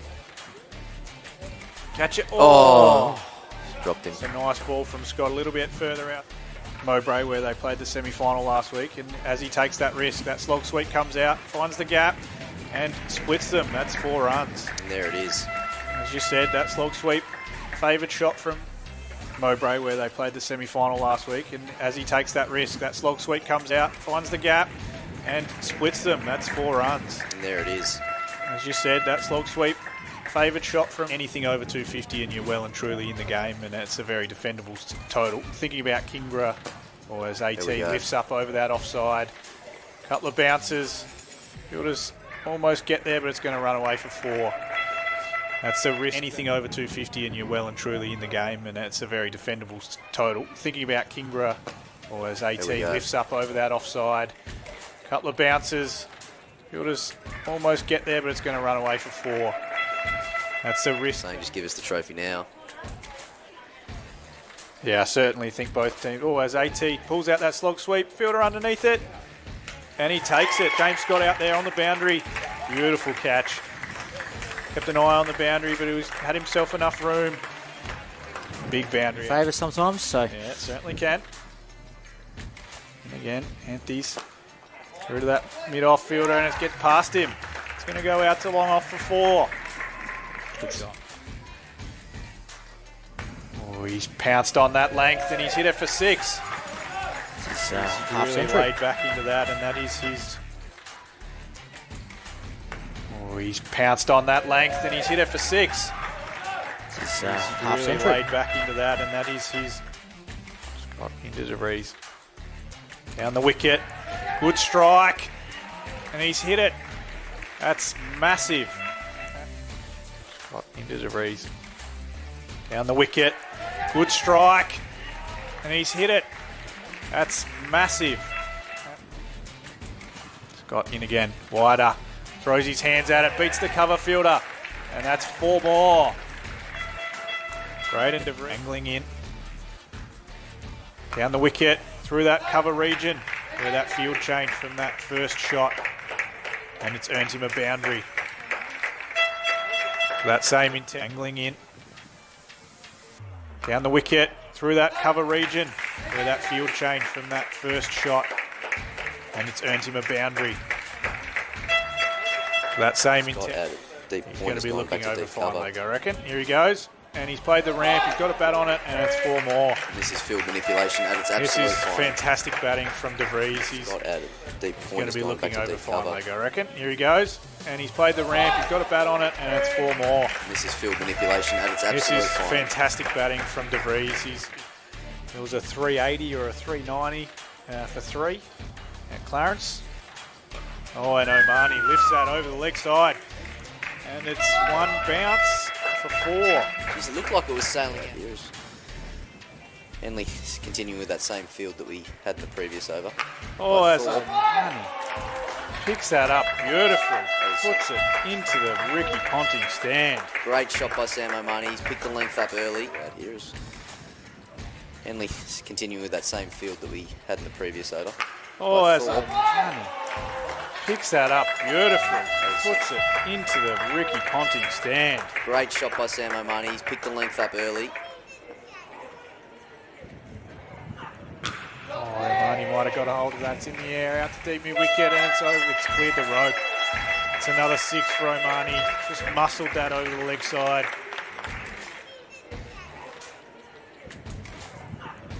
Oh, Omani might have got a hold of that. It's in the air, out to deep mid-wicket, and it's over. It's cleared the rope. It's another 6 for Omani. Just muscled that over the leg side. Hold his head up.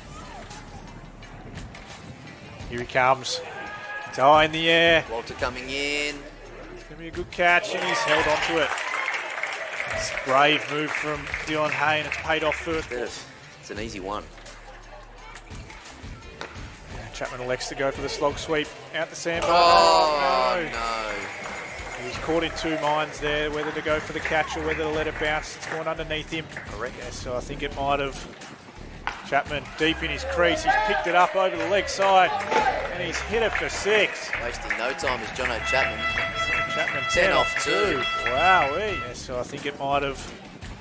Chapman deep in his crease. He's picked it up over the leg side, and he's hit it for 6. Wasting no time is Jono Chapman. Chapman 10 off 2. Wowee. Trying to do, but we're not out there. Here we go. He's just elected to slog it instead. Out to the deep square fielder. Oh, no. Jackson Thorpe has dropped it. Put it down, Omani's going to come back for 2. Straight down the middle of the list. I'll complain with that. I think I might be at zone 3. Omani picks that up beautifully. He's found the gap in the deep. That's 4 more already. Martin in again. Oh, my word. Sammy O'Mahony, 10 rows back again for the second time this innings. Massive. That brings up his 50 off 34 balls. A little bit of pat on the Raiders back.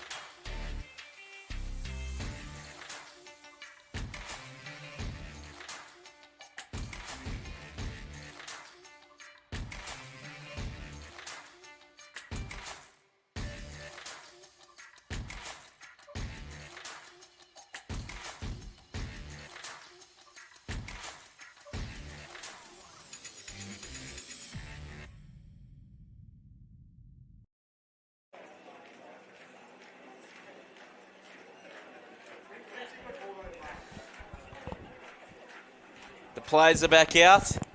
The second innings is about to be back underway. Greater Northern have 259 on the board, or 258 on the board, with a target of 259 for Kingborough. Harry Nichols, the Kookaburra Cup is underway as part of the Wilson Homes Cricket Tasmania Premier League first grade men's 50 over final. Talk me through it. Zach, how are we thinking that Kingborough are going to go? Firstly, Zach, the spread at lunch, absolute credit to the Cricket Tasmania staff, as has been this whole event. And big shout out to Marcus Pamble, who just had a quick look at the facilities, and the wicket is held together brilliantly over the course of this week with some pretty good weather. But this game is situated, and this game will be won within the first 15 overs. Yeah, I'm good too. If the Raiders can break it wide open, if the Knights can have some wickets in hand, and I think they're going to need 8 wickets in hand come the 36th over if they're going to win this game.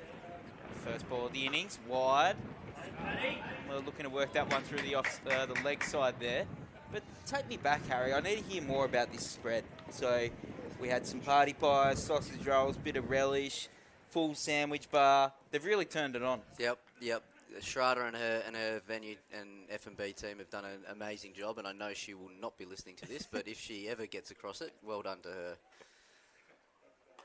Very solid defence there from Harmwell. No, the organisation have done a great job, and massive thanks to all the people. I know I say that in jest, but I genuinely mean it. It takes a lot of good people to put together an event like this. So to Pratik and to Sean Stevenson and to Darren Close, his match officials, to Marcus Pamplin and yourself to helping get the live stream up with multiple angles. It's just brilliant for local cricket.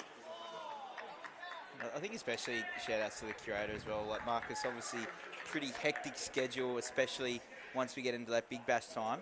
And for him to offer up one of his decks for not 1 but 2 games is great. And I know we've discussed it in the first innings, but it was a great opportunity for first grade cricket, men's and women's, to be playing on the premier oval in Tasmania. Yeah, and that's right. You get a lot of groundsmen around the world that would, they actually don't want sport being played on their oval. They don't want to let it be ruined. But Marcus is great. Whether it's the nets out the back or having centre wicket hits in the middle.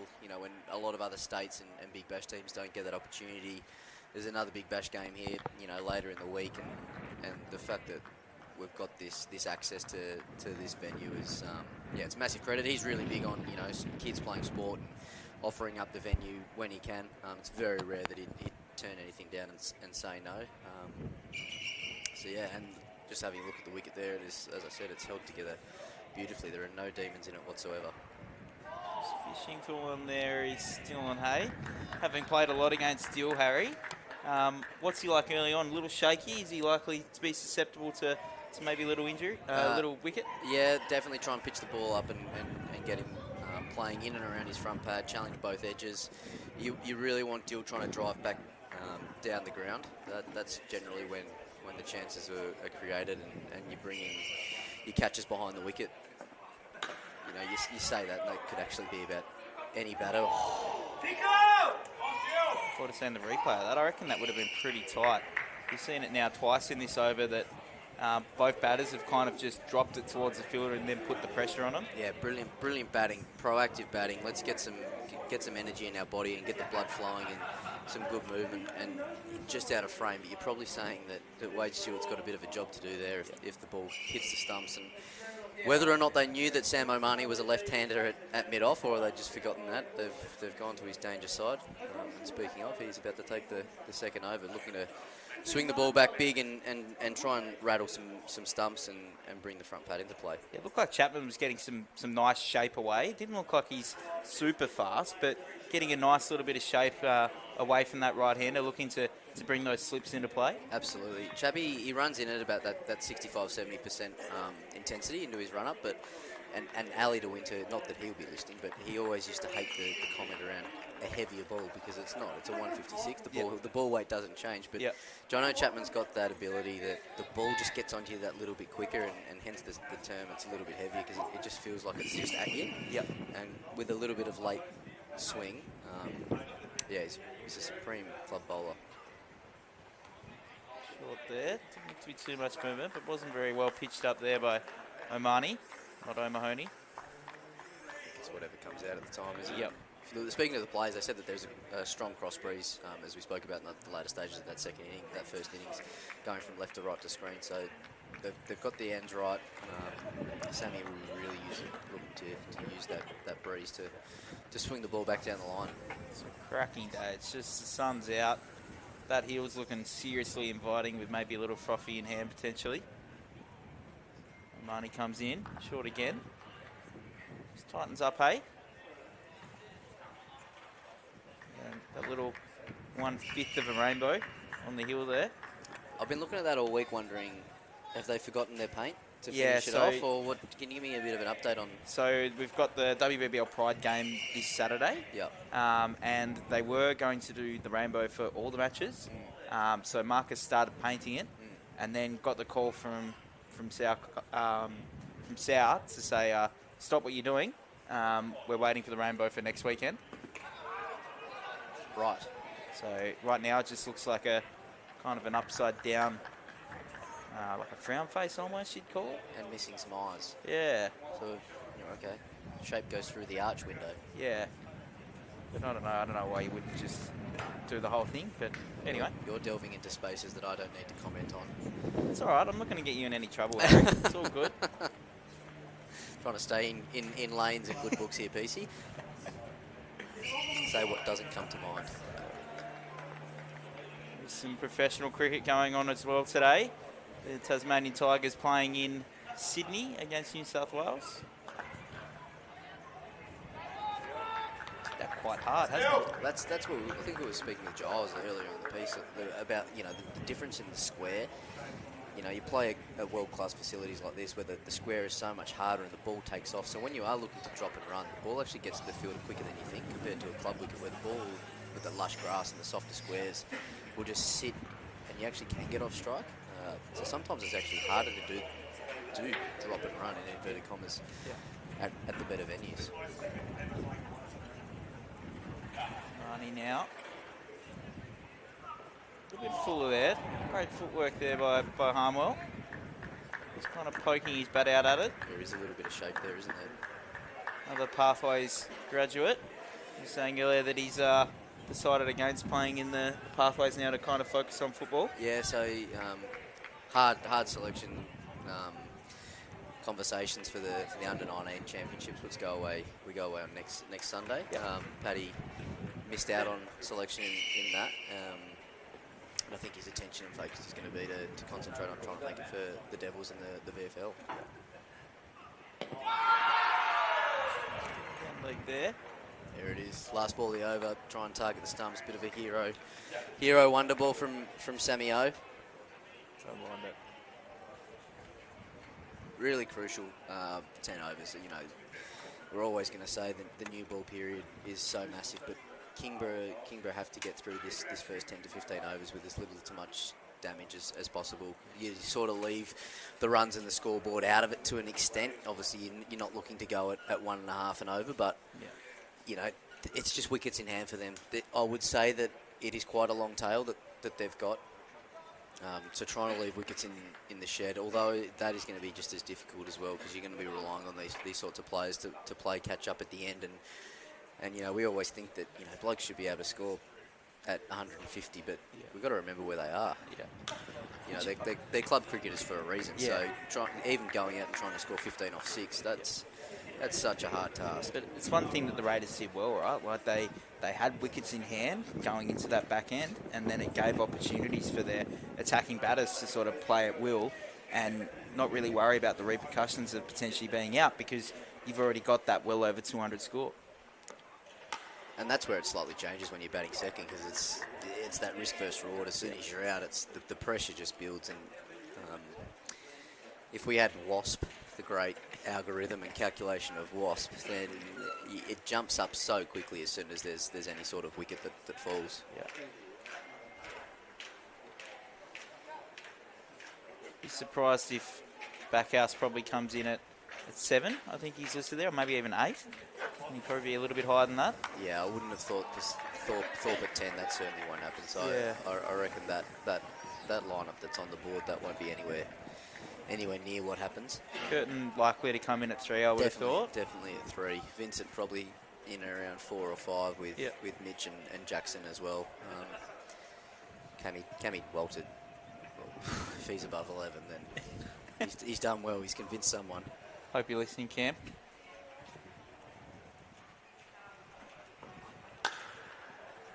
Yeah, for the Raiders here, as I said, it's such a crucial time to get on the front foot. And with runs on the board, grand final, young side in Kingborough, it's a really big chance for them to attack. I'd love to see them just go a little bit harder and, bring a short cover in, get your square leg to a catchy mid-wicket, ask Dylan Hay to play across the line of the ball to try and access the square leg gap. And if you get driven and you get over and you're slightly over pitch and it beats the cover fielder, then so be it. But let's try and take a couple more wickets here. I'm surprised that Lockie Clark's not taking the new ball here. Obviously, he's good young talent. I'm pretty sure he might be in the 19s for this weekend. Yeah, Lockie Clark coming away to Perth as an overage player. Yep. Reselected in the country champs as well. Yep. But I'm not. Jono Chapman's so good with the new ball, and if anyone's going to get any swing, it's going to be him and Sam. Yep. And they're going to be the best chances. We see second slip go out to a cover, so the Raiders probably opting for a different approach, as they're probably going, all right, well, let's just build as much dot ball pressure as we possibly can before thinking let's bowl them out. But as we know, the best way to slow the scoreboard down in one-day cricket is by taking wickets. Yeah. Very similar start here. 4 runs off the first 3 overs, as Greater Northern were much the same, where we saw Tom Dwyer and with Ollie Noles there. We sort of saw Noles kind of happy to be the aggressor. Which of these two do you kind of see playing that role, Harry? That'll be Paddy Harmore. Once he gets in, he's definitely going to be the bloke that plays the more see ball, hit ball. Dylan Hay will try and anchor this innings. He'll try and still go at close to run a ball when he can, but he'll certainly take a little bit longer to try and get into his innings before he starts expanding his range of shots.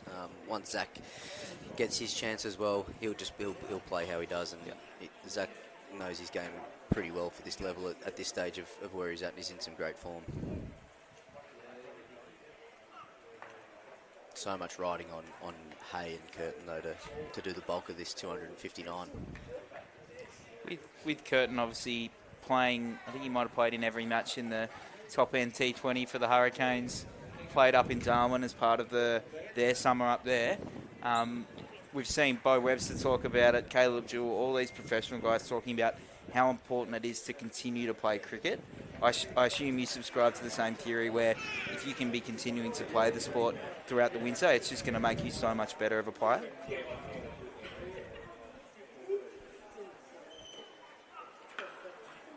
Yeah, it is vitally important. There's obviously a point in time where, actually having a pre-season is important as well. Yep. A lot of these kids who are 17, 18, 19 are on the cusp of, could we go away, could we go and play games of cricket. You'd hope that they're going away with a full knowledge of what they're capable of, and they've done the work, they've got their technique in order, they've got that foundation ability where they can just go into playing consistently. Yep. The older you get, obviously, let's just keep playing, let's just stay in a rhythm. I'm so big on being in a rhythm, batting or bowling. Nice shot there. Nice shot. Slowed down too much. They might look to come back for a third potentially. Oh, bad running.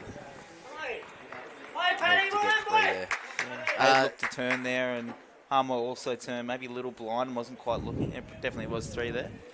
So, yeah, I mean, I do subscribe massively to going and playing abroad, and I think what it doesn't just help you with your cricket side of things, but it makes you a better person. You learn to live for yourself, fend for yourself, get out of mum and dad, and it forces you just to open up your life and your world. Yeah.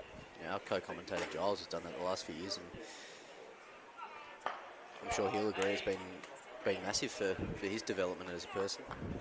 I know it was for me when I went and did my stints overseas. Yeah, it's something I subscribe to, even just leaving Tasmania for a little bit and living in another city. I moved away and made my way back to Tasmania, and I look at the person I was when I first left to Tasmania versus the person I am now, if anyone does care, if they're listening. The amount of growth that you have. One person would be. Yeah. Maybe mum. Hey, mum, how you doing? But no, I think you just grow so much by kind of having those opportunities to be doing other things.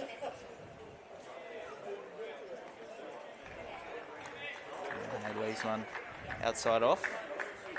Also got a second 11 game on next week, Harry.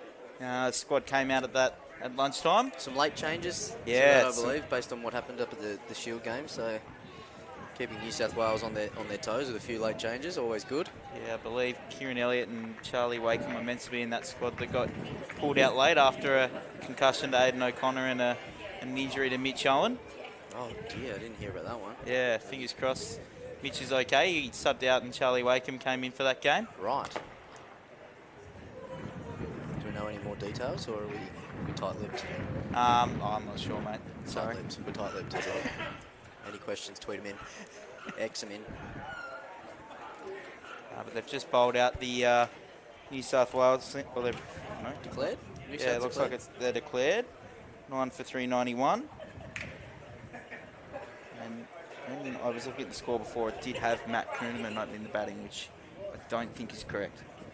No, that could be correct. Really? Yeah, that is something that he would certainly certainly could happen. I've got a question here. Question for the comms. Are there any beers at Blunston? And that is not a question that I have an answer to, so I'm going to throw it to you. I think there's some people that want to come and sit on the hill and enjoy a... If you're meaning a Ninja, beverage. yeah, there could be some beers at Ninja. I don't know. Potentially, you might have to find this one out from the powers that be at Cricket Taz, but nothing stopping you from bringing in a backpack potentially. Again, Zach, that's territory I'm not getting involved in. Or bolt. I remember back in the day when I was a teenager and you'd see blokes bring a couch and sit it up on the hill during a Shield game. They'd bring a couch from home and set it up on the hill there and just take in the day's play. That's absolute living, isn't it? Yeah. There's not many grounds around the place that you could... Well, there actually is a few grounds that you could do that. In university, you could do it at Queenborough. KG5, you could go and sit on the hill and be 100 metres from the play. A shot. Freed the arms nicely there, didn't he? That's what Paddy Arm was looking for. He's looking for any form of width that he can throw his hands through. Loves to cut, loves to cover drive with any width. So staying in tight, nice and tight into that fourth stump line is crucial. But again, the same thing. If I was the Raiders, I'd be happy to see shots like that, and that's where I think the second slip can still be so crucial to trying to force wickets. Really get into this middle order of Kingborough as quickly as you possibly can.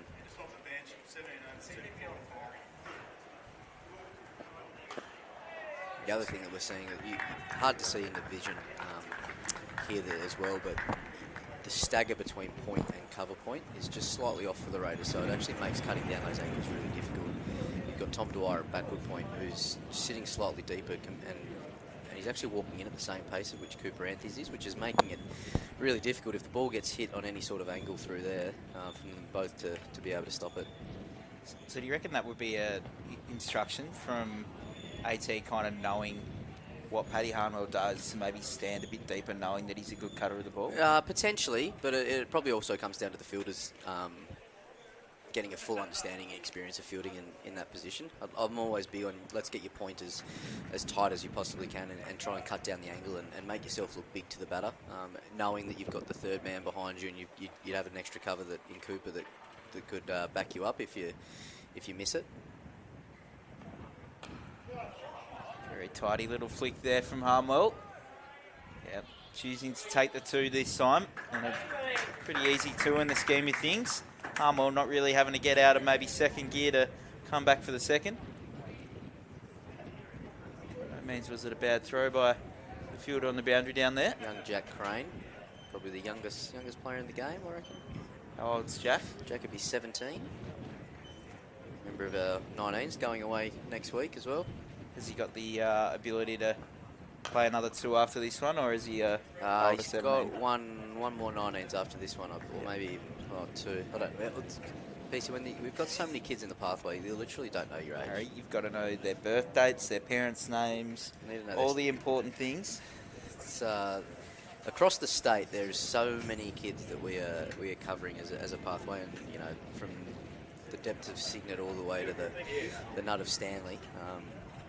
The whole team do such a great job in not missing any form of talent. You know, Greg Hector and Harry Allenby went up and ran a couple of games in Devonport during the week, and and I think there was a bit of a fear that it was going to be a bit of a show, but it was amazing, apparently. Yeah. Like the quality of cricket, the amount of kids that were running around, really put on a spectacle, and the feedback was that it was a great turnout. They had more kids than they thought they would, and that's all you can ask for. Like, let's just keep finding more and more Tasmanian cricketers that can come through our system and our pathway.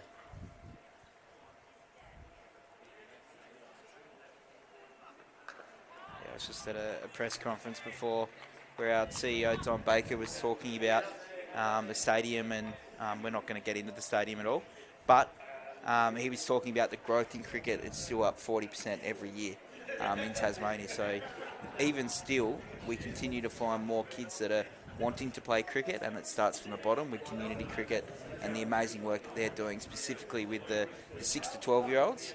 And I think the challenge kind of lies in that 12 to 18-year-old range, where if you're not in the pathways, how can we keep you playing cricket, right? Yeah, absolutely. It's what's your inspiration to keep playing, you know? Yeah. Is it because you want to play first grade for your local club? Is it because you want to play on Ninja Stadium in a CTPL game?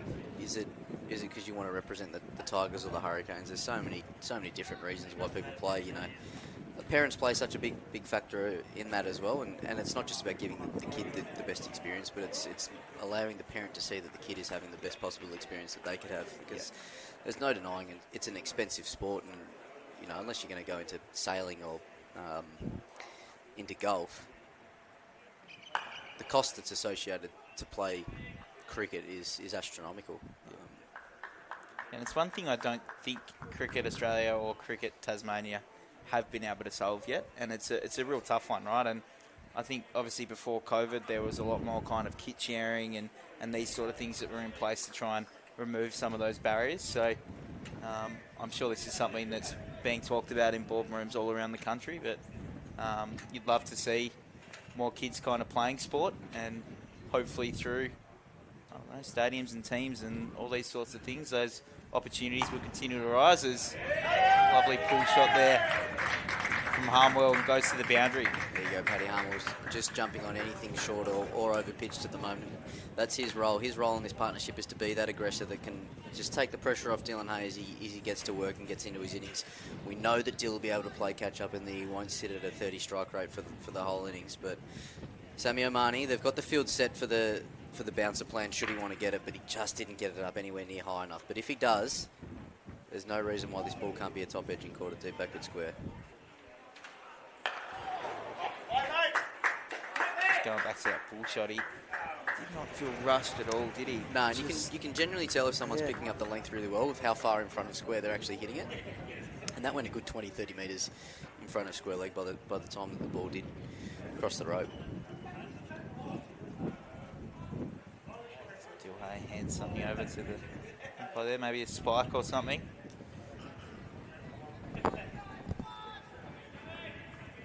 The Raiders opting for a tight offside field here.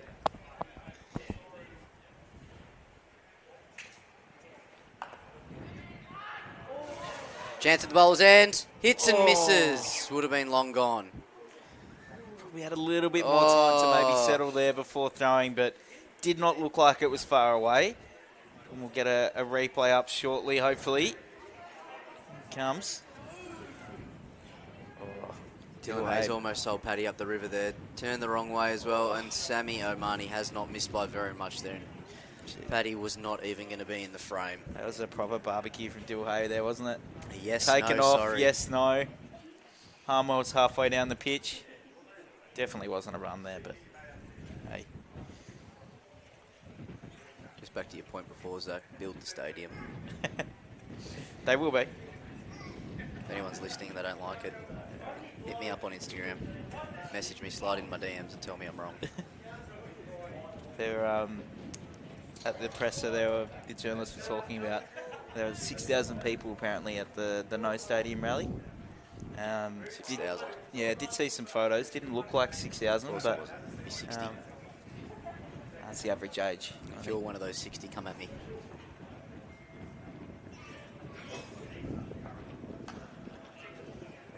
Yeah, Chapman just doesn't miss the top of those stumps. Yeah.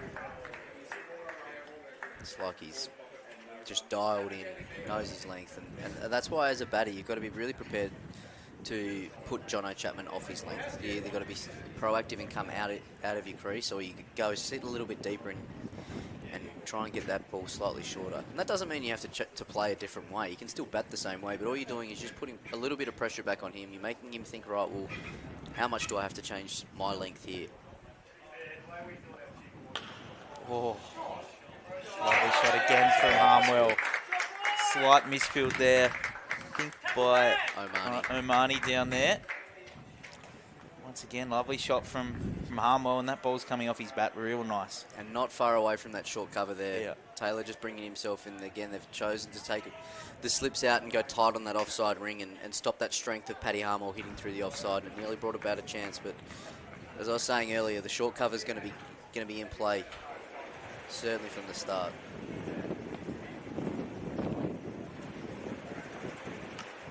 Just chipped up there. And I can't keep taking my eyes off those three fielders on the offside when you're talking about it before. So now you've got your point, extra cover and cover all in a straight line. All in a straight line. Yeah. So it actually defeats the purpose in a way of what they're trying to do. This is where you've got the short cover, so you actually want Dwyer there at backward point. He can come a little bit finer. He can crunch a little bit more, and he can get a little bit tighter to the bat.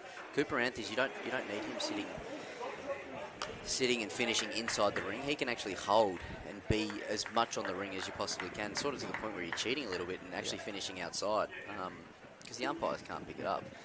And then where Ollie Wood finishes off as the third man in that little half circle, that's where your depth with your short cover comes into it completely. But yeah, you're all fielding for a different reason and trying to stop a different ball. I mean, if a player can hit a ball through that gap right, good on him. 100%. And that's where you stay fair play. And part of the reason why you do that is actually trying to get the batter to start to force the ball down to third man, premeditate that he's going to try and glide it there, or he thinks anything that's outside off, then I've got to throw my hands even harder at it to get through the field or over the field. Or the third one is they're trying to get across the offside and pick you up through the leg side, which is they're all three are big wins for the Raiders. Straight to that short cover there. So the Raiders just opting here let's just build as much pressure as we can for as long as we can, and we'll force a wicket that way instead of opting to chase wickets and try and bowl them out. Yeah, there definitely wasn't any edges or anything like that, and the slips weren't really in play at all there. And the movement from Chapman's little away swing is probably hasn't quite been there since that first over with the brand new ball. So who's the key here for this Greater Nolan bowling attack here, Harry? I think it will still be Jono. I think he's gonna end up bowling 3 spells throughout the innings, I would have thought. And as their premier number 1 bowler, the way that he can control the scoreboard will be integral. I know Ollie Wood's had some good spells through the middle. I think he's the bowler that batters probably try to attack and go after a little bit more, which actually plays into his favour. Your batters end up playing higher risk cricket against someone like that, and Ollie always looking to bring stumps into play and challenge forward defence. Not as quick as the others, so you have to sort of force the pace on it as well. Marnie. Yeah, nice bit of angle across the batter there. A bit of Dirk Nannis about him. Don't know if that's Minus just 37 kilometres an hour. And a lot of aggression. Yeah. I don't know, maybe I've just looked at him and gone left hand. Is Sam happier with that more than Dirk's angry at that?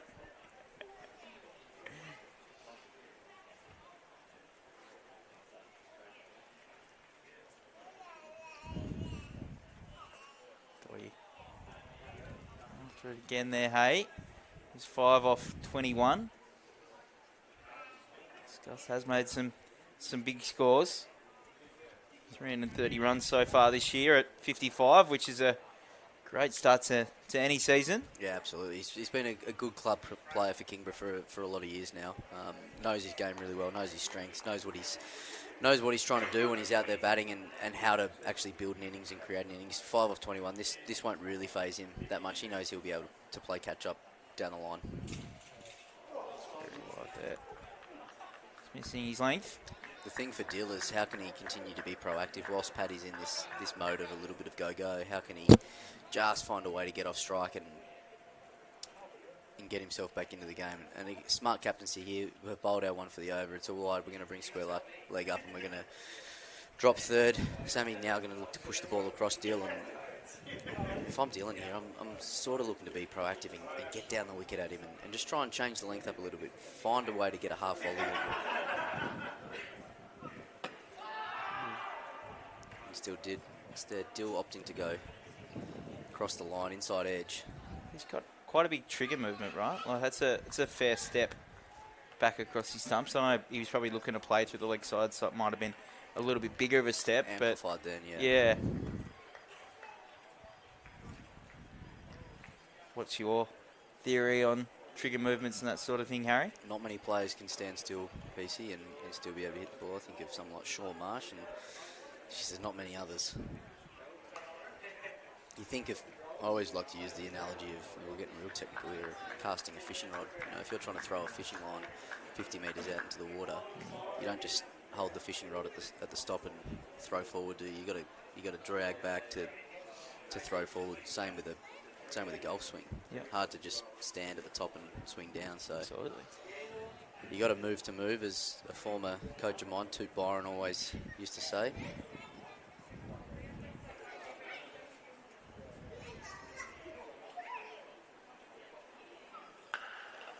Hey, just beat him mid on there. That one looks like it might run away to the boundary there. Good chase by Ben Hahn there at Lockie Clark's. Teasing chase in the end. But that's what Dylan Hay needed to do. He needed to break the shackles for himself and just to get some energy into his innings and to get to 9 off 24. Another big ball coming up. Is Dill going to try and go again, or is he going to be happy with his 4 off and just find a way to take a single? The rate is only at 5.5, so the last thing the Knights want to do is let that creep up at anywhere near 6 at any stage throughout this run chase.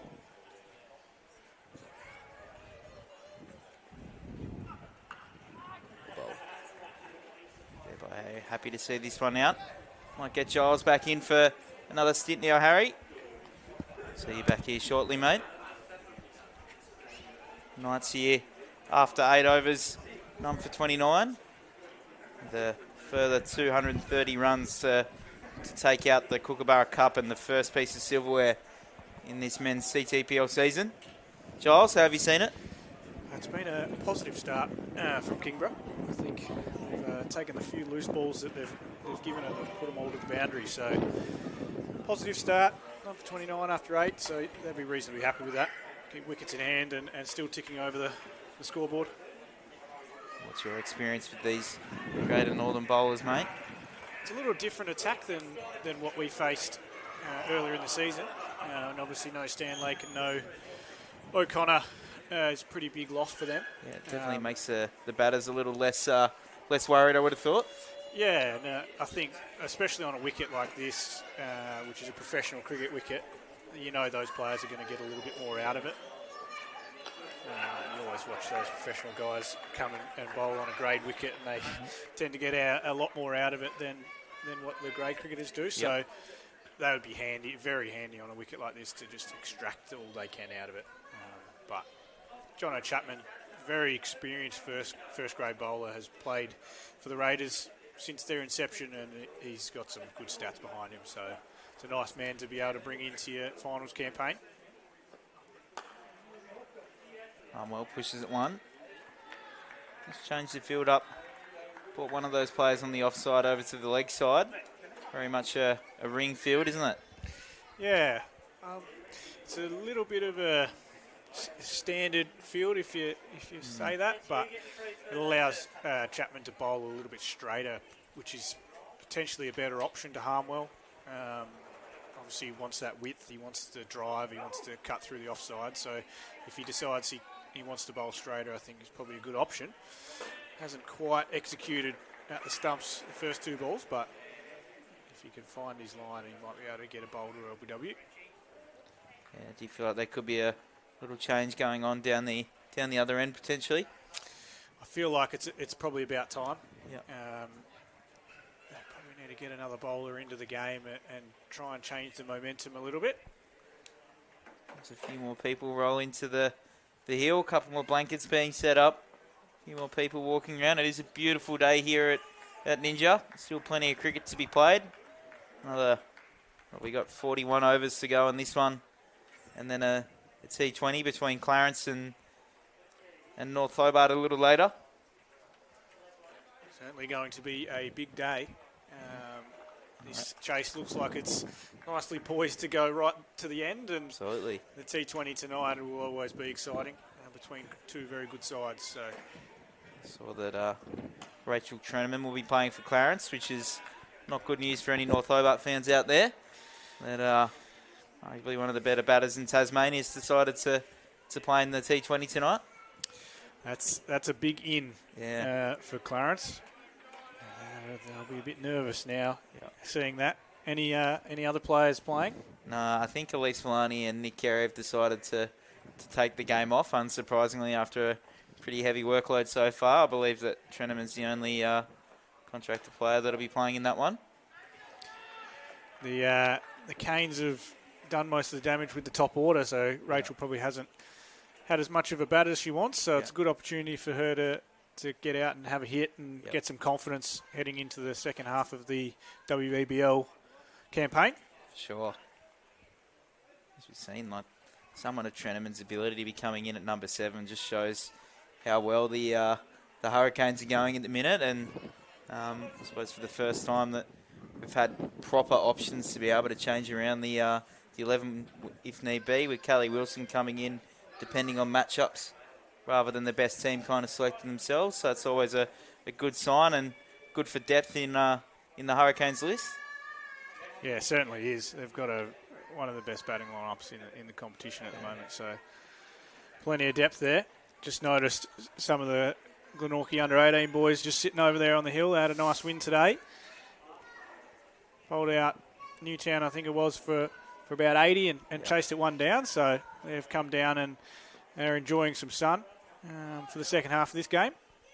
Yeah, I was out there, out at KG5. Some good young cricketers in the Glenorchy pipeline, Giles. Yeah, it certainly is. We've got 5 or 6 that are in Harry's pathway system, which is exciting, and they're all starting to play significant grade cricket, which is always a big step in their development. I think as a young player, you can always come through your junior ranks and be a top player, but the ability to go up into men's cricket and start scoring runs and taking wickets is important. Yeah, I always think it's important for players of that age too to kind of earn their spot in that first grade team, and always it can be good to kind of give them that exposure, but you want to see them either taking wickets and runs and then being able to contribute to that team. Yeah, I think for us over the last couple of years, opportunity is the first thing that they've been getting. But this year we're looking with a lot more competitive squad of 14 or 15 guys that can play in the first grade 11. Everyone's kind of having to earn their spots a little bit more, and it's actually bringing the best out of these pathway kids. They're settling into their first grade roles well and contributing to the team performance, which is awesome. And some guys are floating in and out of second grade and third grade doing the same thing, which is fantastic for our club to have a good stock of young cricketers for the next 10, 15 years. Yep. Seeing Lockie Clark getting into his work now. H just clearing the front leg there and looking to push that one through the leg side. I'm liking the pace of Lockie Clark. Seems to be bowling a little bit quicker than Omani and Chapman. He's got a beautiful action, Lockie. He gets all of his body through the crease. It's a nice bowler to watch. He's got a bit more zip than you think when you get out there as well and face him. So he'll have a bit more than Omani did, and hopefully can get through the defences of one of these two batsmen. Hey. Just finding the extra cover there. Lovely bit of zinc on the nose too. As a fair-skinned ginger, I'm also a zinc operator on the cricket field, Giles. Yeah, no zinc for me. I'm a big lather of sunscreen and consistent for me. I'm pretty pale myself. Yeah. Get burnt quite comfortably and quite easily. So consistent application, always important. Yeah. Hay just moving around the crease a little bit more now. Feeling a bit stiff that one wasn't called a wide, but as we were kind of speaking about before, that trigger movement definitely coming back across, and maybe if he had stayed where he was at the start, it might have been called a wide. Yeah, it's an interesting interpretation of the rule now around when the batter moves. It's tough for the umpires. Like, it's a moving goalpost basically. Like, you got to judge whether the batter moved before the bowlers released the ball, and then you got to judge where it went past the batter, and it's not an easy job to judge those. You can see with any sport, right, how interpretations of rules change, and all of a sudden an umpire's really focusing on one thing, and it's an incredibly tough job with so many moving parts going on as an umpire, right? I know, like, if I was to ever umpire, I'd struggle to focus on the no balls and then still focusing on everything else that's happening in the game. I don't know if you've done much of it, Giles, but it was funny. We went on a cricket tour while I was in the UK, and I umpired one of the games. Yeah. And it wasn't the most competitive of cricket games. Everyone was there enjoying it, but geez, I couldn't even concentrate for 20 overs. It's hard work. Yeah. If you're listening, Darren, you're doing a great job, mate. Keep those match officials going well. It was great to see Noga get his first Test debut in Bangladesh a couple of weeks ago, and great for young umpires to aspire to see that someone local to Tasmania is getting those opportunities on the big stage. Yeah, it's exciting for young umpires in Tasmania that there's a pathway all the way through to... Oh, as he's taken the edge by the look of that.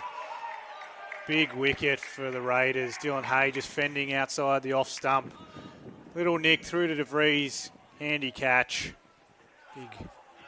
It's Ben Hahn. Ben Hahn. The Examiner's breakthrough. Examiner's sports writer. I'm sure you have an article written about that one tomorrow, how he's changed the game coming on and taking the wicket of the skipper. It's an interesting shot from Dylan. He's quite strong through that third man area where he likes to get off strike by just tapping the ball on top of the head. He struggled to get away there, 11 off 31. They built some good pressure on him, and he's just fielded it one just outside off stump and unfortunately taken the edge. But in comes big Zachy Curtin.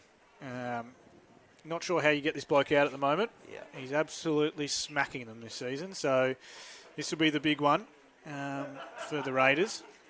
461 runs at 115 in the one-day format. Fresh off an announcement as part of the Tasmanian Tigers program, receiving a 2-year rookie contract.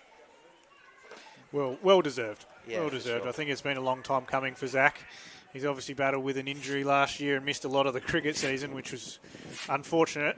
But I think everyone in Tasmania knew that it was bound to happen eventually. Yeah. And just to see him come out this season and show the form that he's in just kind of justifies what everyone thought of him throughout his young career.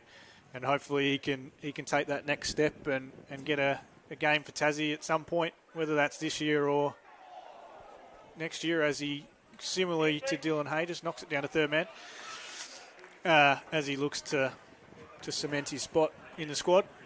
Yeah, it's a really classy player, right? Played in the Aussie 19s last year in India just before I think it might have been an elbow injury that kept him out for the front half of the season. So as we kind of discussed before, played during the winter.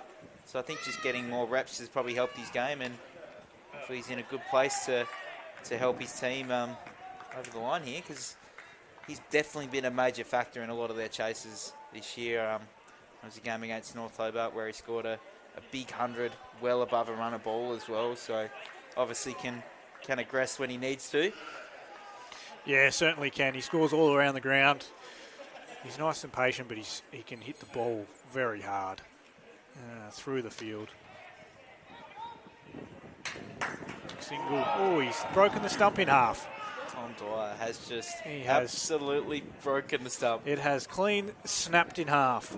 That is impressive.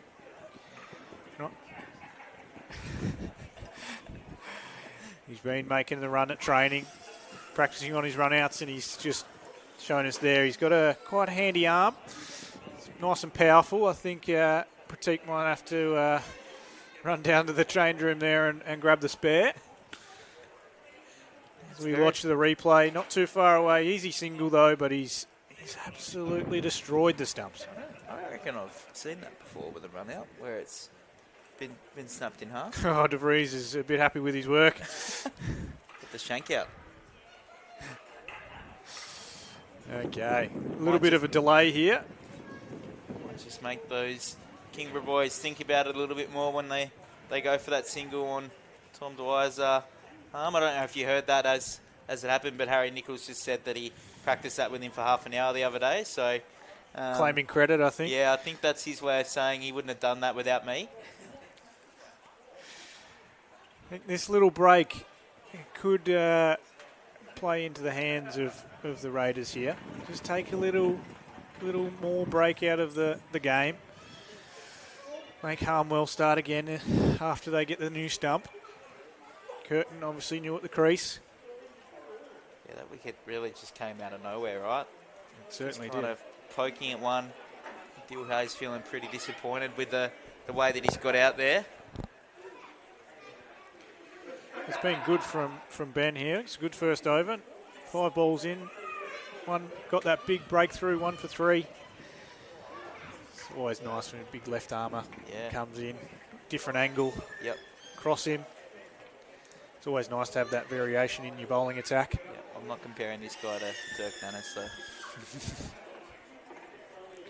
Reckon? 40 kilometres out of there.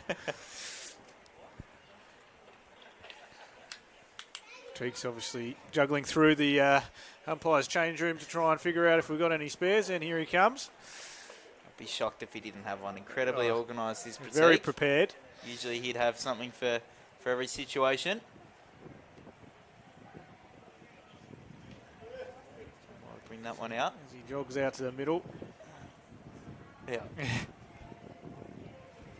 I wonder if Tom Dwyer now gets to keep that stump as a little memento, maybe. Put it in the kit bag. Yep.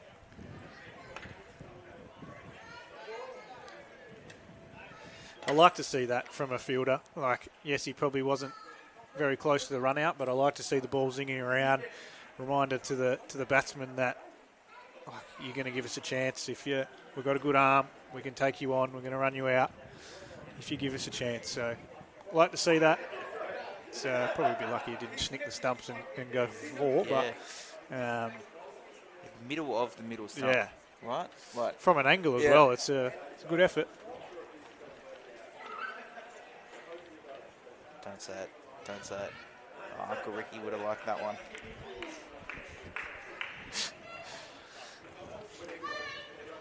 There's Ben Mahan. Sure, punter's just listening in today. Well, After he's got the day off, so 3 days off now. He's got the day off the comm box, so may as well listen in. Yeah. Send us a message if you're listening, Ricky. Is he going for a chat with his bowler here? Taking the cap. If they can get another wicket here, they can pile the pressure right on. You wonder with that extra pace of Lockie Clark, they still persist with maybe a couple more short balls. We haven't seen many this game. I think Kingborough only really bowled 1, and it was pretty early on. There's big boundaries out there, square of the wicket. I think it's worth a chance. Leg side there by Harmwell for a single. So Zach Curtin, is he likely to be able to go pretty well from first ball, or is he going to take a little bit of time here to get going? Obviously, knowing the equation's not anywhere out of reach at this point, still only needing 5.8 and over. I don't think he'll come out and do anything outrageous from the start. Hits the ball hard along the ground from ball 1. He'll rotate the strike quite well. Gives himself some time to get into his innings, and then he can always catch up. He strikes the ball so clean that he'll probably try and go run a ball throughout the whole innings anyway. And he's going to start with a 4 from this end. His line there, flicked away for a boundary. He's gone. Thank you very much. Yeah, nice generous gift from Clark there early in your innings, just on the outside leg stump, flick away down the fine leg. Nice hands there. Don't want to let him get away too fast. Try and dry him up as much as possible in the first 20 balls.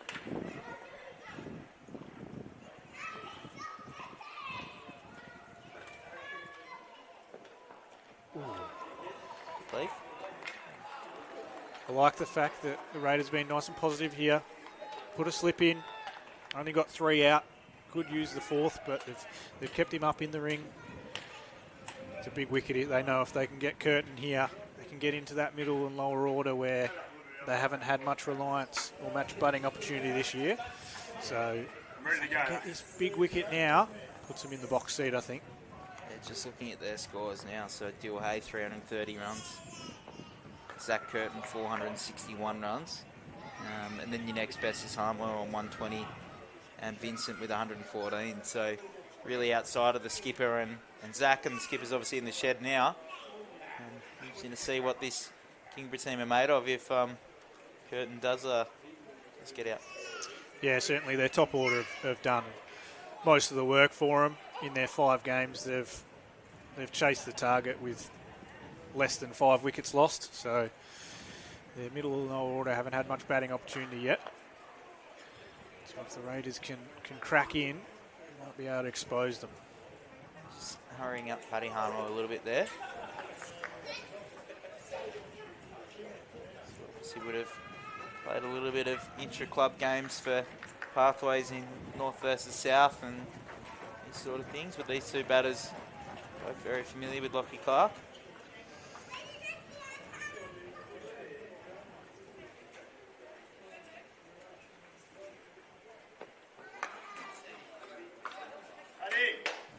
Pretty easy single there. It's a nice strike rotation from Paddy. I think he's assessing the situation, losing a wicket, and he's realised that he just needs to pull it back in and rotate the strike with Zach for a few overs. I think they know with Clark too that there's likely going to be some opportunities to score, and bowlers sometimes can be a little bit wayward. Yeah, I think their bowling attack will give you a few opportunities to score, and if they can be patient enough, they will have the opportunity to get the runs. It's just whether they can be patient enough not to lose wickets in the process. Quick around the grounds. Matt Kerneman's 19 not out, opening the batting with Caleb Jewell at Cricket Central in Sydney. Tasmania a none for 49. Love to see that. Love to see the spin bowler putting a hand up going, oh, it's not that hard, lads. Yep. I can go up the top of the order. Yeah. Just love it. Love a word. Nathan Lyon was potentially going to open the batting yesterday. I think they made the right decision in the end. Yep. But just the spinners putting the hands up, mate. Doing the hard work. I'd heard from the Tigers batting coach Mike Smith that Matt Kerneman now considers himself an all-rounder after getting a 50 in Queensland in the at the start of the season. Yeah, I think he's earning those that quality. He showed some signs. Yeah, for sure. Imagine if he goes out against 100. Yep. Yeah, for him. Can't move him down the order again. He's stuck.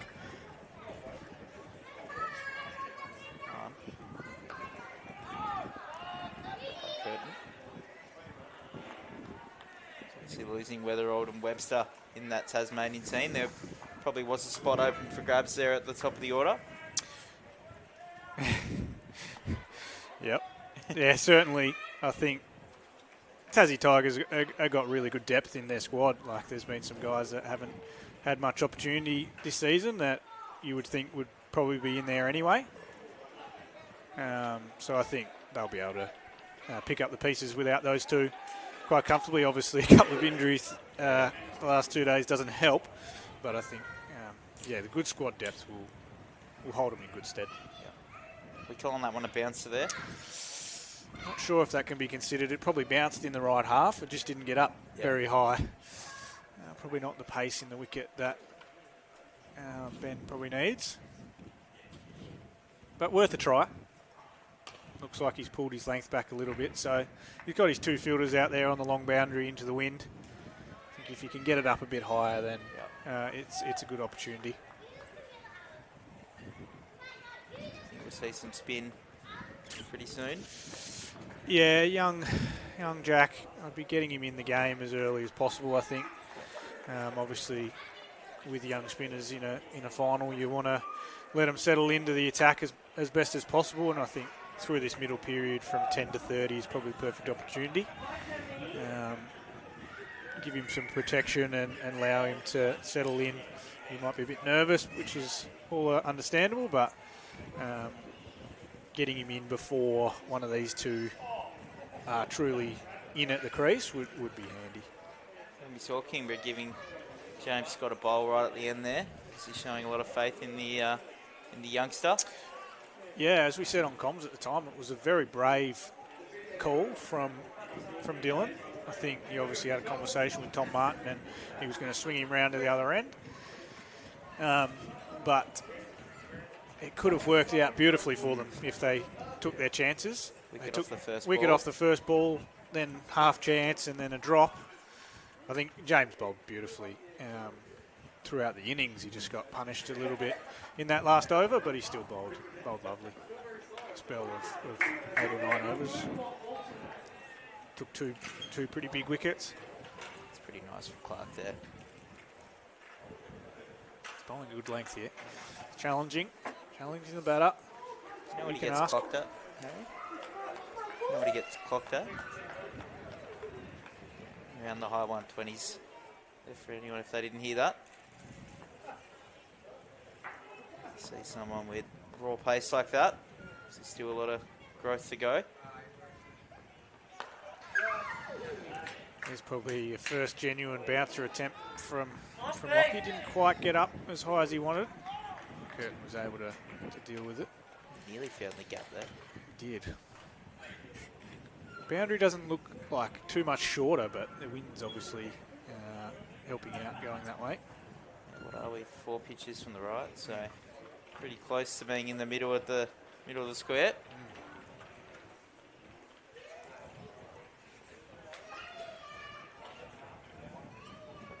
There it is. There we go. And maybe that's why they're not bowling bounces. Yeah. Because it gets the treatment. 6 runs.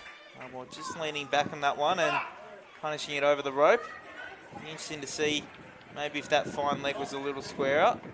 Potentially there could have been a little catch on the boundary there. He's managed to pick the gap nicely. I don't mind that from Clark.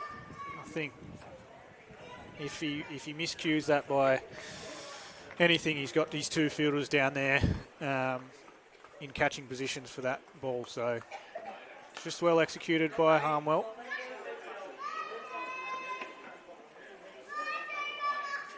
Harmwell now 30 off 39. Played some beautiful shots so far. Putting that 4th fielder on the boundary for the last couple of balls of the over.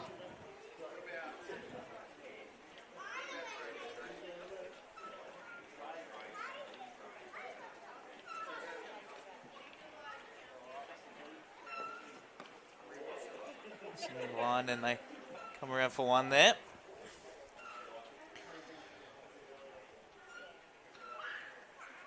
You bowled much to Paddy Harmwell? Yeah, we played him earlier in the year in the one-day stuff, and they chased. We made 240 maybe. Yeah. They chased it 1 down. Him and Dylan Hay batted superbly, to be honest. Just hit the ball really well through that cover region, and like we've seen today. It did. The one thing I would say, he did look to struggle against spin, so it might be an option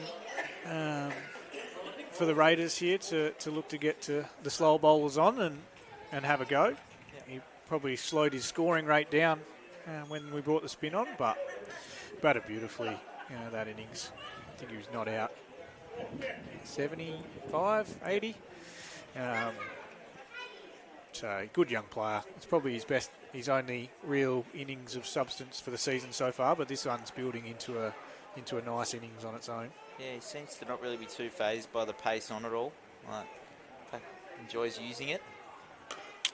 Yeah, he looks to be proactive against the pace and try and score through that offside. And then obviously that short ball he got, he pounced on it pretty quickly.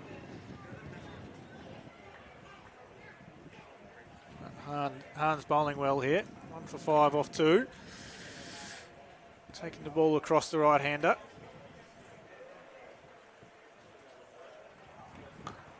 Straying onto the leg side. Well rotated into that leg side. Deep fielder. So we were talking before about going over to the UK and playing cricket, Giles. You've been over there the last 2 Australian winters. But you went back to the same club as last time? Yeah, so that was actually my third season. First year in Newcastle, and then 2 years in York. I can't speak any more highly of the experience.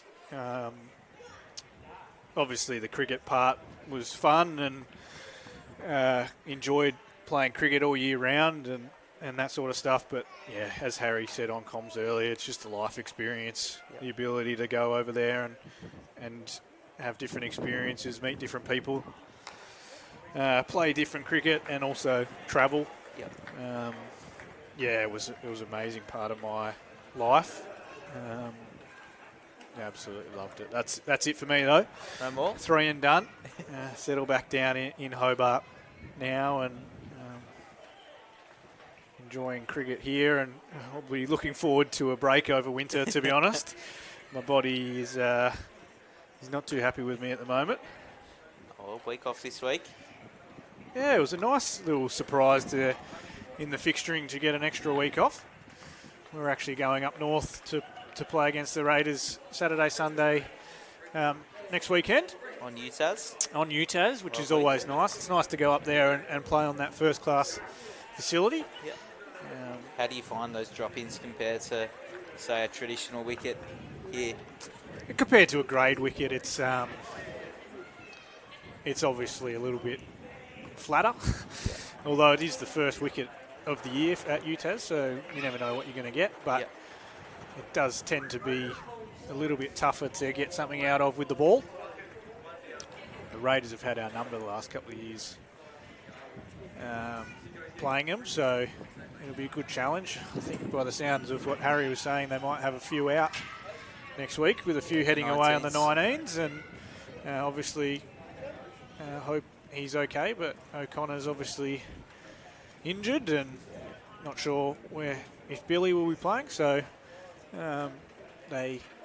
we had obviously mentioned earlier, we had the draw against them with the rain, but they were definitely in the box seat that game, so it'll be nice to get up there and try and get some confidence back against them. Yeah, I've seen that a few of the Raiders games this year has been on a Sunday instead of a Saturday. Do you know the thinking behind that? Obviously, it's giving the Raiders players an opportunity to kind of play for their home clubs up north, which is always good. Yeah, I think a little bit to do with ground availability early in the year, especially down south. It's due to footy, it's tough to get on the turf venues the first few weeks of October, so we can be a bit tight. So they often play Sundays, and then because they obviously live up in the north, the Thursday games, because we played on show day, and a few Thursday night T20s coming up, they don't tend to play on Thursdays because it's a bit unrealistic to ask them to travel down, or someone to travel up, I guess. Yeah. So they get a few more Sunday games, but it's not a bad thing for them, as you said. They get to play for their local clubs up north, and I'm sure the clubs up there really value their experiences and bolster their teams. So not long now till the T20 games. Is that something you usually look forward to, or do you prefer the longer form? From a bowling perspective, I prefer the shorter format. I'm not the massive turner of the ball, as most people would know, so it's nice when people try and score off you. From a batting perspective, I prefer the longer format. So I'll just slide down the order in the T20s and try and avoid batting as much as possible. No, but it's good fun. Especially I like the Saturdays where we play 2 games. Yep. It's a nice theatre and a nice atmosphere with 3 teams at one ground, Yep. and Agreed. you can get some attention around the home grounds for the teams. Yeah, it's something that I've enjoyed that Crickets has done more, rather than just having, especially in the lower grades, rather than just having the 2 T20s now, making it into a little competition there. Puts a little bit more value on those games, and same as the first grade, where you'll have 3 games at a venue for the day. Yeah, it just makes a bit more excitement, a bit more interesting for the day, rather than just going and playing 1 T20. So, yeah, it's an exciting period. It's still not quite getting all the way up. Just going down leg side there. Yeah, a lot of effort put into that ball. So it's just looking a little bit maybe dead in the middle of the pitch. It's just not quite getting up as quick as they would like. Yeah, we're in the red ball period of November at the moment for first grade. It's been interesting so far. Yep. Competition looks nice and competitive. Yeah, across the board, it feels like that there's teams that are winning every week. And we saw North Hobart haven't really won many games, and they made 380 yesterday. Plenty of teams around the traps. The competitiveness of any team can kind of beat another team on a day, which is exactly what you want from a competition point of view. Yeah, it certainly is. I think, obviously, when the state players are around, it changes it up, but I think the competitiveness of it's a nice pace, that, of the competition when they're not around is positive. I think there's been so many runs this year. Yeah. It's been a batter's paradise at the moment, which is strange for October in Hobart. Yep. But there's been lots and lots of hundreds, blokes making big scores, which is good for cricket. Yeah. Bowlers need to have a rethink, I think, and figure out how to take some poles. You can say that as a bowler, Giles. I can. Yeah. I've taken bugger all. Feel like I'm bowling all right, and can't get a wicket at the moment, which is all right. Awesome. So they've slowed right down here. Yeah. For 56 off 16. That run rate now over 6, or at 6. Yeah, it's creeping up there. I won't want to let it get it too much higher than that. I think they know they can catch up. It's just when they elect to do that. Seeing some crowd shots. Just going to see when the women's team start to arrive. Game at 6:30 tonight. Still a few hours away. Why the hell wouldn't you want to be sitting on that hill? It's looking pretty inviting. Ben Hunt continues his spell here into his 4th over. Decent looking Kingborough contingent down there too. A couple of travelling fans for Greater Northern as well. Yeah, there's a few people sneaking in and out throughout the day. A few people sitting up on the hill. Sun's still out, so it's quite pleasant down here. Some wonderful Wilson Homes signage all around the place. So I do like that, the blue with the Aurora Energy there. I think that looks really clean. It does, doesn't it? Just looking at that Ninja Stadium sign, and I am wondering how the hell Tim David managed to clear it. That is a big hit. And it was flat. Yeah. Yeah, that was a good night, actually. I came down and watched that game. A bit cold. Yeah. Tim was speaking after the game that I bet Ninja were happy that managed to get their signage up there, considering it had to be called Belrive Oval for any Australian games. So you meant to have a clean venue, so you can't call it by the sponsor's name. So I'm sure Ninja were happy with that little additive of Tim hitting the ball all the way up there. Yeah, they did get a bit, didn't they? Certainly a lot of signage around it. When we brought them on as a sponsor last year for the first time, we had this really big unveiling of the sign.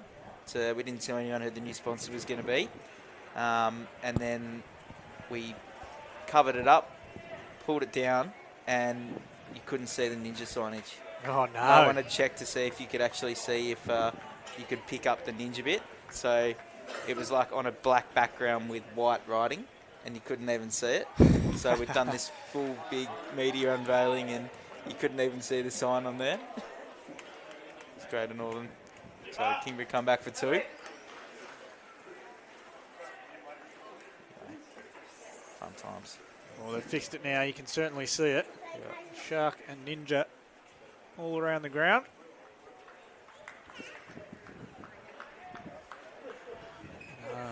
It's a good spell, this one. Yeah. How many overs he'll get out of it? He's got 1 for 11 off 3.5. Nice shot. Good fielding. Seems to be bowling at a Dwyer down there. Another good fielding effort there. bowling at a pretty tough length, just to try and hard to get that away. Looks like we're going to have first drinks break. We might take a quick drink ourselves, and we'll be back shortly.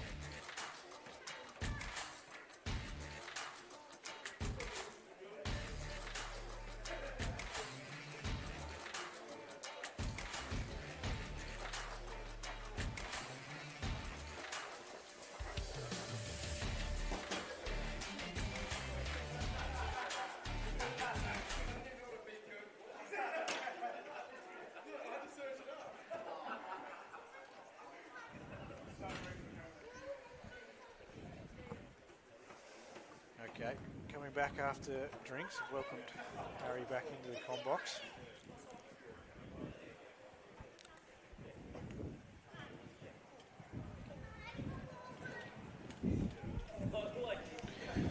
Looks like Clark's going to continue from from this end.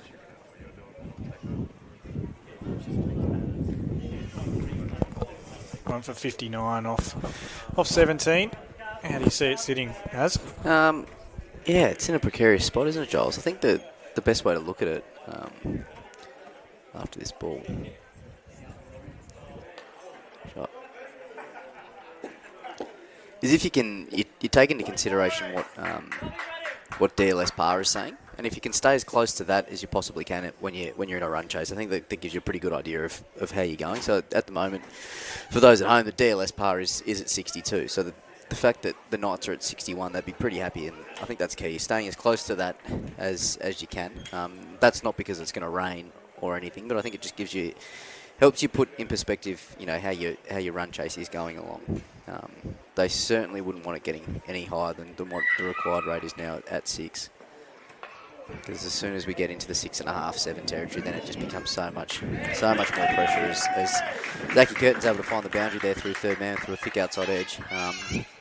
And that's the way you got to play. You have to be able to be prepared to hit the ball hard into the gaps and towards the outfield, which we spoke about in the first innings that we probably didn't see a lot of from the Raiders. It was all that drop and run. Because that's the benefit that can happen. You try and throw your hands at something that's a little bit wide, or you try and hit it hard out to the sweepers, and you actually end up nicking it. It goes for 4 because you've actually created a bit of pace on it. But I actually thought Lockie Clark's bowled pretty well. This is the best I've seen him bowl so far this year. Yeah, I thought he's challenged the bat. I like the fact that they went to that short ball for an over or two, just for something different. I think we haven't seen much of it today. It didn't work in terms of a wicket, but at least it gave him something to think about. Yeah, absolutely. All it was going to take for a high top edge, and all of a sudden it's plan A that's worked. But what he's been able to do is he's been able to bash a hard length, so to speak, and really force the players to try and hit him off that length. And he hasn't really given much of the stumps away, which is also pretty crucial when you're bowling in white ball cricket.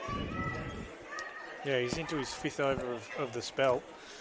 Would you look to give him one more, potentially? Oh, potentially. I mean, you got to try and get Crane into the game as soon as you can. I think the last thing you want is to be trying to bowl him when these two are fully set. I mean, they're going pretty well now, and the last thing you want is to wait until there's only 120 runs left to play with before you get him into the game. And I don't think the Raiders would do that, but yeah, I think getting him into the game sooner rather than later is pretty crucial. The Raiders still have to think ultra positive. They still have to be thinking, let's take wickets, because wickets are going to help stem the flow as much as they possibly can. At the moment, they're probably opting for the more conservative, let's just build as much dot ball pressure as we can. Let's squeeze a little bit in the ring and force them to play shots that they're not wanting to. But as you see, you get a ball that goes for 4 and first ball's gone for 2, and all of a sudden we're already 8 off the over, and Kingborough haven't even taken a risk. Yeah, certainly. Taking the pressure off them for this over at least. Yeah, anyway. absolutely. Yeah. Allow Zach to just take that last ball. 1 for 67 off 18. I think it will be key. They don't look to be having any hesitation around spin, but any inclination around bringing spin on. But as you said, I'd be getting him in the game in the next 5 overs. Been impressed with Hahn.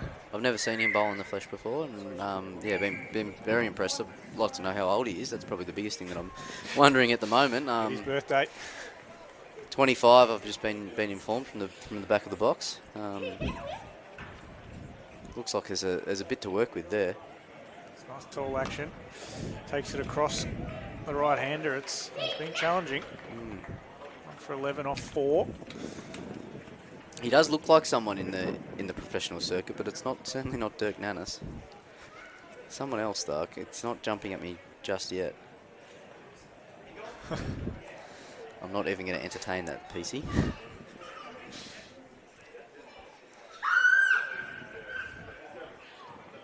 Shot. Well fielded. Nice fielding. Wells hit the brakes a little bit on his innings here.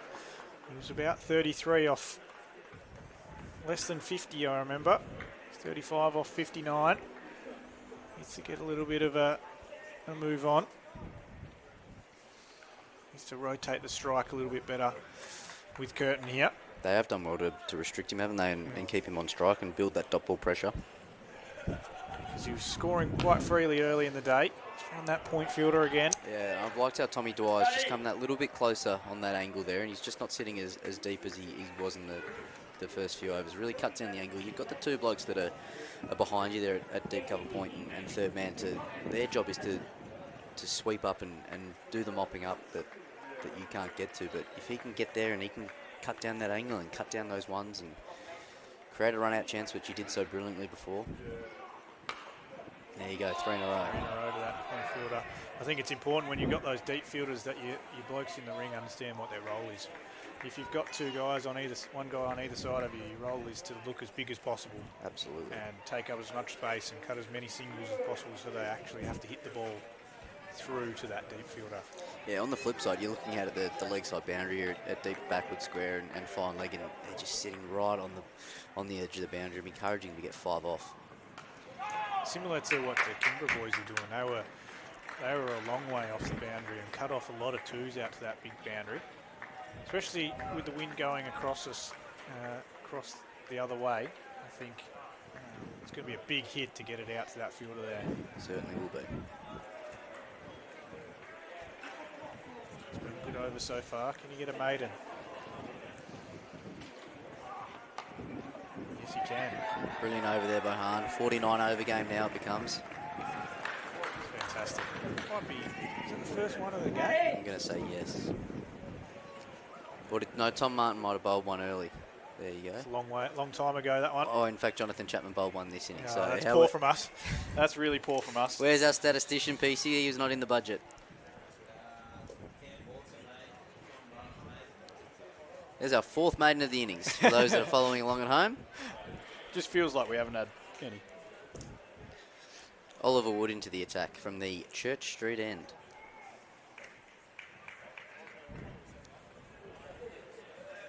I think this will be a bowler that later in the innings, if he bowls, Zach will look to attack. Maybe not at this point of the game. So it'll be interesting to see how he approaches it straight up. But Yeah, Zach will just try and keep playing really positive cricket. He won't feel under pressure from Paddy's slow strike rate at the moment. The only pressure that will be out there is Paddy putting on himself. Zach will know that he'll be able to find the boundary at ease when required. half shout there as it trickles down to a fine leg boundary. And go for 4. No bat involved. He does tend to crab a long way across in front of his stump, Zach, and has been out a couple of times LBW in the past with that sort of ball. And I said earlier on about Ollie Wood, he's stump to stump. He doesn't have that much pace, but so you end up having to create and force a lot of your own. It's just one of the benefits of keeping stumps in play. Certainly is. And again. A bit high, that one. Big shout. Might have caught him in the unwanted region. Oh dear. You know how people say that it's funny when it's not you?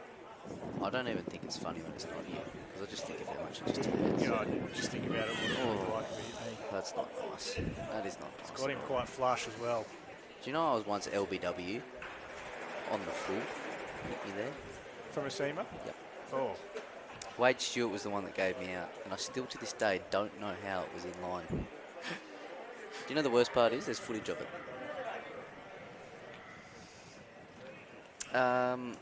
Well, it was back when Nathan Bester, who's somehow scoring this game, I'm not sure how that came about, considering his affiliation or lack thereof to both clubs, but it was when he used to do his, when he scored his own and filmed his own games for Lindisfarne? Yeah.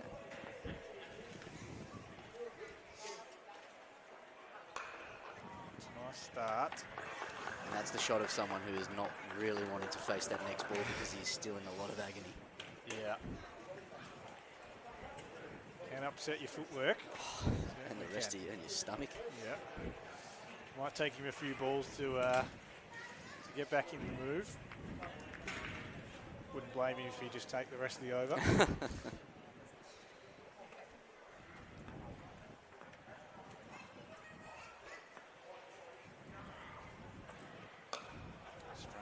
leg side again. Good enough to just clip it away.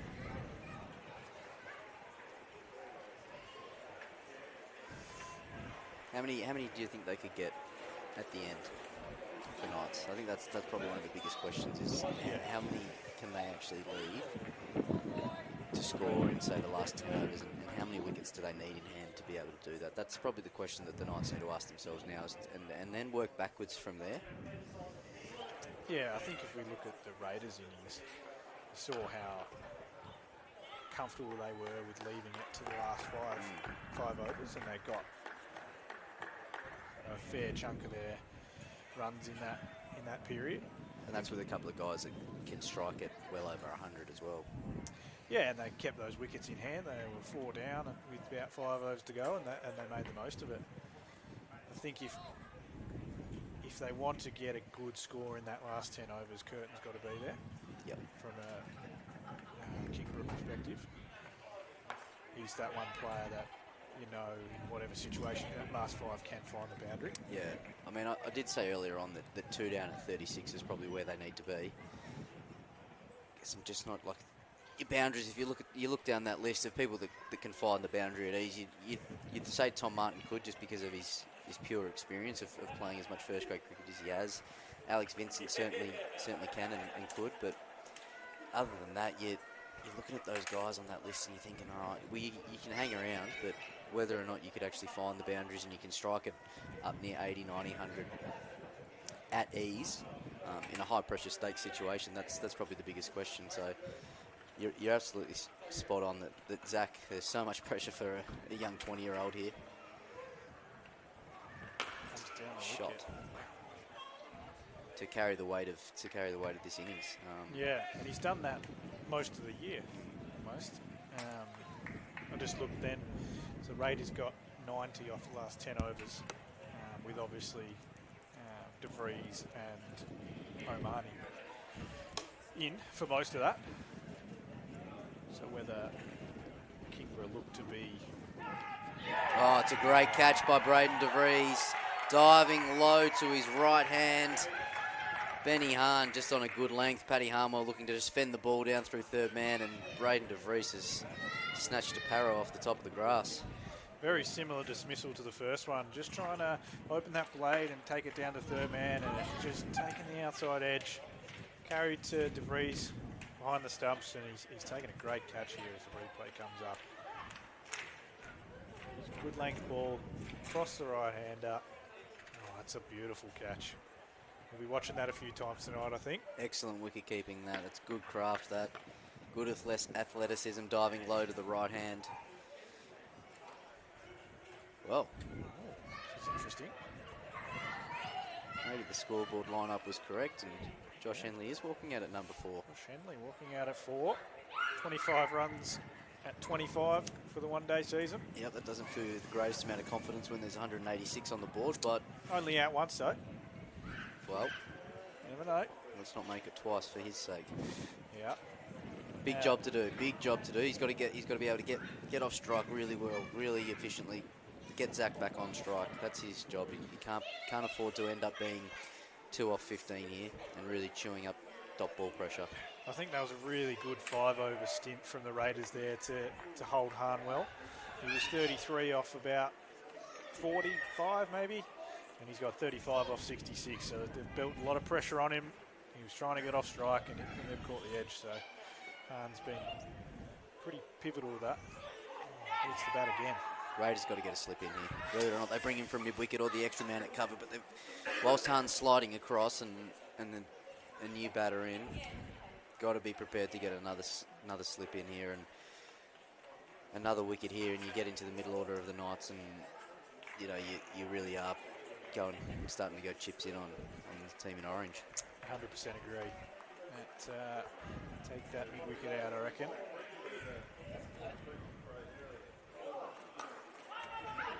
Bowled. He's got 2 for 12 off 5.4. It's been a very impressive spell, hasn't it? Yep, it's been the difference at the moment. He's put his hand up and he said, jump on my back. I'll get the big poles. And this is where you start, as the Raiders, that they play 2 games within the one game. The spread will the field will spread a little bit more to Henley at the end of the overs, so that they just try and keep him on strike and frustrate Curtin a little bit and refrain him from facing as many balls as he can. That's the difficulty when chasing, when you've got one key batter at the top of the order, is if you get a couple of wickets at the other end, you can really frustrate them by keeping them off strike, giving them singles, not letting them get any boundaries. You really feel like they just never get away.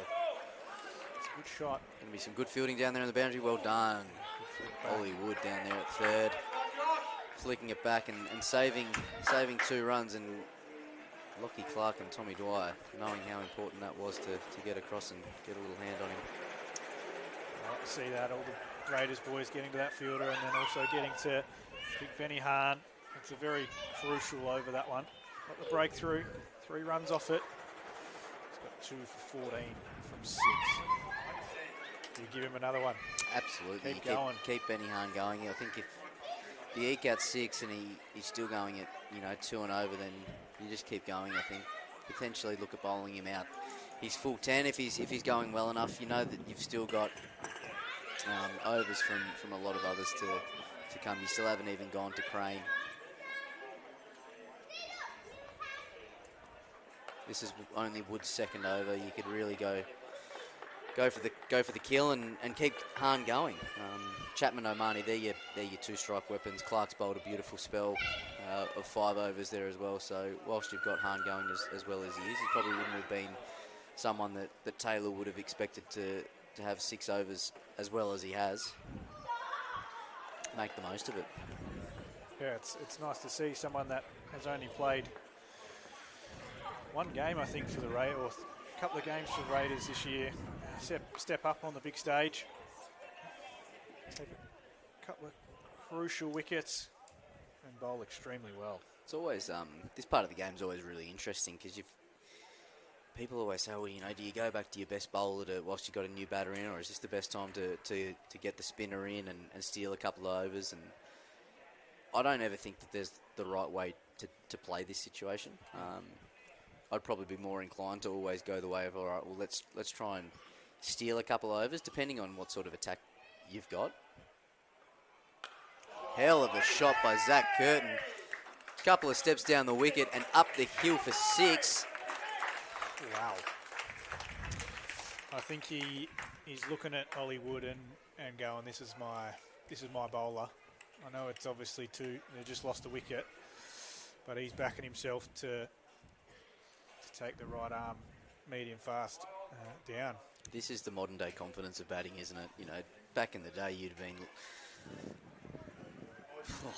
hell of a shot. Pick that up off a length. Your coaches back in the day after losing a wicket would have been absolutely fuming if you ran down and played a shot like that. But just a little shuffle down the wicket, made it into a good length ball, and he's taking it. Massive shout. Oh. Sam Burns has said no. I feel like it might be too high. DeVries and Wood really liked it. We're really happy with that. Can always tell when the batter tries to get out of the way really, really quickly, as Curtin did. But I think as we look on the Wilson Holmes replay, we might find that he's already out of his crease there. Full across. Oh, above the knee roll. Oh, gee. You look at it and you think, oh, could it be clipping the top of leg? I think I'm going to say umpire's call. Yeah. Too high when we look inside on. Good decision, Sam. Been a good comeback from Wood here. Just 7 off so far with that massive 6.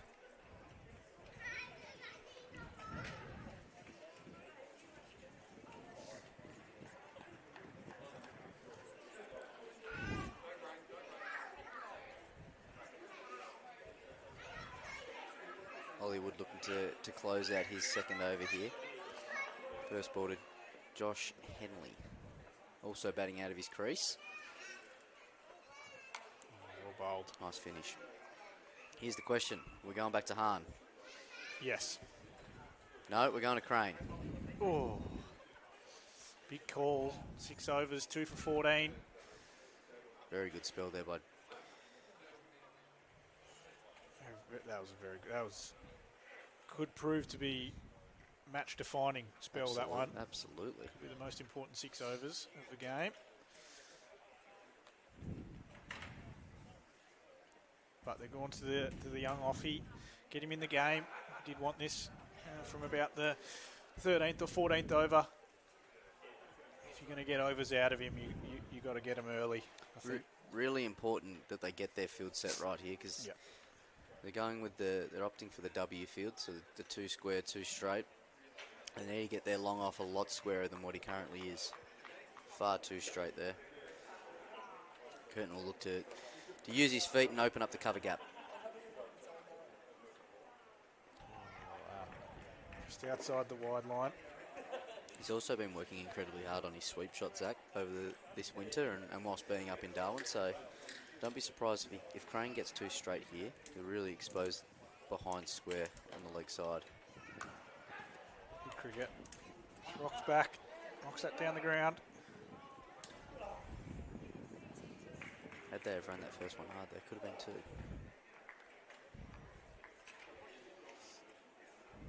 So, goes to Henley here. This is what I was saying before, Giles. We've got a new batter on. Why do we always think that we need long on and long off? Long off's got to come up here for mine. Massive pet hate of mine. If you can hit it over mid-off in your first 10 balls, good on you.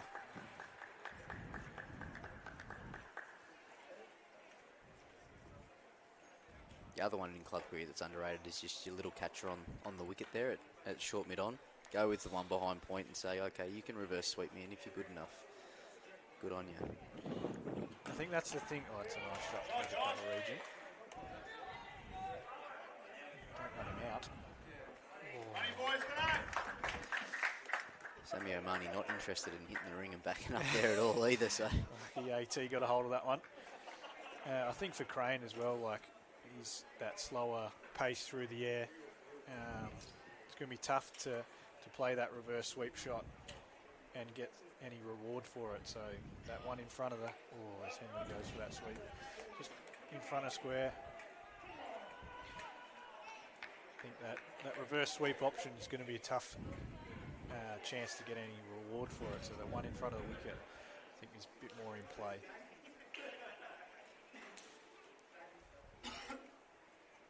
even if you opt to bring him over to square leg and you block up that gap, which what are they opting for here? A second mid wicket, just to try and put a little bit more pressure. Crane comes around the wicket. We can aim at middle and leg. We can keep the stumps in play. LBW is still an option. We can still beat both sides of the bats, and it just puts that little bit of doubt in Curtin's mind as to how do I actually hit the ball to long on or deep square right now.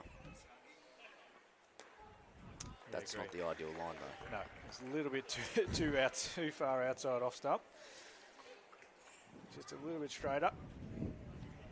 But yeah, this is where field manipulation can really come into play. If Curtin can back his ability and would like to reverse sweep, even just a paddle, play it a couple of times and then just put so much more pressure on the bowler and on Taylor as the captain to really get his field set in the correct spot. Nice start from young Crane. 5 off. Build some pressure. Right, Giles, I'm coming at you with a question here. Oh God, not again. All right, this is since you've been at the at Glenorchy in the CTPL, and you should know this because these are really integral people. Who got a Chairman's Merit Award in 2021-22 from the Glenorchy District Cricket Club?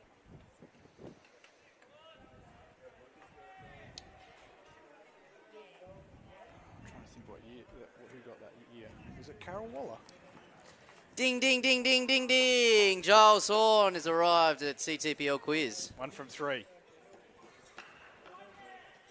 Well done, Giles. You're back. I'm back. Just had to be within your era of... Yeah. Apparently. Geez, you had to dive deep into your brain then to figure that out, didn't you? Yeah. I remember actually being at the medal as well that night. She got that. So that helped.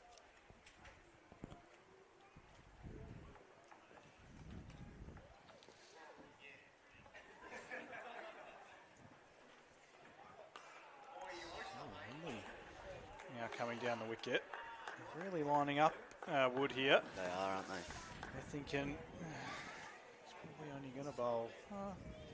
Him and Crane probably split the fifth bowler overs. Yeah, definitely now that Hahn's gone as well as he has, just gives you that extra option, doesn't it, to choose for Taylor which way does he want to build his last 10 overs. Yeah, certainly. If they can get on top of him, it puts a little bit more pressure on Taylor to bring back those strike bowlers.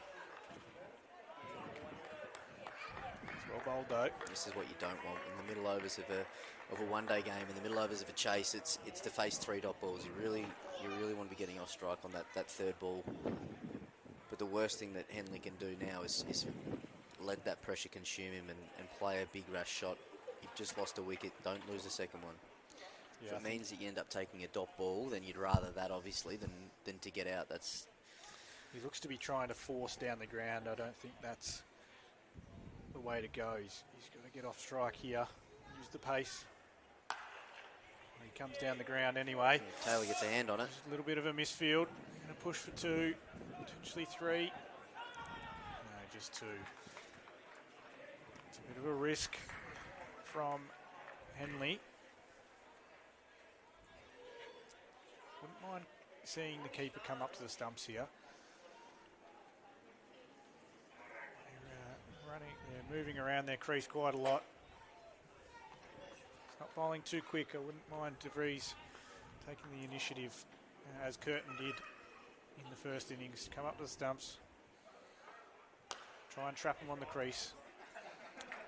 But I mean, that's the positive of what Josh Henley's been doing so far this over. He's been trying to use his feet to access down the ground, and that's forced the Raiders to make that change of dropping long on back to preserve the boundary going over their head, and then all of a sudden it's created an easy single down the ground, and that's the game within the game, isn't it? Do you back in the fact that I will do it a couple of times and hit it over my head, and if you do, I'm going to stay up and take the catch.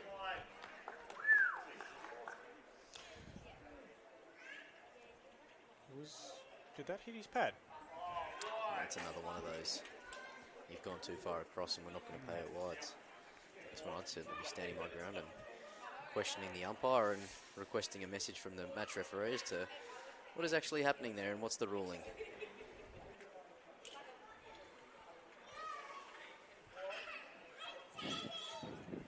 In a respectful way, of course. Always. Feel like I've built a bit of a rapport over the last 13 years with some of the local umpire advisors. That I can have those direct conversations and they can reply to me quite directly.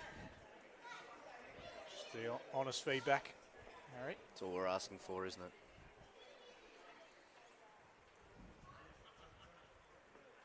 He's taken the risk, gone for the slog sweep. Fielder's underneath it.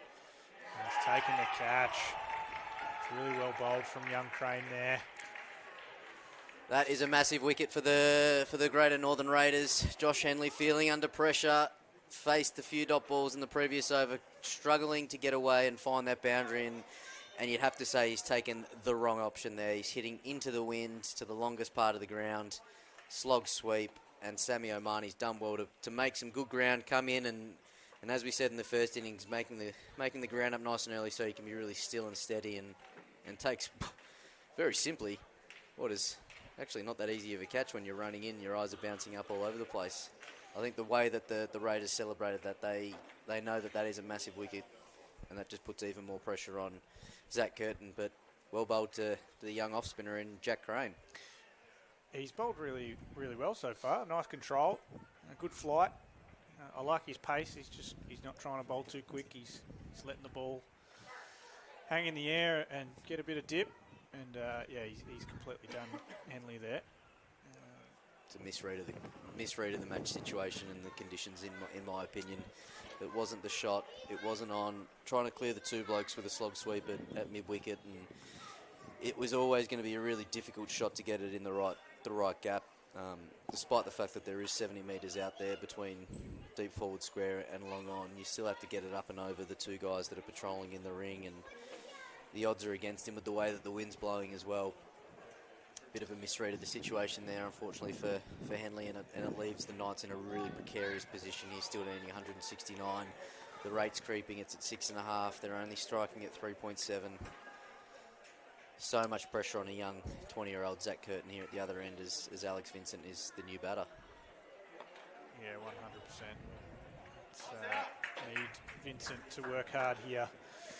Just in the next 5-10 overs to just rotate the strike and work with Zach, just so all the pressure's not on him. What you'll find is these middle overs, they disappear so quickly, and you look up at the scoreboard, you've put 15 runs on, but you've also lost 5 overs, and that's as quickly as it can happen. Little things like that. That's an easy one for Zach to hit down to long off or into the deep point gap, and that pressure that comes, all of a sudden you miss time and it goes to cover, and Anthony standing at cover's still quite deep there. There's almost a single in that offside, basically anywhere, and he's just managed to pick him out. And that's what happens when the pressure starts to build. You end up hitting the ball to places that you don't necessarily want to, and miss time, mis-execute, and that's a dot ball, and then there's another dot ball, and you defend one, good diving stop, there's all of a sudden 3-4 dot balls in an over, and all of a sudden the over's gone from you.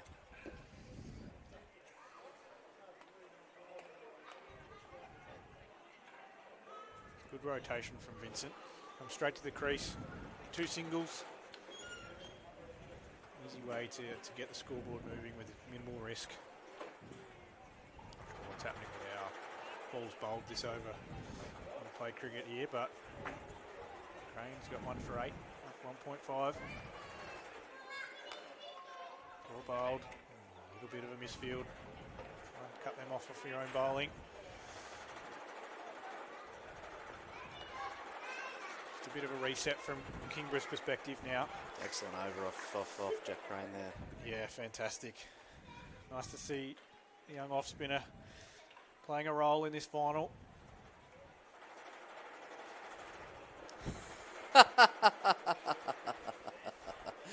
Oh, I've just had we've just had a question come in. Ask Harry Nichols about the ham and cheese roll story with Dan Marsh. Okay, what story are we referring to? Oh my lord! I like the fact that this has come through, and it's a Kingborough-related game. So we're playing international championships in Adelaide, right? And it's hot, and everyone's tired, and we're playing Queensland in a 2-day game, and it's day 1, and when you look back at the two sides that we're playing, there's been bloody 4 Test representatives out of that game. And anyway, Dan Marsh, who's fresh out of still playing, I think, at the time, captaining Tasmania. Oh no, that could prove costly.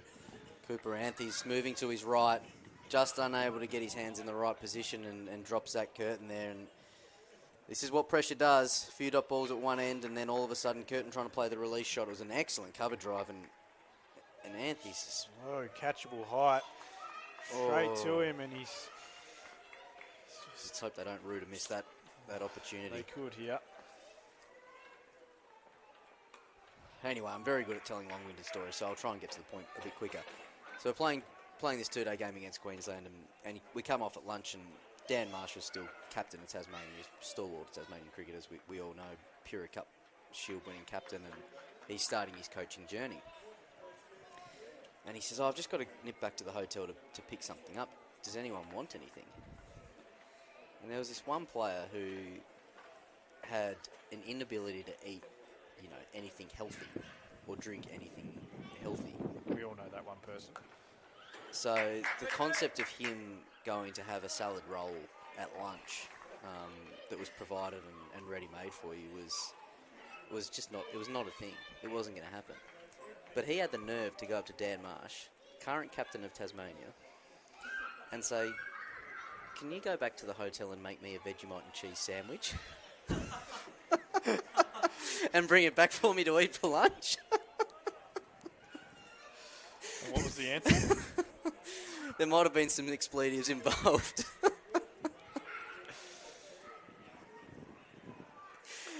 And to this day, this story has never gotten old. And oh, good running in the end. Alex Vincent, not sure which direction he was wanting to go, but he wanted to avoid. He ran across the wicket. Wanted to avoid getting hit by the ball. Well fielded out there by Samuel Manning, round to his right. But yeah, never to this day has that story not been told in this one player's presence. So Trent Rollins, I hope since that day you've learned how to eat a salad leaf.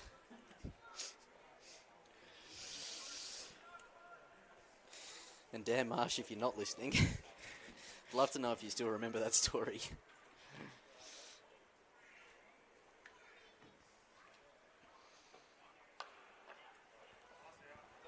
Alex Vincent playing a very key role instantly here. He's trying his hardest, isn't he, to bring some positivity and some energy into this innings. It's 5 off 4 balls.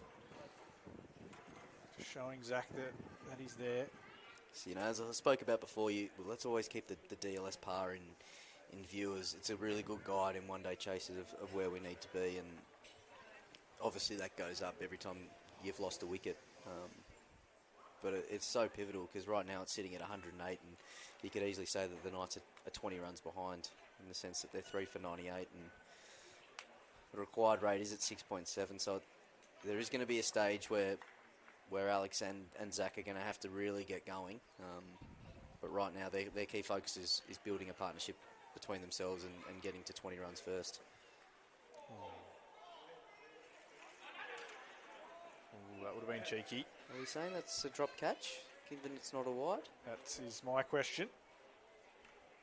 Not sure if Yes, Wade Stewart just signalling that it came off the bottom of the bat with the hand signal. Tough catch, that one. Down leg Should be side, two. bat's going everywhere.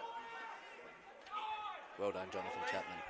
Good field Should have been on that 2 one. off the bat early, because especially given how straight he is down there at long off, but made up some really quick ground and got into a good position to throw the ball really efficiently.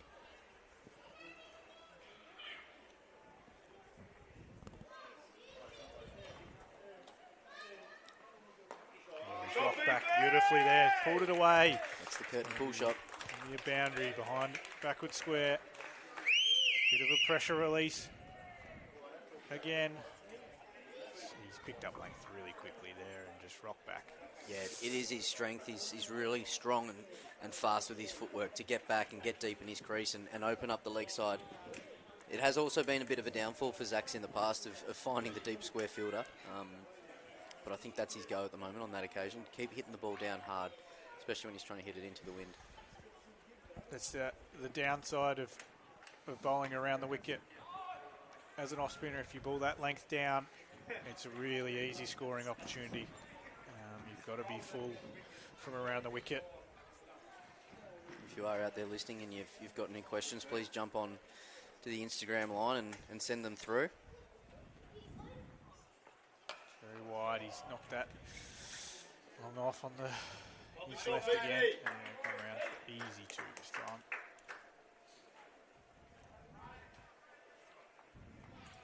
If you're Cooper Anthony, are you worried? Yep. I'm counting the runs. Oh, yeah. You're counting runs. Every run he makes is going in my head. Dropped a dolly last week, actually, against you blokes. Didn't cost us too much, thankfully. Sounds about right.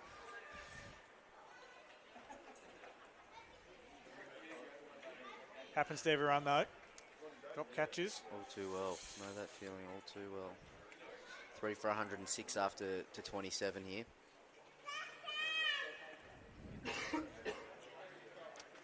Woods bowled quite well so far after looking like he was going to get on top of by Curtin. Hit that 1-6 and has tied it back really nicely. Number 15 off 4. Really love what they're trying to do with the field here. They're really trying to squeeze it on the offside. They've got the 2 behind point, the cover mid off in the ring, and they've opted for the 6th. Well, I was going to say 6-3 field, but I haven't seen this person down here at Long On in Lockie Clark because they're just out of view of our commentary box position. So my apologies to all those that are viewing at home. I thought it was a really positive move there from the Raiders there to say, well, you know what, we're gonna put the squeeze on you even more. You really got to get up and over the. Yeah, we're the missing balcony, about a don't you, third though? of the ground down here.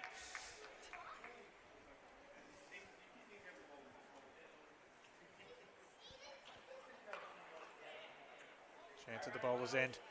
Good batting. Good batting, Oh. good running. Whoop, whoop. Good Well done, Tom Dwyer, staying involved in the game. job. I know Vincent's only been in there for 7 balls, but the way that he's come out and he's played in these 7 balls is the exact way that any new batter needs to come out and play in these situations. It's looking really positive. It's trying to get off strike. It's hit the ball and run. Put some pressure back on the fielders. 100%. It's changed the look of the innings already in a short partnership with Zach. They're already back, kind of gaining that momentum again, wrestling it back from the Raiders. So getting themselves back in this game. 151 required. His batting's come a long way as well, Alex Vincent. You know, a few years ago, you'd probably say that he was a bit of a number 9, number 8 for the Knights.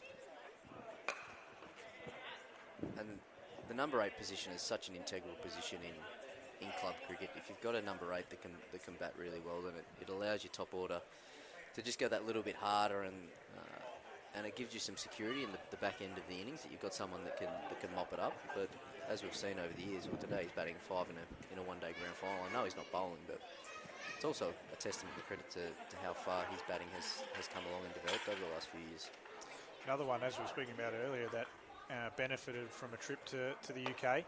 He played, I'm sure, somewhere near Manchester. Yeah, Northern and the Liverpool comp, yeah. Yeah, and then I believe he got about 1,500 runs in his first season over there, which is incredible.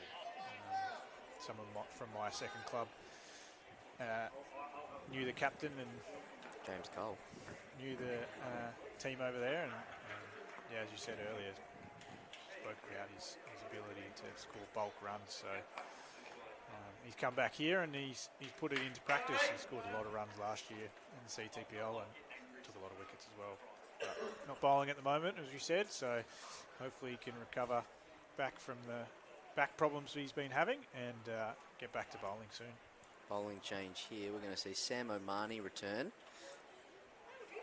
from the River End. So another change of angle, left armour. Just adds another element to this run chase of. It's going to be Sammy's 5th over. I think it's a good change. He got 3 overs out of young Crane. He got that breakthrough wicket, but it's a good time to go back to your strike bowler. Give him a chance to have a quick 2 or 3 over spell here. Could change the game. Build that pressure back up on that Curtin and Vincent. If you can get one of these 2 out, then you're well and truly into that middle order. So opting for the third, the deep cover point, forward square leg and long on as the 4 out. So a slight split. Can't stray too straight, but he also can't get too short here, especially with fine leg up inside the ring.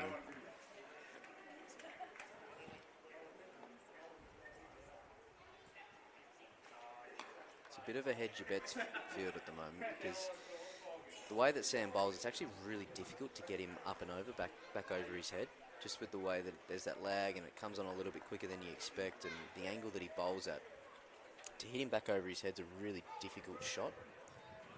You could nearly just back him into bowl with the back 4 and bowl the top of the stumps and sort of in at the hip, and I mean the most that the batter's going to get is 1 or 2 into the leg side.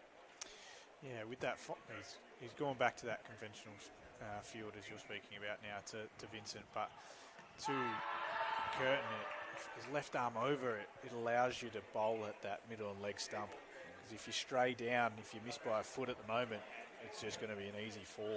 He's really, with that field, he's got to bowl outside off stump. We just see a half shout there for LBW, but pitching outside leg is Wade Stewart, AFSM. Says not out. Haven't been many significant LBW shouts this game. Hands.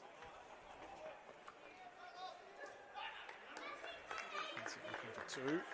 He stays at one though. Curtin's moved to 41 from 49 here. Holly Wood fielding a long way off the boundary down here at third. It's been interesting to see just how some of the boys have sort of gotten a little bit lost at third and final league, or long off and long on today.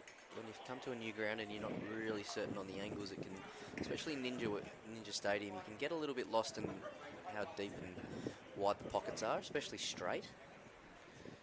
I think it's a very different shape to a lot of club grounds that you play at. So there's obviously a pocket down here at fine leg at the moment. That's quite a bit longer than the rest of the ground. So it's a bit hard to find your bearings, I guess, and make sure you're in the right spot. That's where the wicketkeeper plays such a crucial role in being able to assist his fielders in getting the angles correct and spot on, and making it even harder for the batter to feel like there's more space than what there is.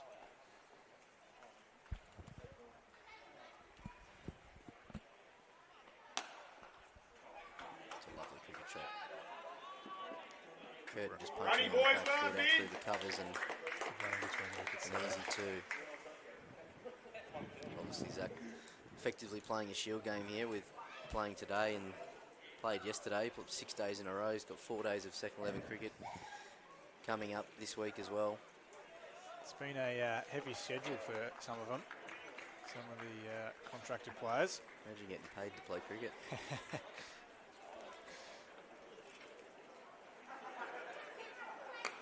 Shot. Shot just behind point. Hit the gap. That is a terrific cricket shot by Zach Curtin on the back foot. Through backward point. We've spoken about Tom Dwyer being in and closing that angle down, and I'd like to see a replay to see could he have gotten something on that, but alas, it's away to the boundary, and it's 4 more runs to Zach Curtin's scorebook. Just using the pace of Sam Omani, maybe out of reach of Tom Dwyer there at backward point. Still loving the fact that he's trying to cut down that angle, but sometimes you just have to put your hand up and say, you know what, the batter was just a little bit too good on that occasion, which Zach was.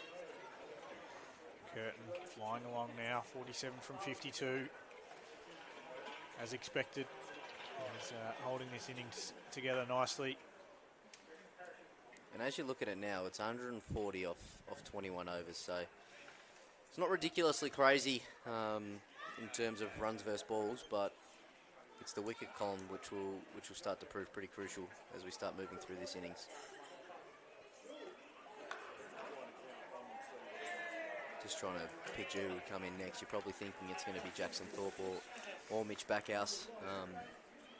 Jackson a bit more of a dasher, Mitch more of an accumulator of runs, so it's going to be really crucial that if he does come in next, that he can start how Alex Vincent started, and showing some really positive signs, and trying to hit the ball and not just rely on his ability to sort of work the ball and dab it into gaps. He's found the gap between mid-off and cover there for a single. 10 from 12 here, is playing a very key role. Getting Curtin back on strike often and easily, and taking the pressure off Zach, and he's freeing him up in doing so. Now Taylor is warming up there. Will we see that? He has bowled. He bowled yesterday. He has bowled this season. He took a wicket of co-colleague in Cricket Tasmania, Alex King, playing for Sheffield. Kingy. And the footage was sent around of Kingy holding out to deep square leg, and AT running around celebrating with his finger in the air as if he'd just won the Ashes. Oh, Alex. Oh, no. So if we see AT bowl from the river end, in fact at any end, we're all in trouble. Lovely shot. Oh, he's found the gap again. He's loving that gap between covering mid off at the moment. And Sammy O'Mahony's doing a really good job of moving to his left there to cut that off. Again, that's where Cooper Anthony's, I'd love to see him in on that angle and squeezing that even more to put the pressure on Vincent, make him think that there isn't even a run. Even though Sammy O'Mahony still has to do the work and get round. Just that slight hesitation. Yeah, it just doesn't allow Alex Vincent to say yes and go straight away. Cricket boys, what on? Hanging back too deep, yep. That can't be a single. He's bowled a good ball there. He's found the forward defence of Zach Curtin and he's run through it for an easy single. So Raiders just need to switch back on here. A little bit of sleep in the field a little bit, I think. So just need to switch back on. This game is certainly in the balance right now. One ball left in this over, sorry. There we go. Well done, Tom. Good fielding there by Tom Dwyer. In there, cutting the angle off, that's what we're looking for. And I think we are going to see it. I think we're... Oh, are we not?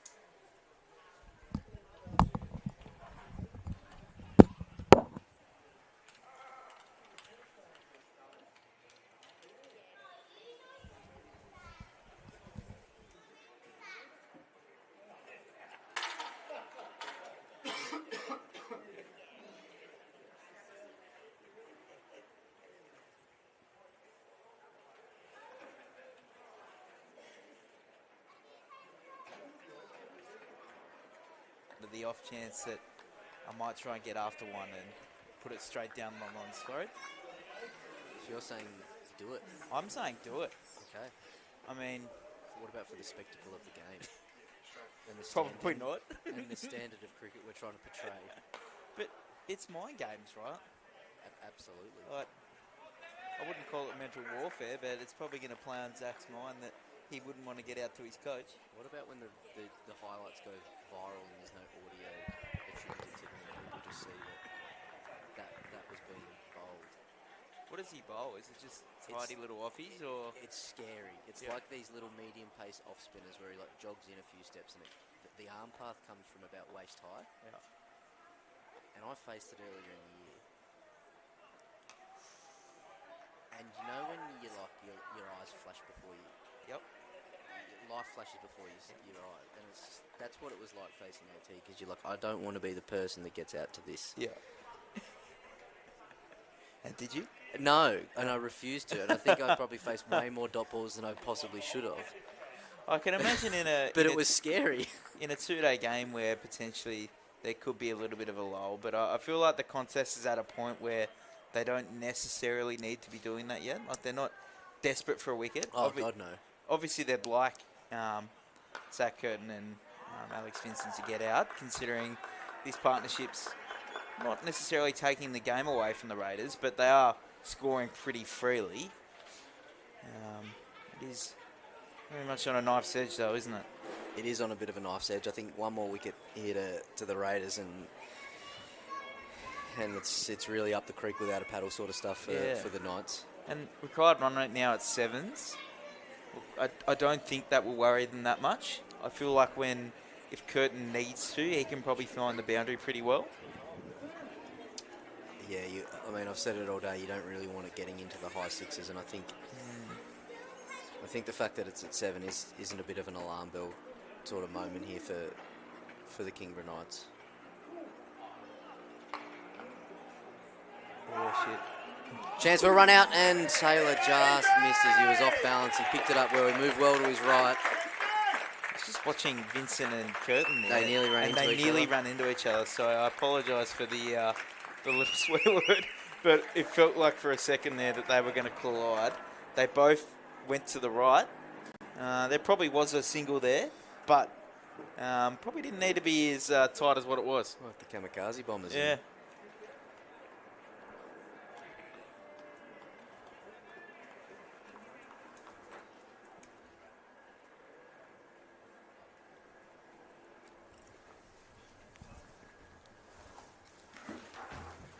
Marnie. Just work that one in there for a single. Alright, do you back in your own trivia, Harry? As a It's one of those books, and I'll see if I can. You're gonna go with a question for me.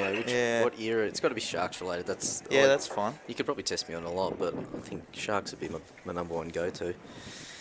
All right, 2015. 2015. Give me. I'm on the front cover of that, Zach. If you wanted to look a bit closer. I wonder why I picked that one out. All right. Oh, well bowled, Sammy Omani. Just getting one to leave, Zach. Going across him there. Okay, statewide T20 grand final. Do you know what we missed? What? Zach Curtin's 50. Oh, shit. He must have batted well. Yeah. I think he's batted all right, hasn't he? Yep, he's done very nicely. 50 at almost a run a ball. Recently contracted 20-year-old in the grand final. Doing it for his team. Yeah, it just shows the way that he's been playing, though. It's been very much quite industrial in the way that he's gone about it, right? It's just happened, hasn't yeah. it? Yeah. There's probably only been one real shot of anger, and that is the six back over the heads of the bowler. Yeah. It just shows what classy cricketers can do, though, right? Like, you blink, and I feel like every time I'd look up the scoreboard, he would have gone from 20 to 30 or 30 to 40 without really looking that phased. And I'm sure the Tasmanian Tigers program probably noticed that, and that's why they've chosen to bring him in.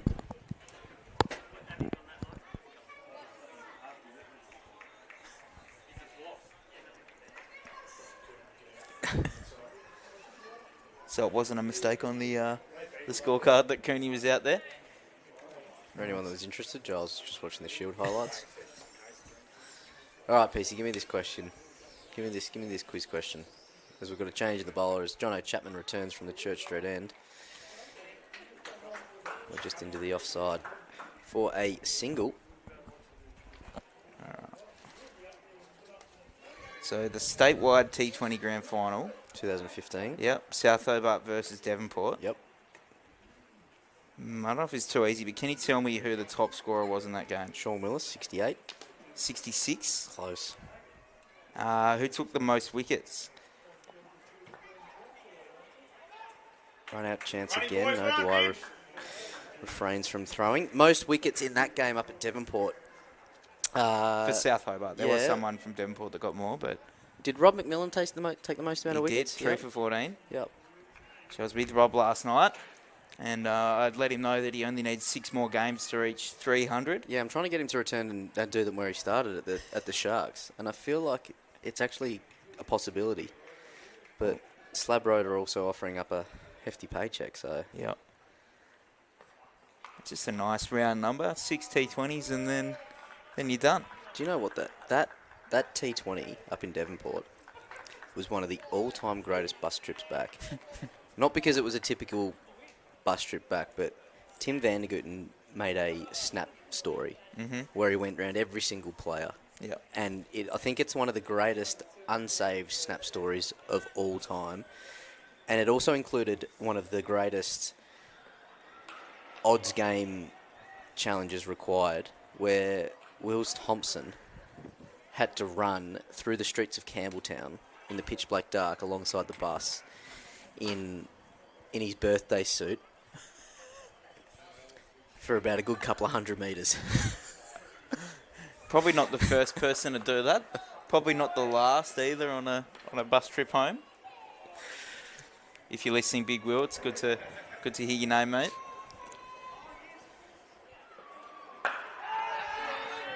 Goes one bounce. Just kind of hitting across the line there. Obviously liked the length of that one and tried to pull that one towards the boundary. I think it's a really integral part for Zach here. He's trying to play two hands. He's got to be the one that's got to be there at the 45th over, but he's also got to make sure that the run rate doesn't get up as a required rate above anywhere further than what it is at the moment. 7's still very high and certainly playing into the hands of the Raiders. You wouldn't say either of them are going slowly, right? Vincent's 14 off 18, Zach's 52 off 60.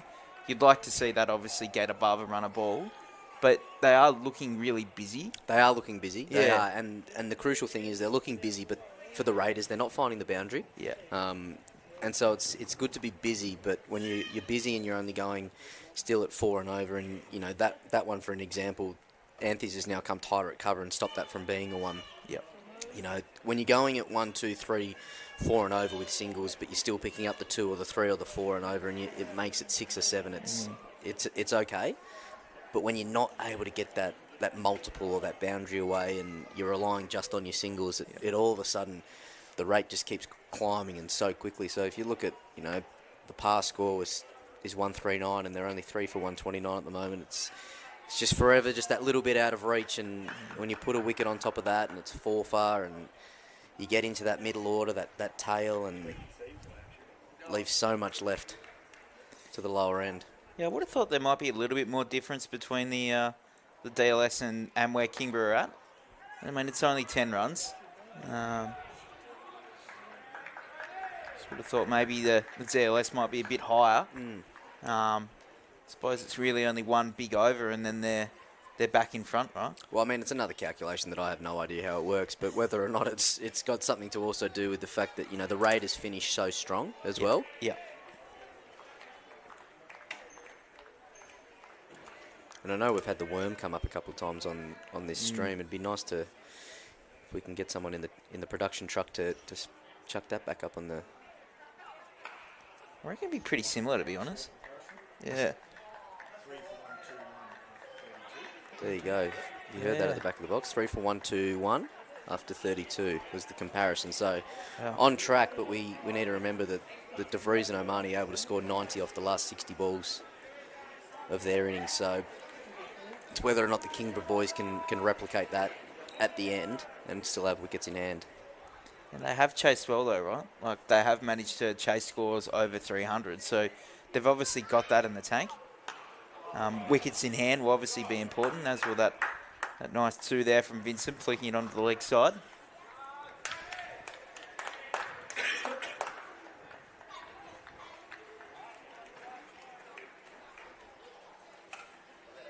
And Taylor opting to burn a couple of Omani overs early on.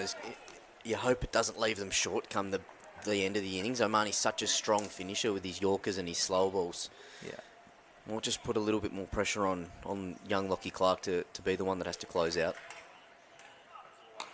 Yeah, Lockie Clark only having bowled the 5. Chapman's still got 4 up his sleeve as well. I think that was that 6 off the start? Was he maybe bowled one other one? No, Chapman just bowled the last one. Bowled 5, yeah. And you've obviously got Hahn, who's bowled beautifully today. Yeah. You're probably looking for him to swing around and follow Omani, go back-to-back left armers, and whether or not Clark is the one that follows Chapman.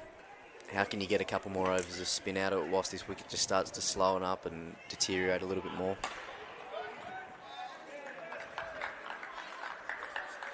Yeah, Hahn was very impressive, wasn't he? 2 for 14 off his 6. And this is where Alex Vincent doesn't want to let his strike rate get below the 60% mark. Wants to still be trying to maintain being at 80 or above. Just trying to see down at the Kingborough bench there who's got their pads on.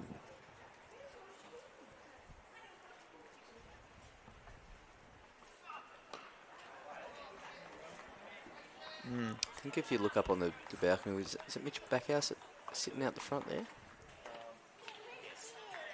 Or do you think it is Tom Martin?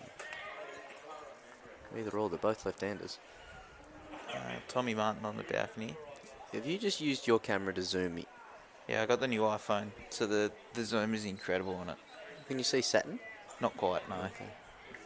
There's your worm for you, Harry. There's our worm. So, I mean, you look at that and you say Kingborough pretty well on track. Yeah. The only difference in being how fast the Raiders were able to score in those last 5 overs and how high that jump is. So at some point, the Knights boys and the Jousters are going to have to match that, and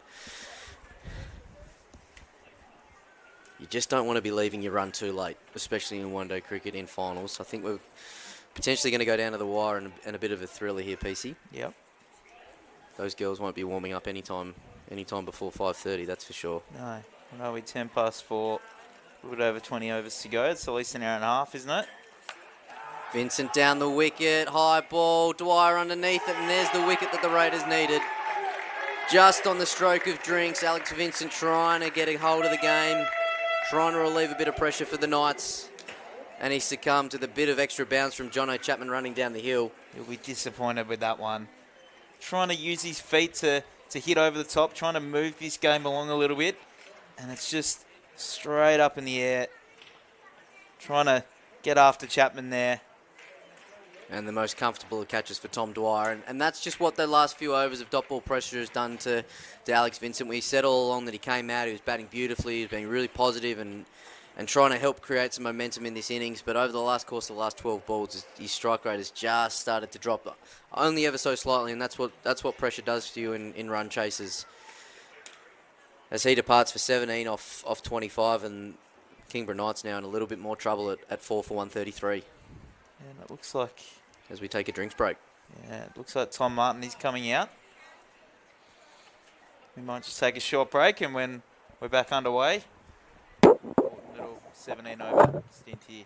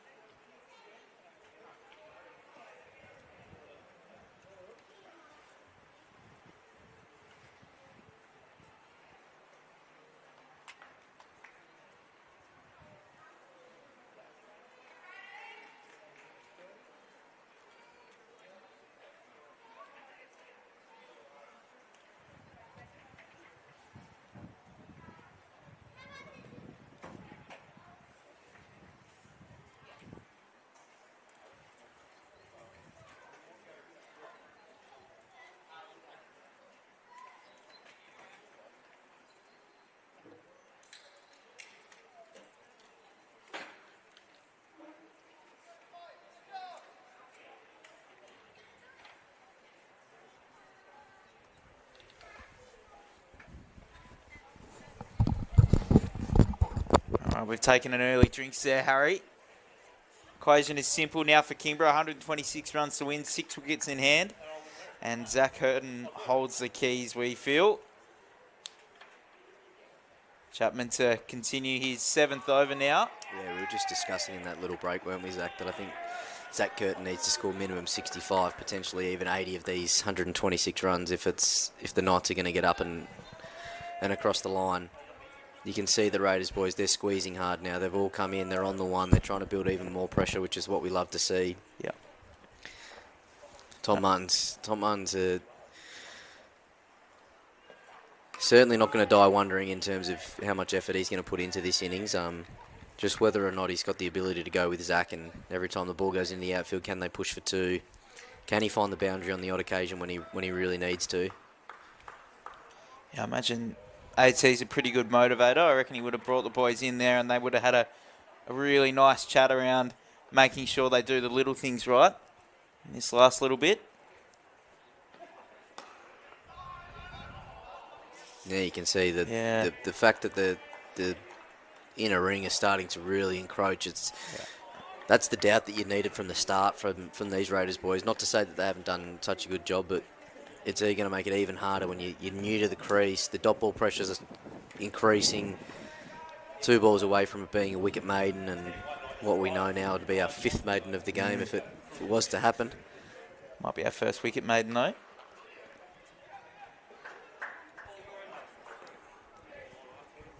Not to be.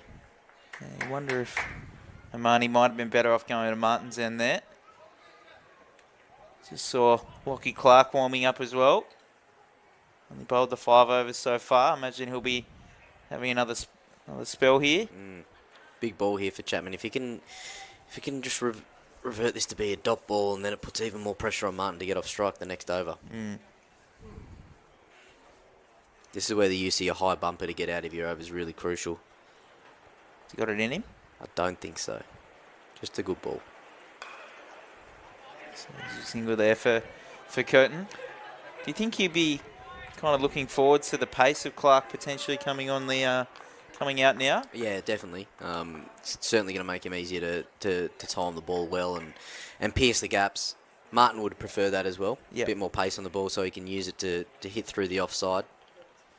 And that's usually the way that he scores best is through the cover and the point region. Yeah, we saw in his first spell as well. He did leak a couple down the leg side too, so could be some free runs there. With the run rate now up around 7.8 and climbing. It is worrying times, isn't it? Yeah, it's no good when you've got such a big, beautiful scoreboard here at Ninja Stadium and quite clearly see what the run rate is that is required, and that DLS now is up to 157. So it was only over and a half ago. It was maybe 10 runs, and it maybe wasn't quite as bad, but it's just blowing out. Not that there's any rain around. No, not that there's any rain around, but I think it's, as I keep saying, it's a really good place to keep checking in on how your chase is going, just to keep you in check, and at least that way you know that you're either up near or you're really a long way behind it. Yeah.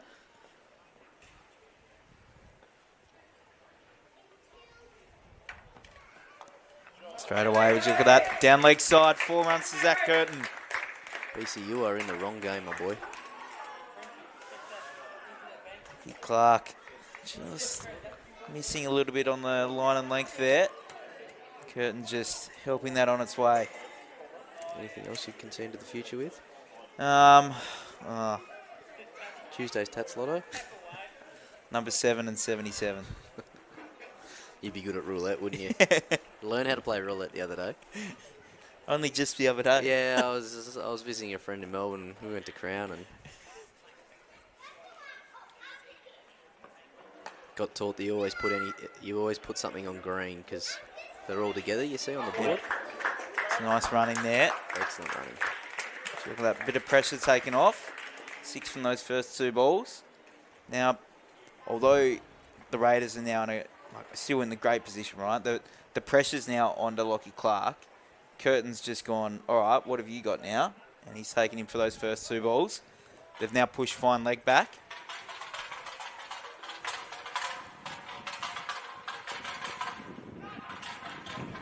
Right call. Just above the breeze. Yeah, it's a much smarter field to go with the back 4, and Lockie Clark's got that extra pace. And if he's going to be going with the plan of let's bash the ball into the wicket and try and hit, through the waist high region, then hitting him back over his head is such a difficult shot, and you can protect the over so much better with fine leg back in that sense. I don't think we'll be seeing AT bowl. No, I don't think he would care about not bowling either. It's a dub for him and the team in orange would bring him to tears of the happiest kind. The orange team. Just works that one down the leg side for a quick single. Leg buys as well.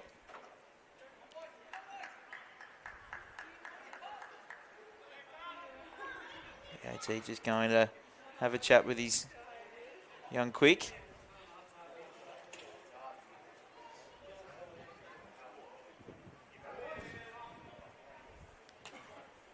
I reckon we're too far away from maybe having the lights on here. It's getting a little dark with the sun behind the clouds. As the venue General Manager Scott Woodham says once they go on, they're not going back off. I did hear how much they cost to turn on.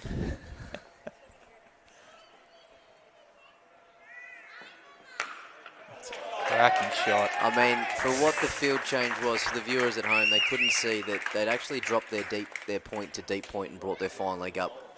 And Lockie Clark's plan was to hang the ball outside off stump near that white line. And sometimes you actually just have to say, you know what, the batter was better on that occasion. And Zach Curtin was 15 out of 10 times better than the ball that was bowled then. He has absolutely crunched that through the offside for 4. Ollie Wood, I know this is the ball later, but Ollie Wood was fielding at deep cover point there. He had to move 5 metres.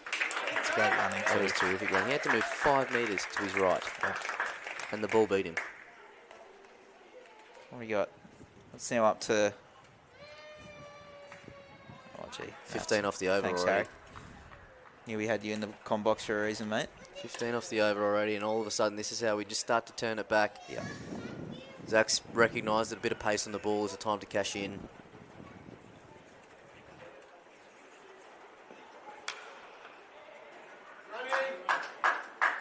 Good farming too. Can't say fully sold on the plan or the thought idea of that. I think you still have to back in your best ball and you go with your back 4 option and just trying to force a mistake that way and create a little bit of dot ball pressure in that way instead of trying to get too funky, too creative. You're ahead of the game, the Raiders. Let's just keep it nice and simple. Let's back in our best ball. Let's back in our skills. And you still got the 4 overs of Ben Hahn up your sleeve at some point. You can see he's just warming up there now as he heads back down to short third. So Chapman's got 3 to go. Oh, this next one I would have thought, and then you'd keep 2 up the sleeve for the back end. I reckon that'll be... Yeah, I don't know. Do you give Clark another one? I think you're holding on Clark after just going for 15 whilst you're so far ahead of the game. Go back to the one that's been in form and in Hahn today. Mind you, Ollie Woods, everyone seems to be wanting to warm up out there today. Everyone wants a slice of it. Oh! Just falls short there. Just the man we were speaking of, Ben Hahn. Not sure he was expecting and/or ready for that. And Zach Curtin finds another boundary, and all of a sudden he's now striking it over 100, and he's getting Kingborough back into this innings. Yeah. Once again, Blinken, he was on 50 10 minutes ago, and now he's on 70. He's doing it all with pretty calculated risks as well. It's not like it's high risk cricket. He's not getting rash. Just looking at the scorecard though, they will need to find 1 over out of either Crane or Clark at some point. Maybe you just settle on Clark for this spell and maybe bring him back for 1 in the last 10 potentially. Yeah, I mean, I think they've got to try and win the game with their best bowlers at the front and not think it's going to get down to the last couple of overs. Still look to try and bowl Kingborough out. Lovely batting. Just love it, don't you? Boundary, single get off strike, how good. They call it cricket.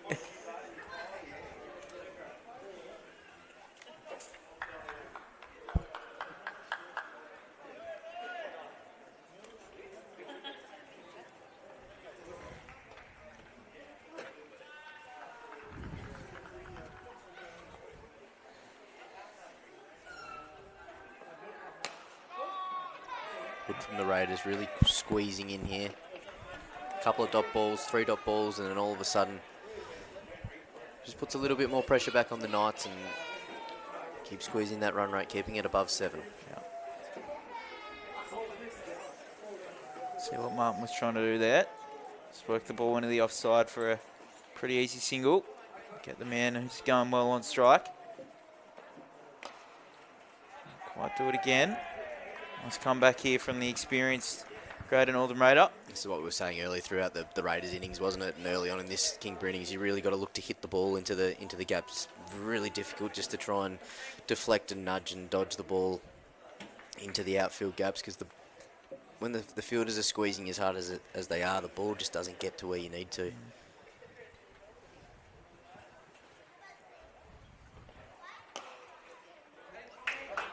That one they're looking for. Now the pressure's back on Zach. He's got to find a single to get himself back on strike there for this next over.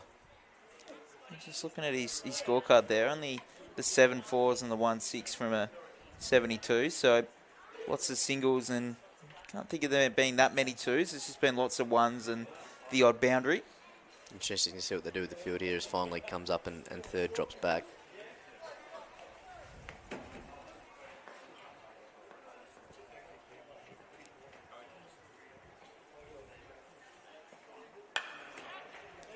Seems to be a bit of a banker for him, doesn't it? Just that work through to the long on.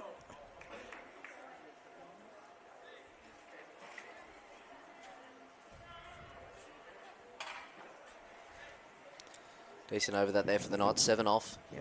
4 for 158 after 36 as Ollie Wood returns from the river end. If you were Kingborough, you'd really like to be just 3 down at this stage of the game. Yeah. I did say all along that, 2 down at the 36 is probably where they want to be. Yeah. 2 extra in the shed, still 100 to get. 7.2 is the rate. And this was the matchup, I think Giles might have been talking about it, that Wood might be the player that they look to go after. Yeah, De Vries is just wondering whether or not Ollie Wood wants him to come up to the stumps. And I don't think it's a bad shout. Curtin already batting out of his crease, and we'll look to shuffle down the wicket, hit it into the pockets of mid-wicket and cover. Long off and long on, still quite straight. This is out there. I'll look to go 2. Brilliant running there by Tom Martin.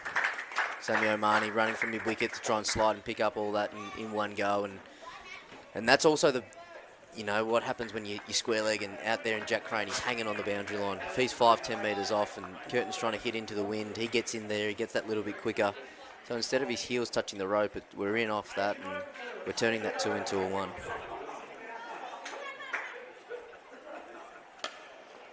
But when you're facing Ollie Wood, there's really 2 things that you're looking for. You're looking for that one that's over pitch, that's outside off, that you can hit as hard as you can through the covers, or you're really looking for that drag down that he's just mis-executed. And on such a good wicket like this, the ball's not going to shoot and die on you, that you can actually sort of pick it up and hit it over mid-wicket, or you can swivel with it and hit it through backwards square leg for 4. Yeah, I was listening to the commentary of the WBBL game the other night where they were talking to Elise Fulani about being 10 off the boundary, especially in T20 stuff where you're okay with getting hit over your head in that scenario. 100%. One of my philosophies as a coach in the fielding department is if the ball lands over your head and goes 1 bounce for 4, then as a coach I'll wear that every single time. That's my issue. And if people want to come and have a go at me, that's fine. But what we've seen today is how many times the fielders have actually had to run in and take the ball. More often than not, you're catching the ball when you're running in, not running back or not stuck right on the boundary. Yeah. Yeah, looking at most of the Raiders players, though, they all are pretty close to the boundary, except for those ones that long off and long on. But it's not just the catch that you're there for. It's 100% stopping that too. Yeah. Especially on a ground of this size, right, where there's massive pockets for you to be able to find those 1s into 2s. Yep, absolutely. And I mean, it helps you actually cut down the 2s as well. Cut down the angle, get to the ball quicker, quick release, throw. All of a sudden the batters are thinking, oh, can I, can't I? Yeah. Just a reminder that you can be asking us some questions via the CTPL socials as well.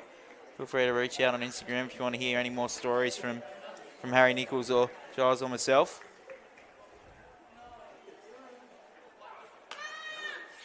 Just working that one down to mid-on. Clean pick-up. It's a good run.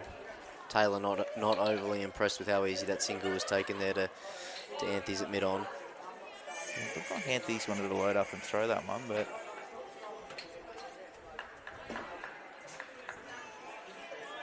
And that's how you look up and all of a sudden you're 6 off the over.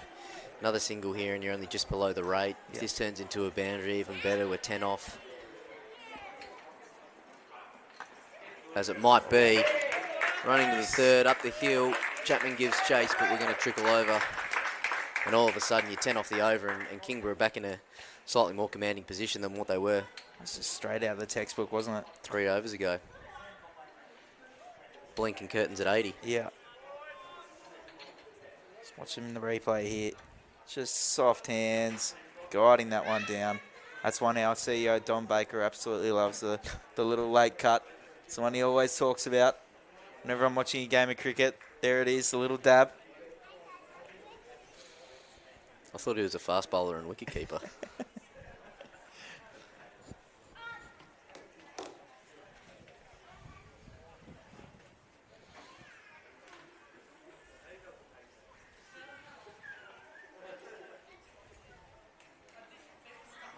Who'd be the most nervous Kingborough person that you know right now? Lincoln Street.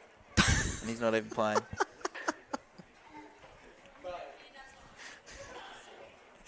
Tim Scott. Tim Scott is 100% the correct answer.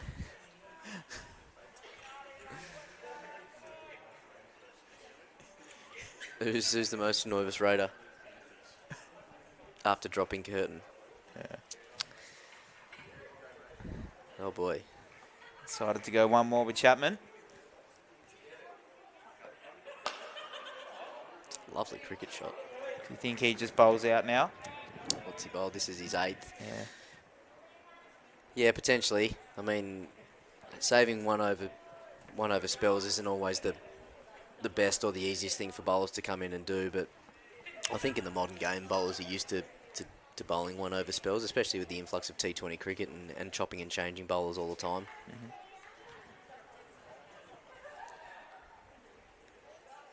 And round the wicket now. Don't mind this change coming around the wicket. Tom Martin loves anything that's wide. His test will be now, can I get outside the line of off stump and crab across and get it to the backward square leg gap? That's better, hitting the ball. Trying to actually hit the ball into the gap. Just like that, Kingborough need 90 runs now. It'll be around about 80 odd balls potentially, 75.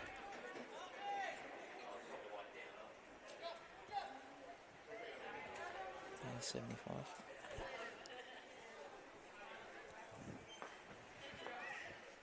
Getting on 81.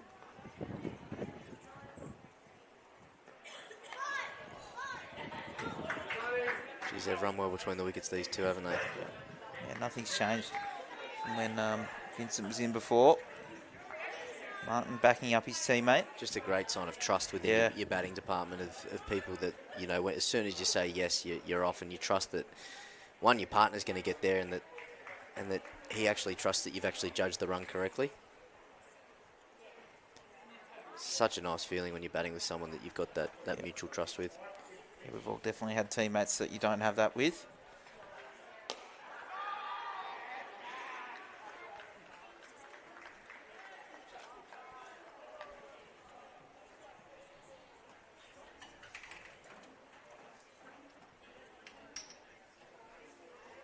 Not quite as many people on the hill now. Just got the 2 picnic blankets in operation. And the arch window. Yeah.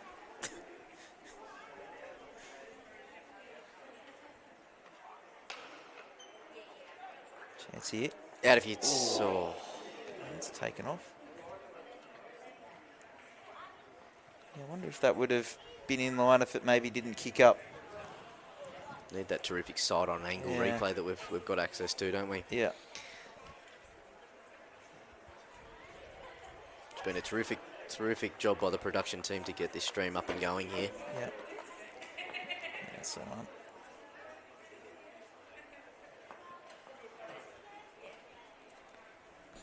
Quite. Curtain. Oh. Thick outside edge. Let's pick that one up quite late. Maybe just another example of, you know, just Hahn just losing his bearings out there when he's stuck on these deep pockets of where do they actually want him to be? Yeah. He was almost in front of the curators race there. He started.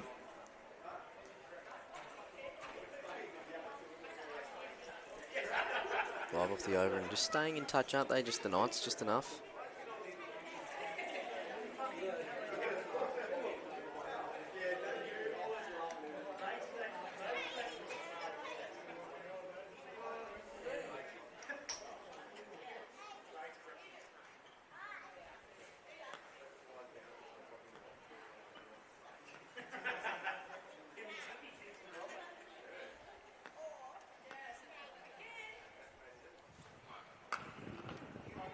Well fielded. Sam O'Mani in the covers there, diving across to his left. Made good ground. First 3 steps. Always important when you're in the field, and he's done well to dive and roll. And a really safe technique there, and certainly saved what would have been a certain fall.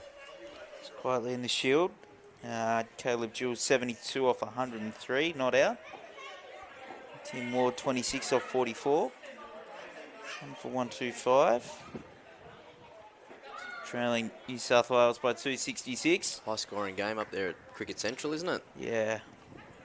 You wonder if that one will end up getting a result or might just peter out into a draw. But if boys keep going at this kind of pace, if they get the full allotment of bonus points. That's not where the excitement is, though, is it? It's right here at Ninja.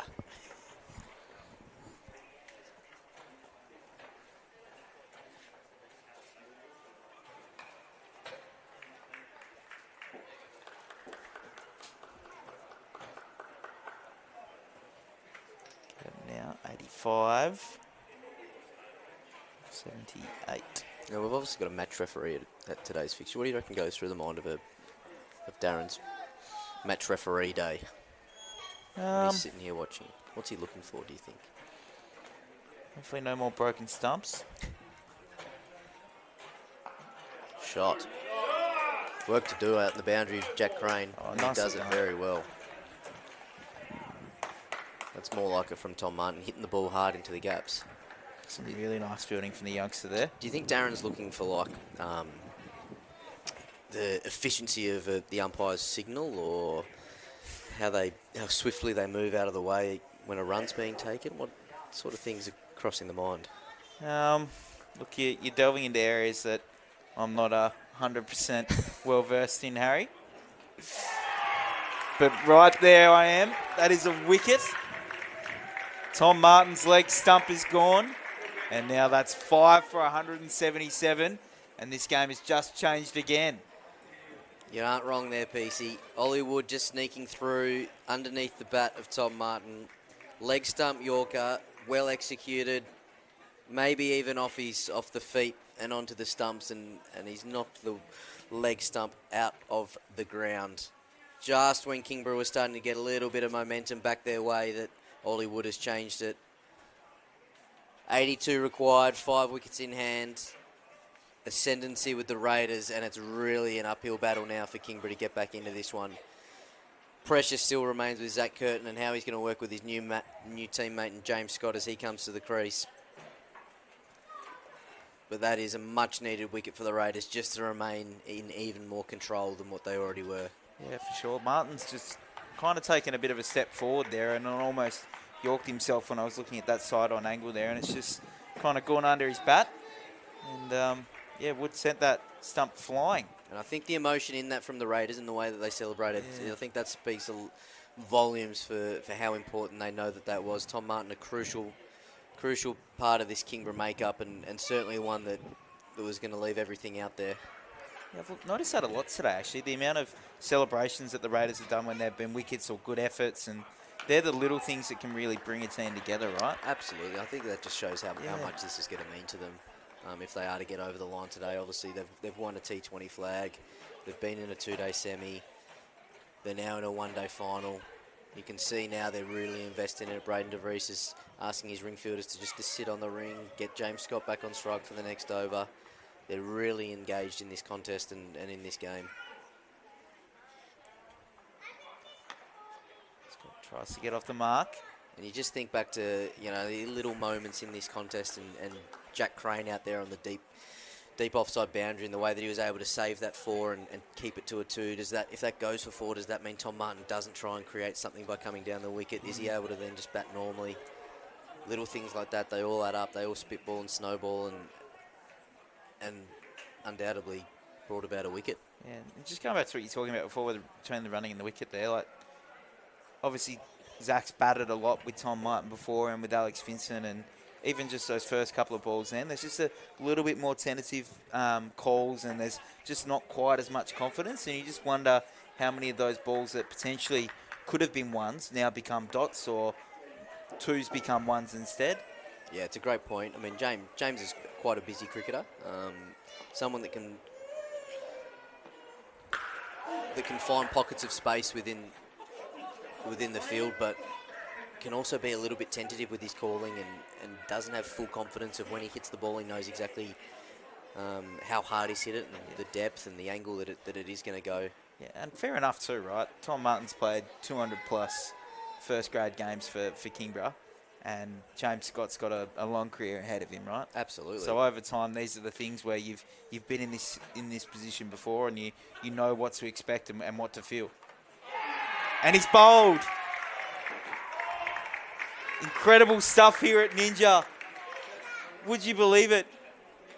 6 down, and Scott is now gone. Yeah, he's just chopped on there. He's tried to hit the ball out through the offside and maybe potentially stayed a bit low or just beaten him for a little bit of pace as James Scott's bottom edge has brought about his undoing.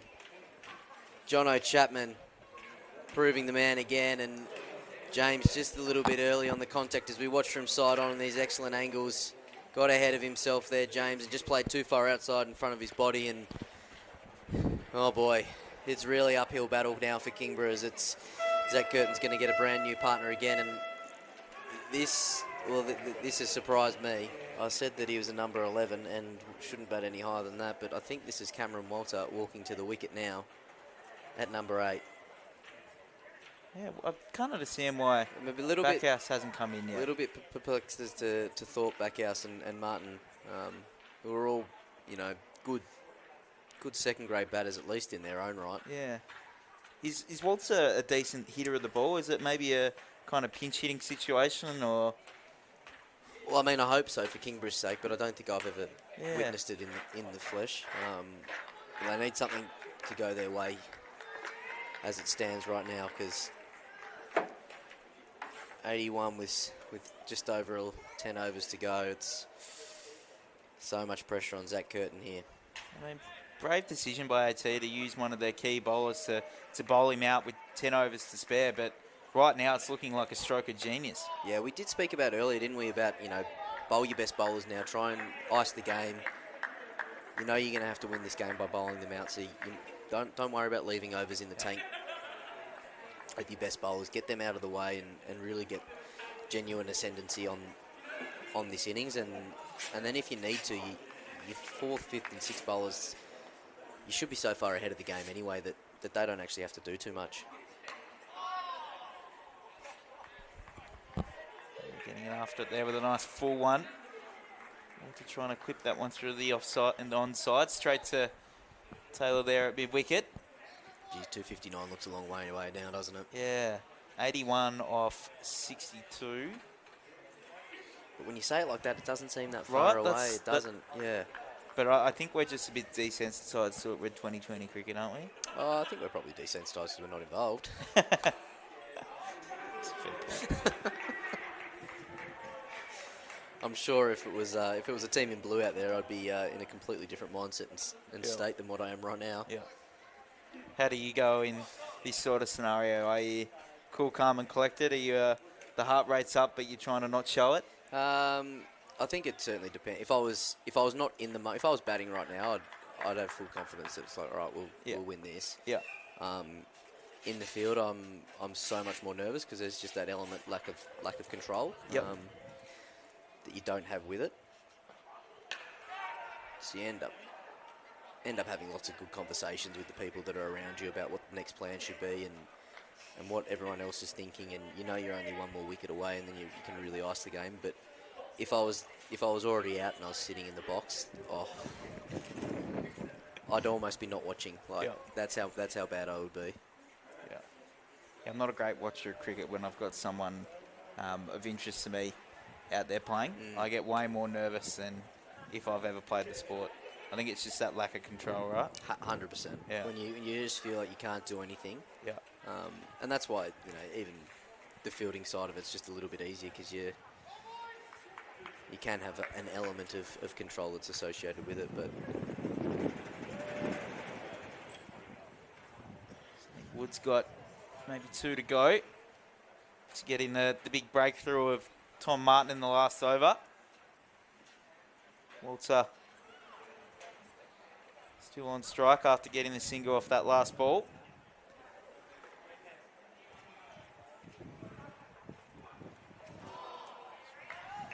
that one. It's now 4 dot balls. So Chapman's done a hell of a job there. 10 overs, 1 maiden, 2 for 33. Proved a pivotal spell throughout the whole of this innings, keeping the Raiders in a commanding position with the ball. But whilst that curtain is still there, there is still lots to play for. There it is, another wicket to Wood. Cam Walter trying to hit that one to Howrah. And it's taken his leg stump and he's gone. Yeah, I'm not sure that was the smartest option by Cam there. Playing the situation, he just had to try and get Zach back on strike and let Zach do all the heavy lifting. It's been his undoing. It's a wild swing across the line. Ollie Wood, spoken about it all day, and his ability to keep the stumps in play. And again, it's proved critical.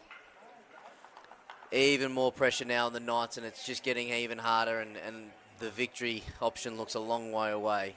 Not sure what he was thinking there, old Cammy Walter, but Mitchy Backhouse, more than reliable batter. He's played a lot of first grade and a lot of second grade cricket, scored a lot of runs as a batter. So you wouldn't discount the Knights at this stage just fully yet, and he should be able to be nice and proactive and look to get Zach on strike. Mitch is a prolific scorer through the backward point region, and that is certainly if the Raiders had done their research where they should be loading up with a couple of fielders. I'll be curious to find out from Kingborough what the thinking was with Walter coming out there. Still, a lot of cricket still ahead in this game, right? 10 overs, 80 runs needed. That run rate's now up around 8.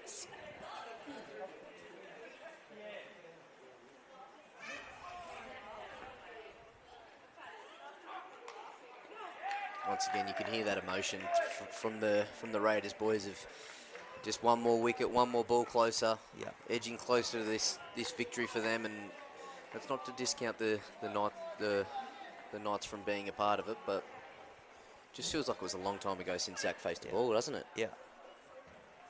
Yeah, he had that single at the start of the last over potentially. Just while he's in there, I just wouldn't discount him.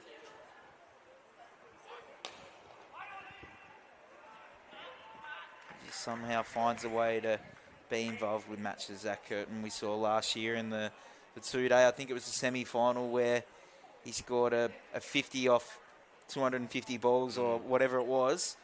But just find ways to keep his team in the contest, and he's definitely doing that right now. Absolutely. Absolutely he is.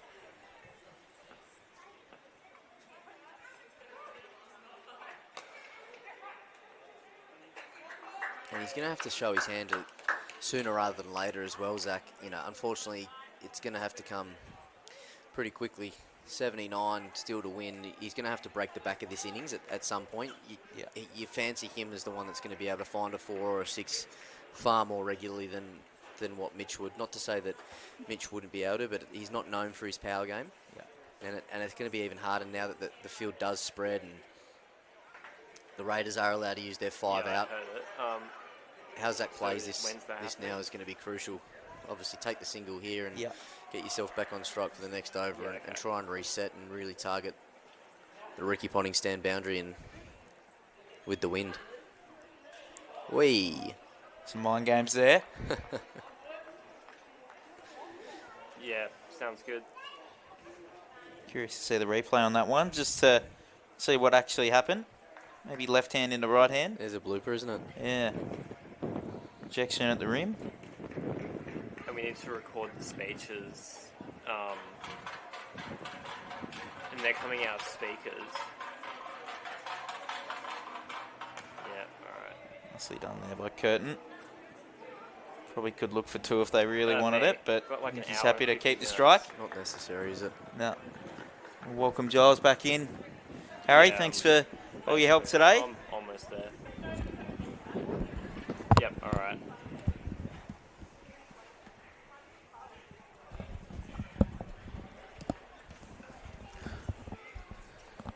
Seen in the back row, Giles just eyeing things off, itching to get back into the comms box, mate.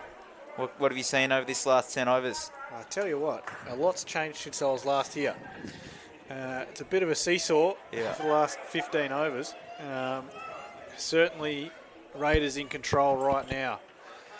I would have said about 3 overs ago that it was in the balance, and they've taken it by the horns. They've got a hold of it at the moment.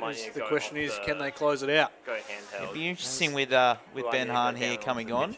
Not a whole bunch of pace, but should get some decent bounce with his height, and bowled terrifically in that first 6 over spell of his with 2 for 14.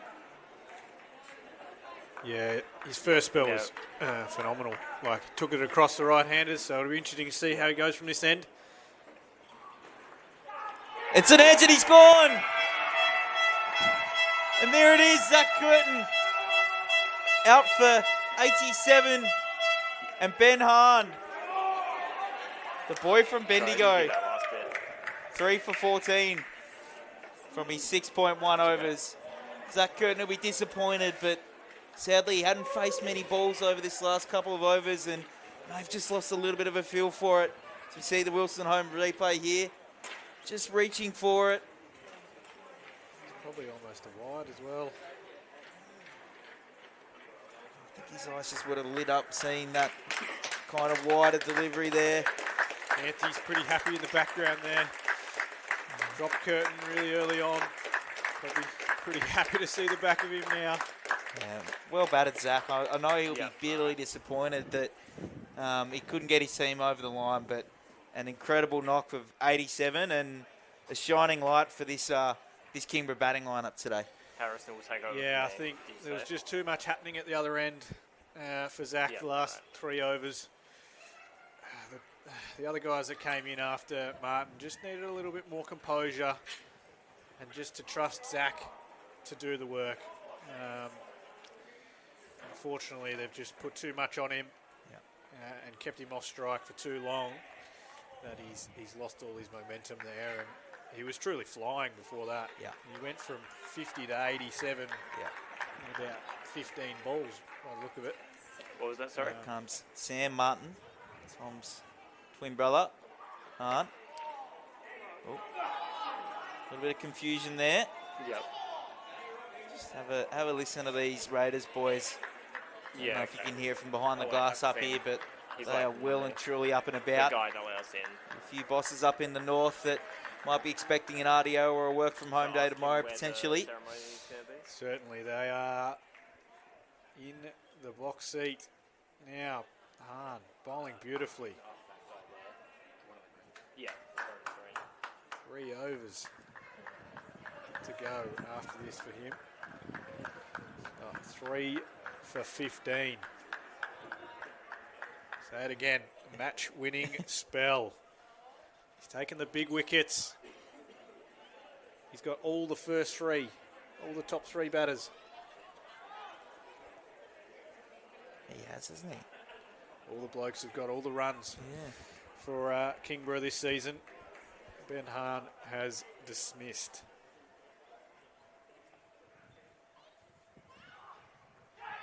Oh, and another one again. That's 4 for Hahn. Mitch Backhouse this time. And another catch for the keeper there, Devries. How many's that for him today? 4, maybe 5?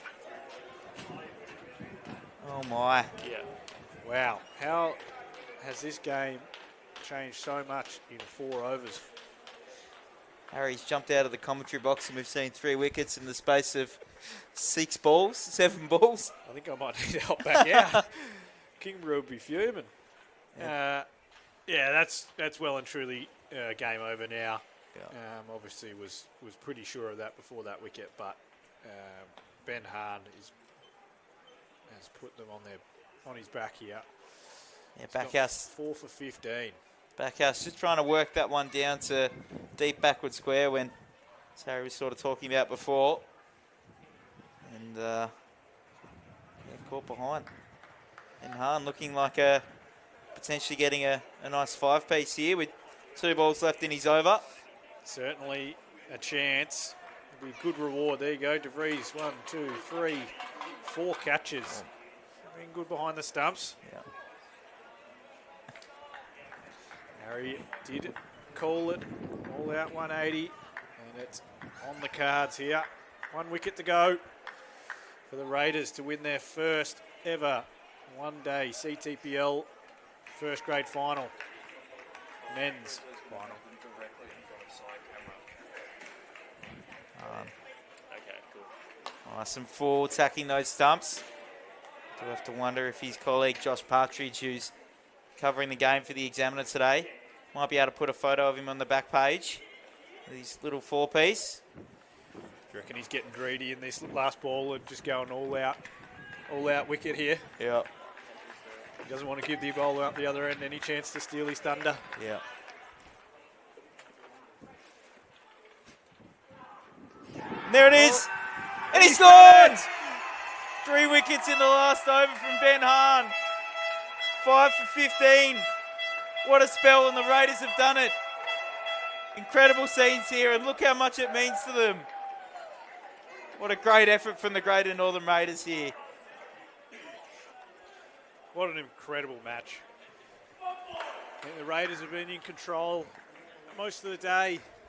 Kingborough hung in there for as long as they could. I think their batting depth today kind of hurt them once top 4 got dismissed. As we look at the replay, Plum in front. That's the first first decision Sam's almost had to make all day. But quite a simple one to finish. Ben Hahn, 5 for 15 from 7 overs. Match-winning performance. Kingborough will be disappointed. Another final here at Ninja that they miss out on winning again after losing the 2-day final last year. Good effort here today, but the game just kind of got away from them in that back end of their 50 overs in the field, didn't it? Just let a few more runs leak. Couldn't quite restrict the Raiders to a decent total, and it showed with them falling 77 runs short of the target. Pretty close to the side camera. Good reward for the Raiders. They've had a fantastic one-day season this year, undefeated throughout the season, so great to see. And they put the performance on the park on the day. As we said at the start, in the first innings, 250 is a match-winning score in a final situation, and they bowled the house down, backed up their batters and got the job done. So congratulations. Going down the list, obviously Zach Curtin was terrific today for Kingborough for his 87. I think if I was selecting a player of the game, I think it's got to be Ben Hahn, doesn't it? Yeah, I think he's probably got that in the bag. 5 for 15. Just took all the zing out of the Kingborough innings through his first spell, and then come back on there and taken 3 for 1 in that last over. Yep. He just closed out the game nicely for the Raiders. We'll now have a short break before our presentations down on the ground. My name is Zach Peace on behalf of Cricket Tasmania, and I'd like to thank my co-commentators today, Harry Nichols and Giles Horn. Hope you've enjoyed today's contest, and we'll be back in about an hour and a half for the Women's Premier League final.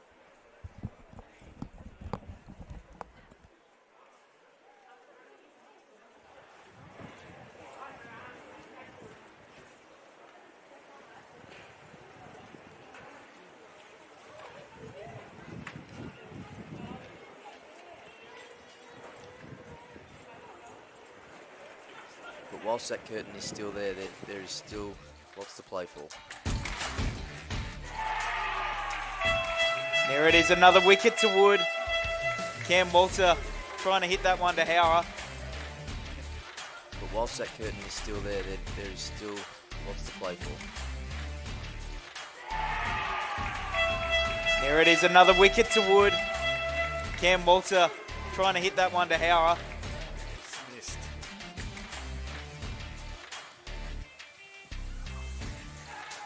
And another one. Again. That's 4 for Hahn. Mitch Backhouse this time. And another catch for the keeper there, DeVries.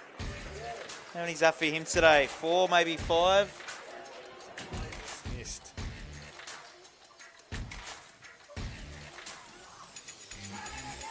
another Got one. again. That's 4 for Hahn. Mitch Backhouse this time. And another catch for the keeper there, Devries. How many's that for him today? 4, maybe 5?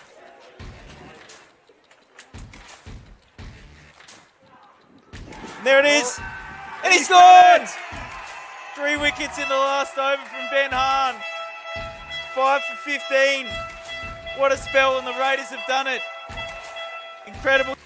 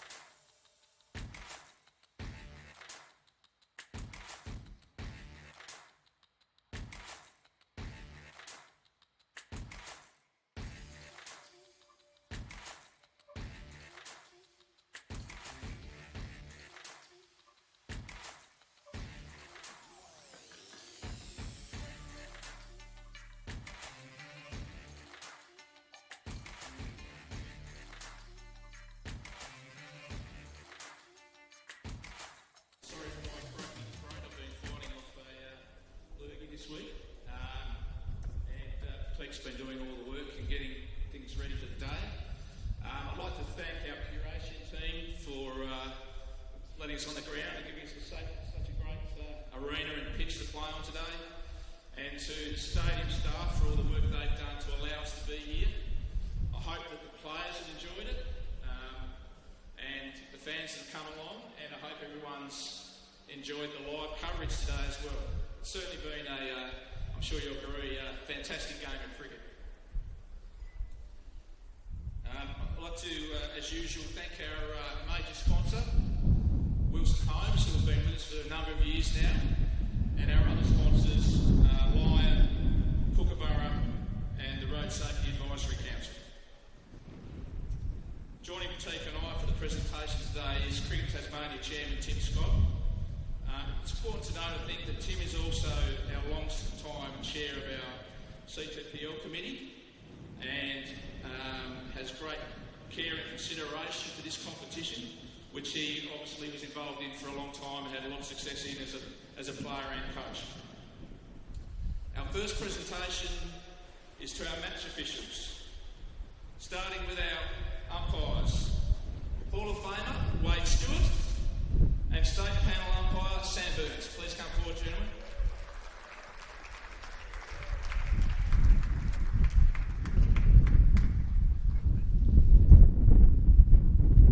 And I'll ask our match referee to come forward, Darren Close.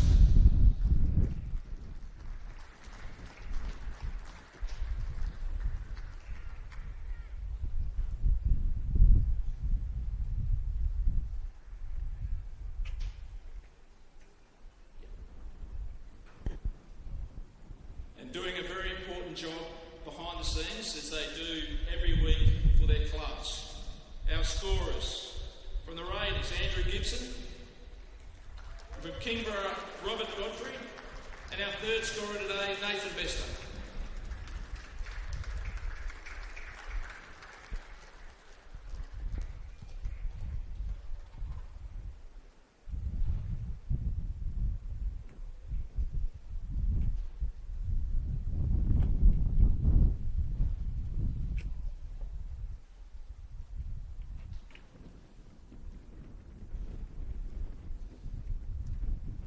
It's always the moment that captains dread, coming up and making a speech when they're on the losing side of things. But certainly Kingborough did themselves proud, as they generally do. They've been around the finals for a long time, and they're hard to win, but you have to keep getting in them to win them. Could I ask Dylan Hay to come forward and say a few words, please?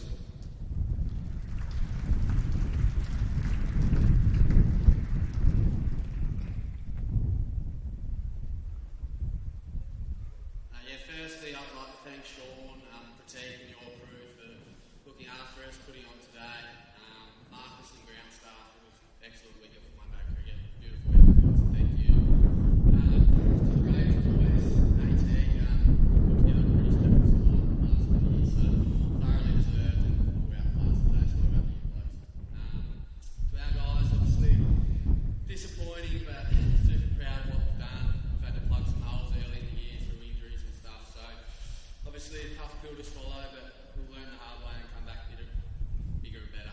Thanks guys, cheers. Thank you, Dylan.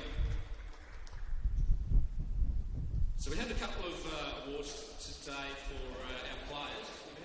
We have a new award. Well, I think it might be a recycled one because I think Kookaburra had a long association with this competition.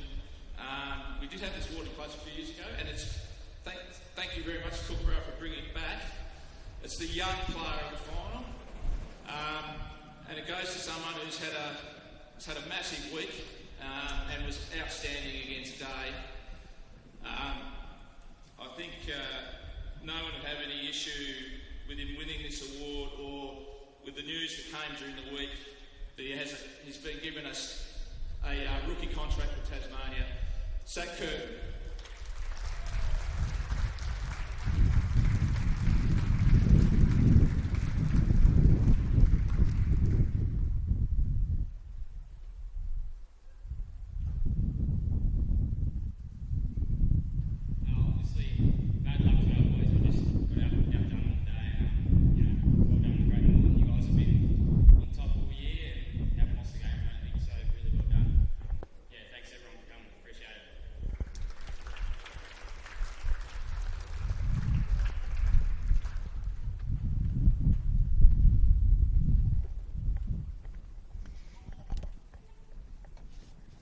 I should have mentioned earlier as well when I was speaking of the coverage that thank you very much to the commentators today who've done a magnificent job from our own crew.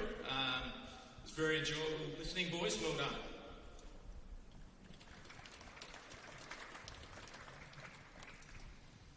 Now to the Raiders.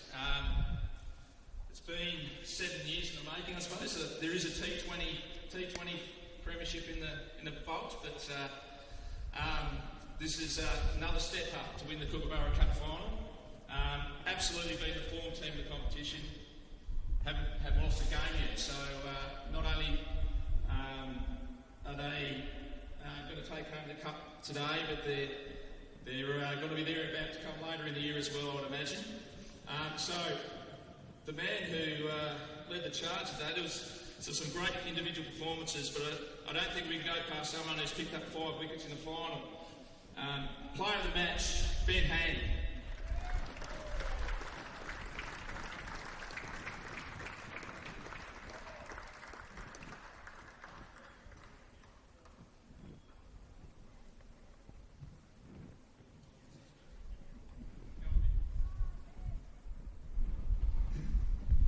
Thanks everyone first of all for coming along. Probably didn't at the start of the season think I'd even be playing CTPL cricket, so it's a privilege to be on the ground sharing the ground with you boys. So thank you very much for having me and playing that game with me boys. And just for you Kingborough, you guys are just about the best group of players I've ever played against. So thank you very much for the day and commiserations for the rest of the season. Thank you.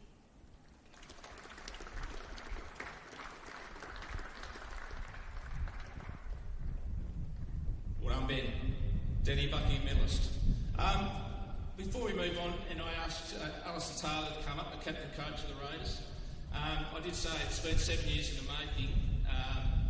I think the great thing about the Raiders that we've seen in the last couple of years is the talent that's coming through. We're seeing a great number of young players coming forward. There's one in particular who's not here today, and that's probably the real aim of this program is to... Oh, hello. Someone's popped the champagne early.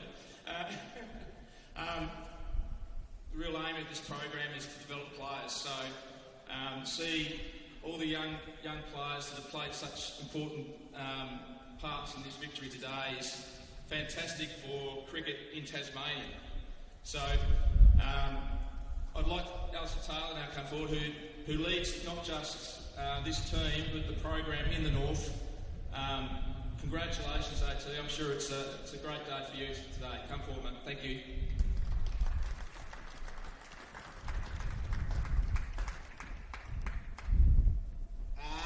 First of all, I'd like to thank Sean Brittique and everyone at CTPL for putting the competition together. All the ground staff today, all the people that helped out with catering, the scorers, thank you. Obviously can't do it without you, and Wade and Sam as well, and Closey, thanks for all the work you've done, not just this game, but the previous weeks and for the rest of the year we continue to do. To Kingborough, Dill, Tommy, you guys have been a benchmark the last few years for us. We've always strived to be as consistent as you boys, and hopefully that's something we'll continue to do, but we've got the greatest amount of respect for you guys, the way you go about cricket, and hopefully we'll see you at the back end of the year as well, no doubt. So all the best for the rest of the year, and well done new season so far.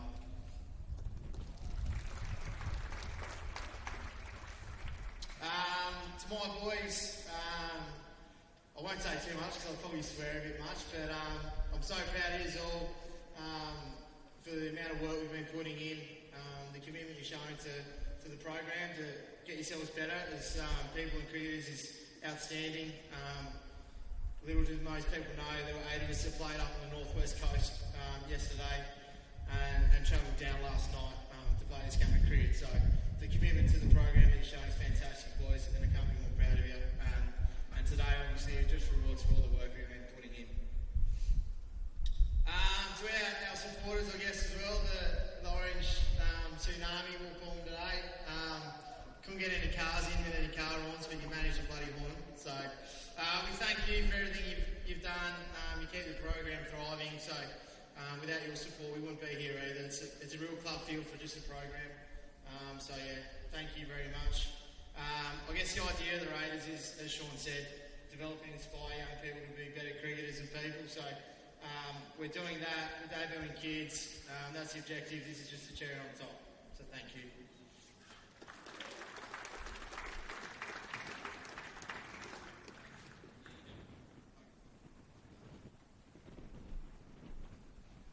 Thanks, AT. And yes, I'd reiterate those words around the travelling support for the Raiders. You often hear the horns being beeped at Raiders games when there's a wicket or a boundary.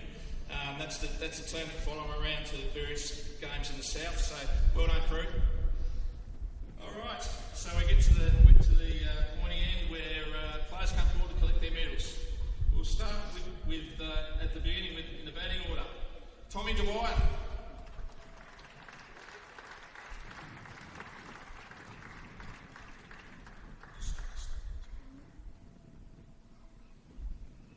Oliver Noles.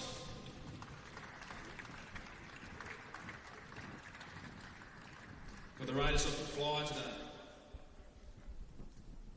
Played a really important role at the bat today. Cooper Anthony.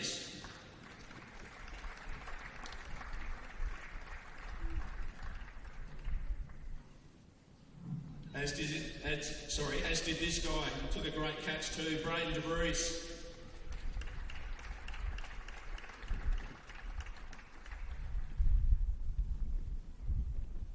Made the total a big one, Sam O'Mahony.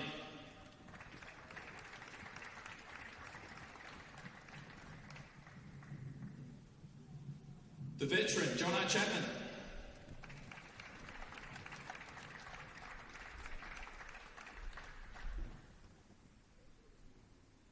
Already spoken about this player's contribution, Ben Hand.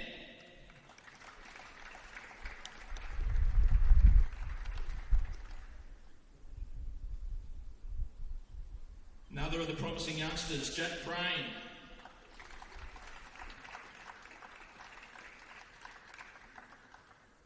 And another, Lockie Clark.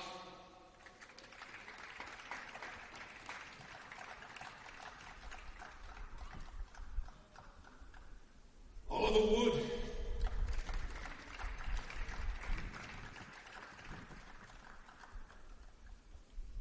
Jensen Smith.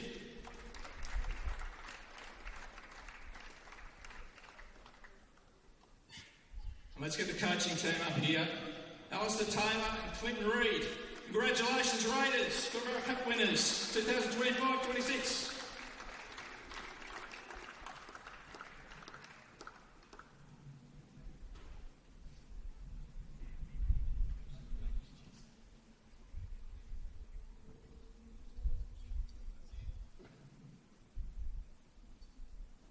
There it is, boys. Congratulations.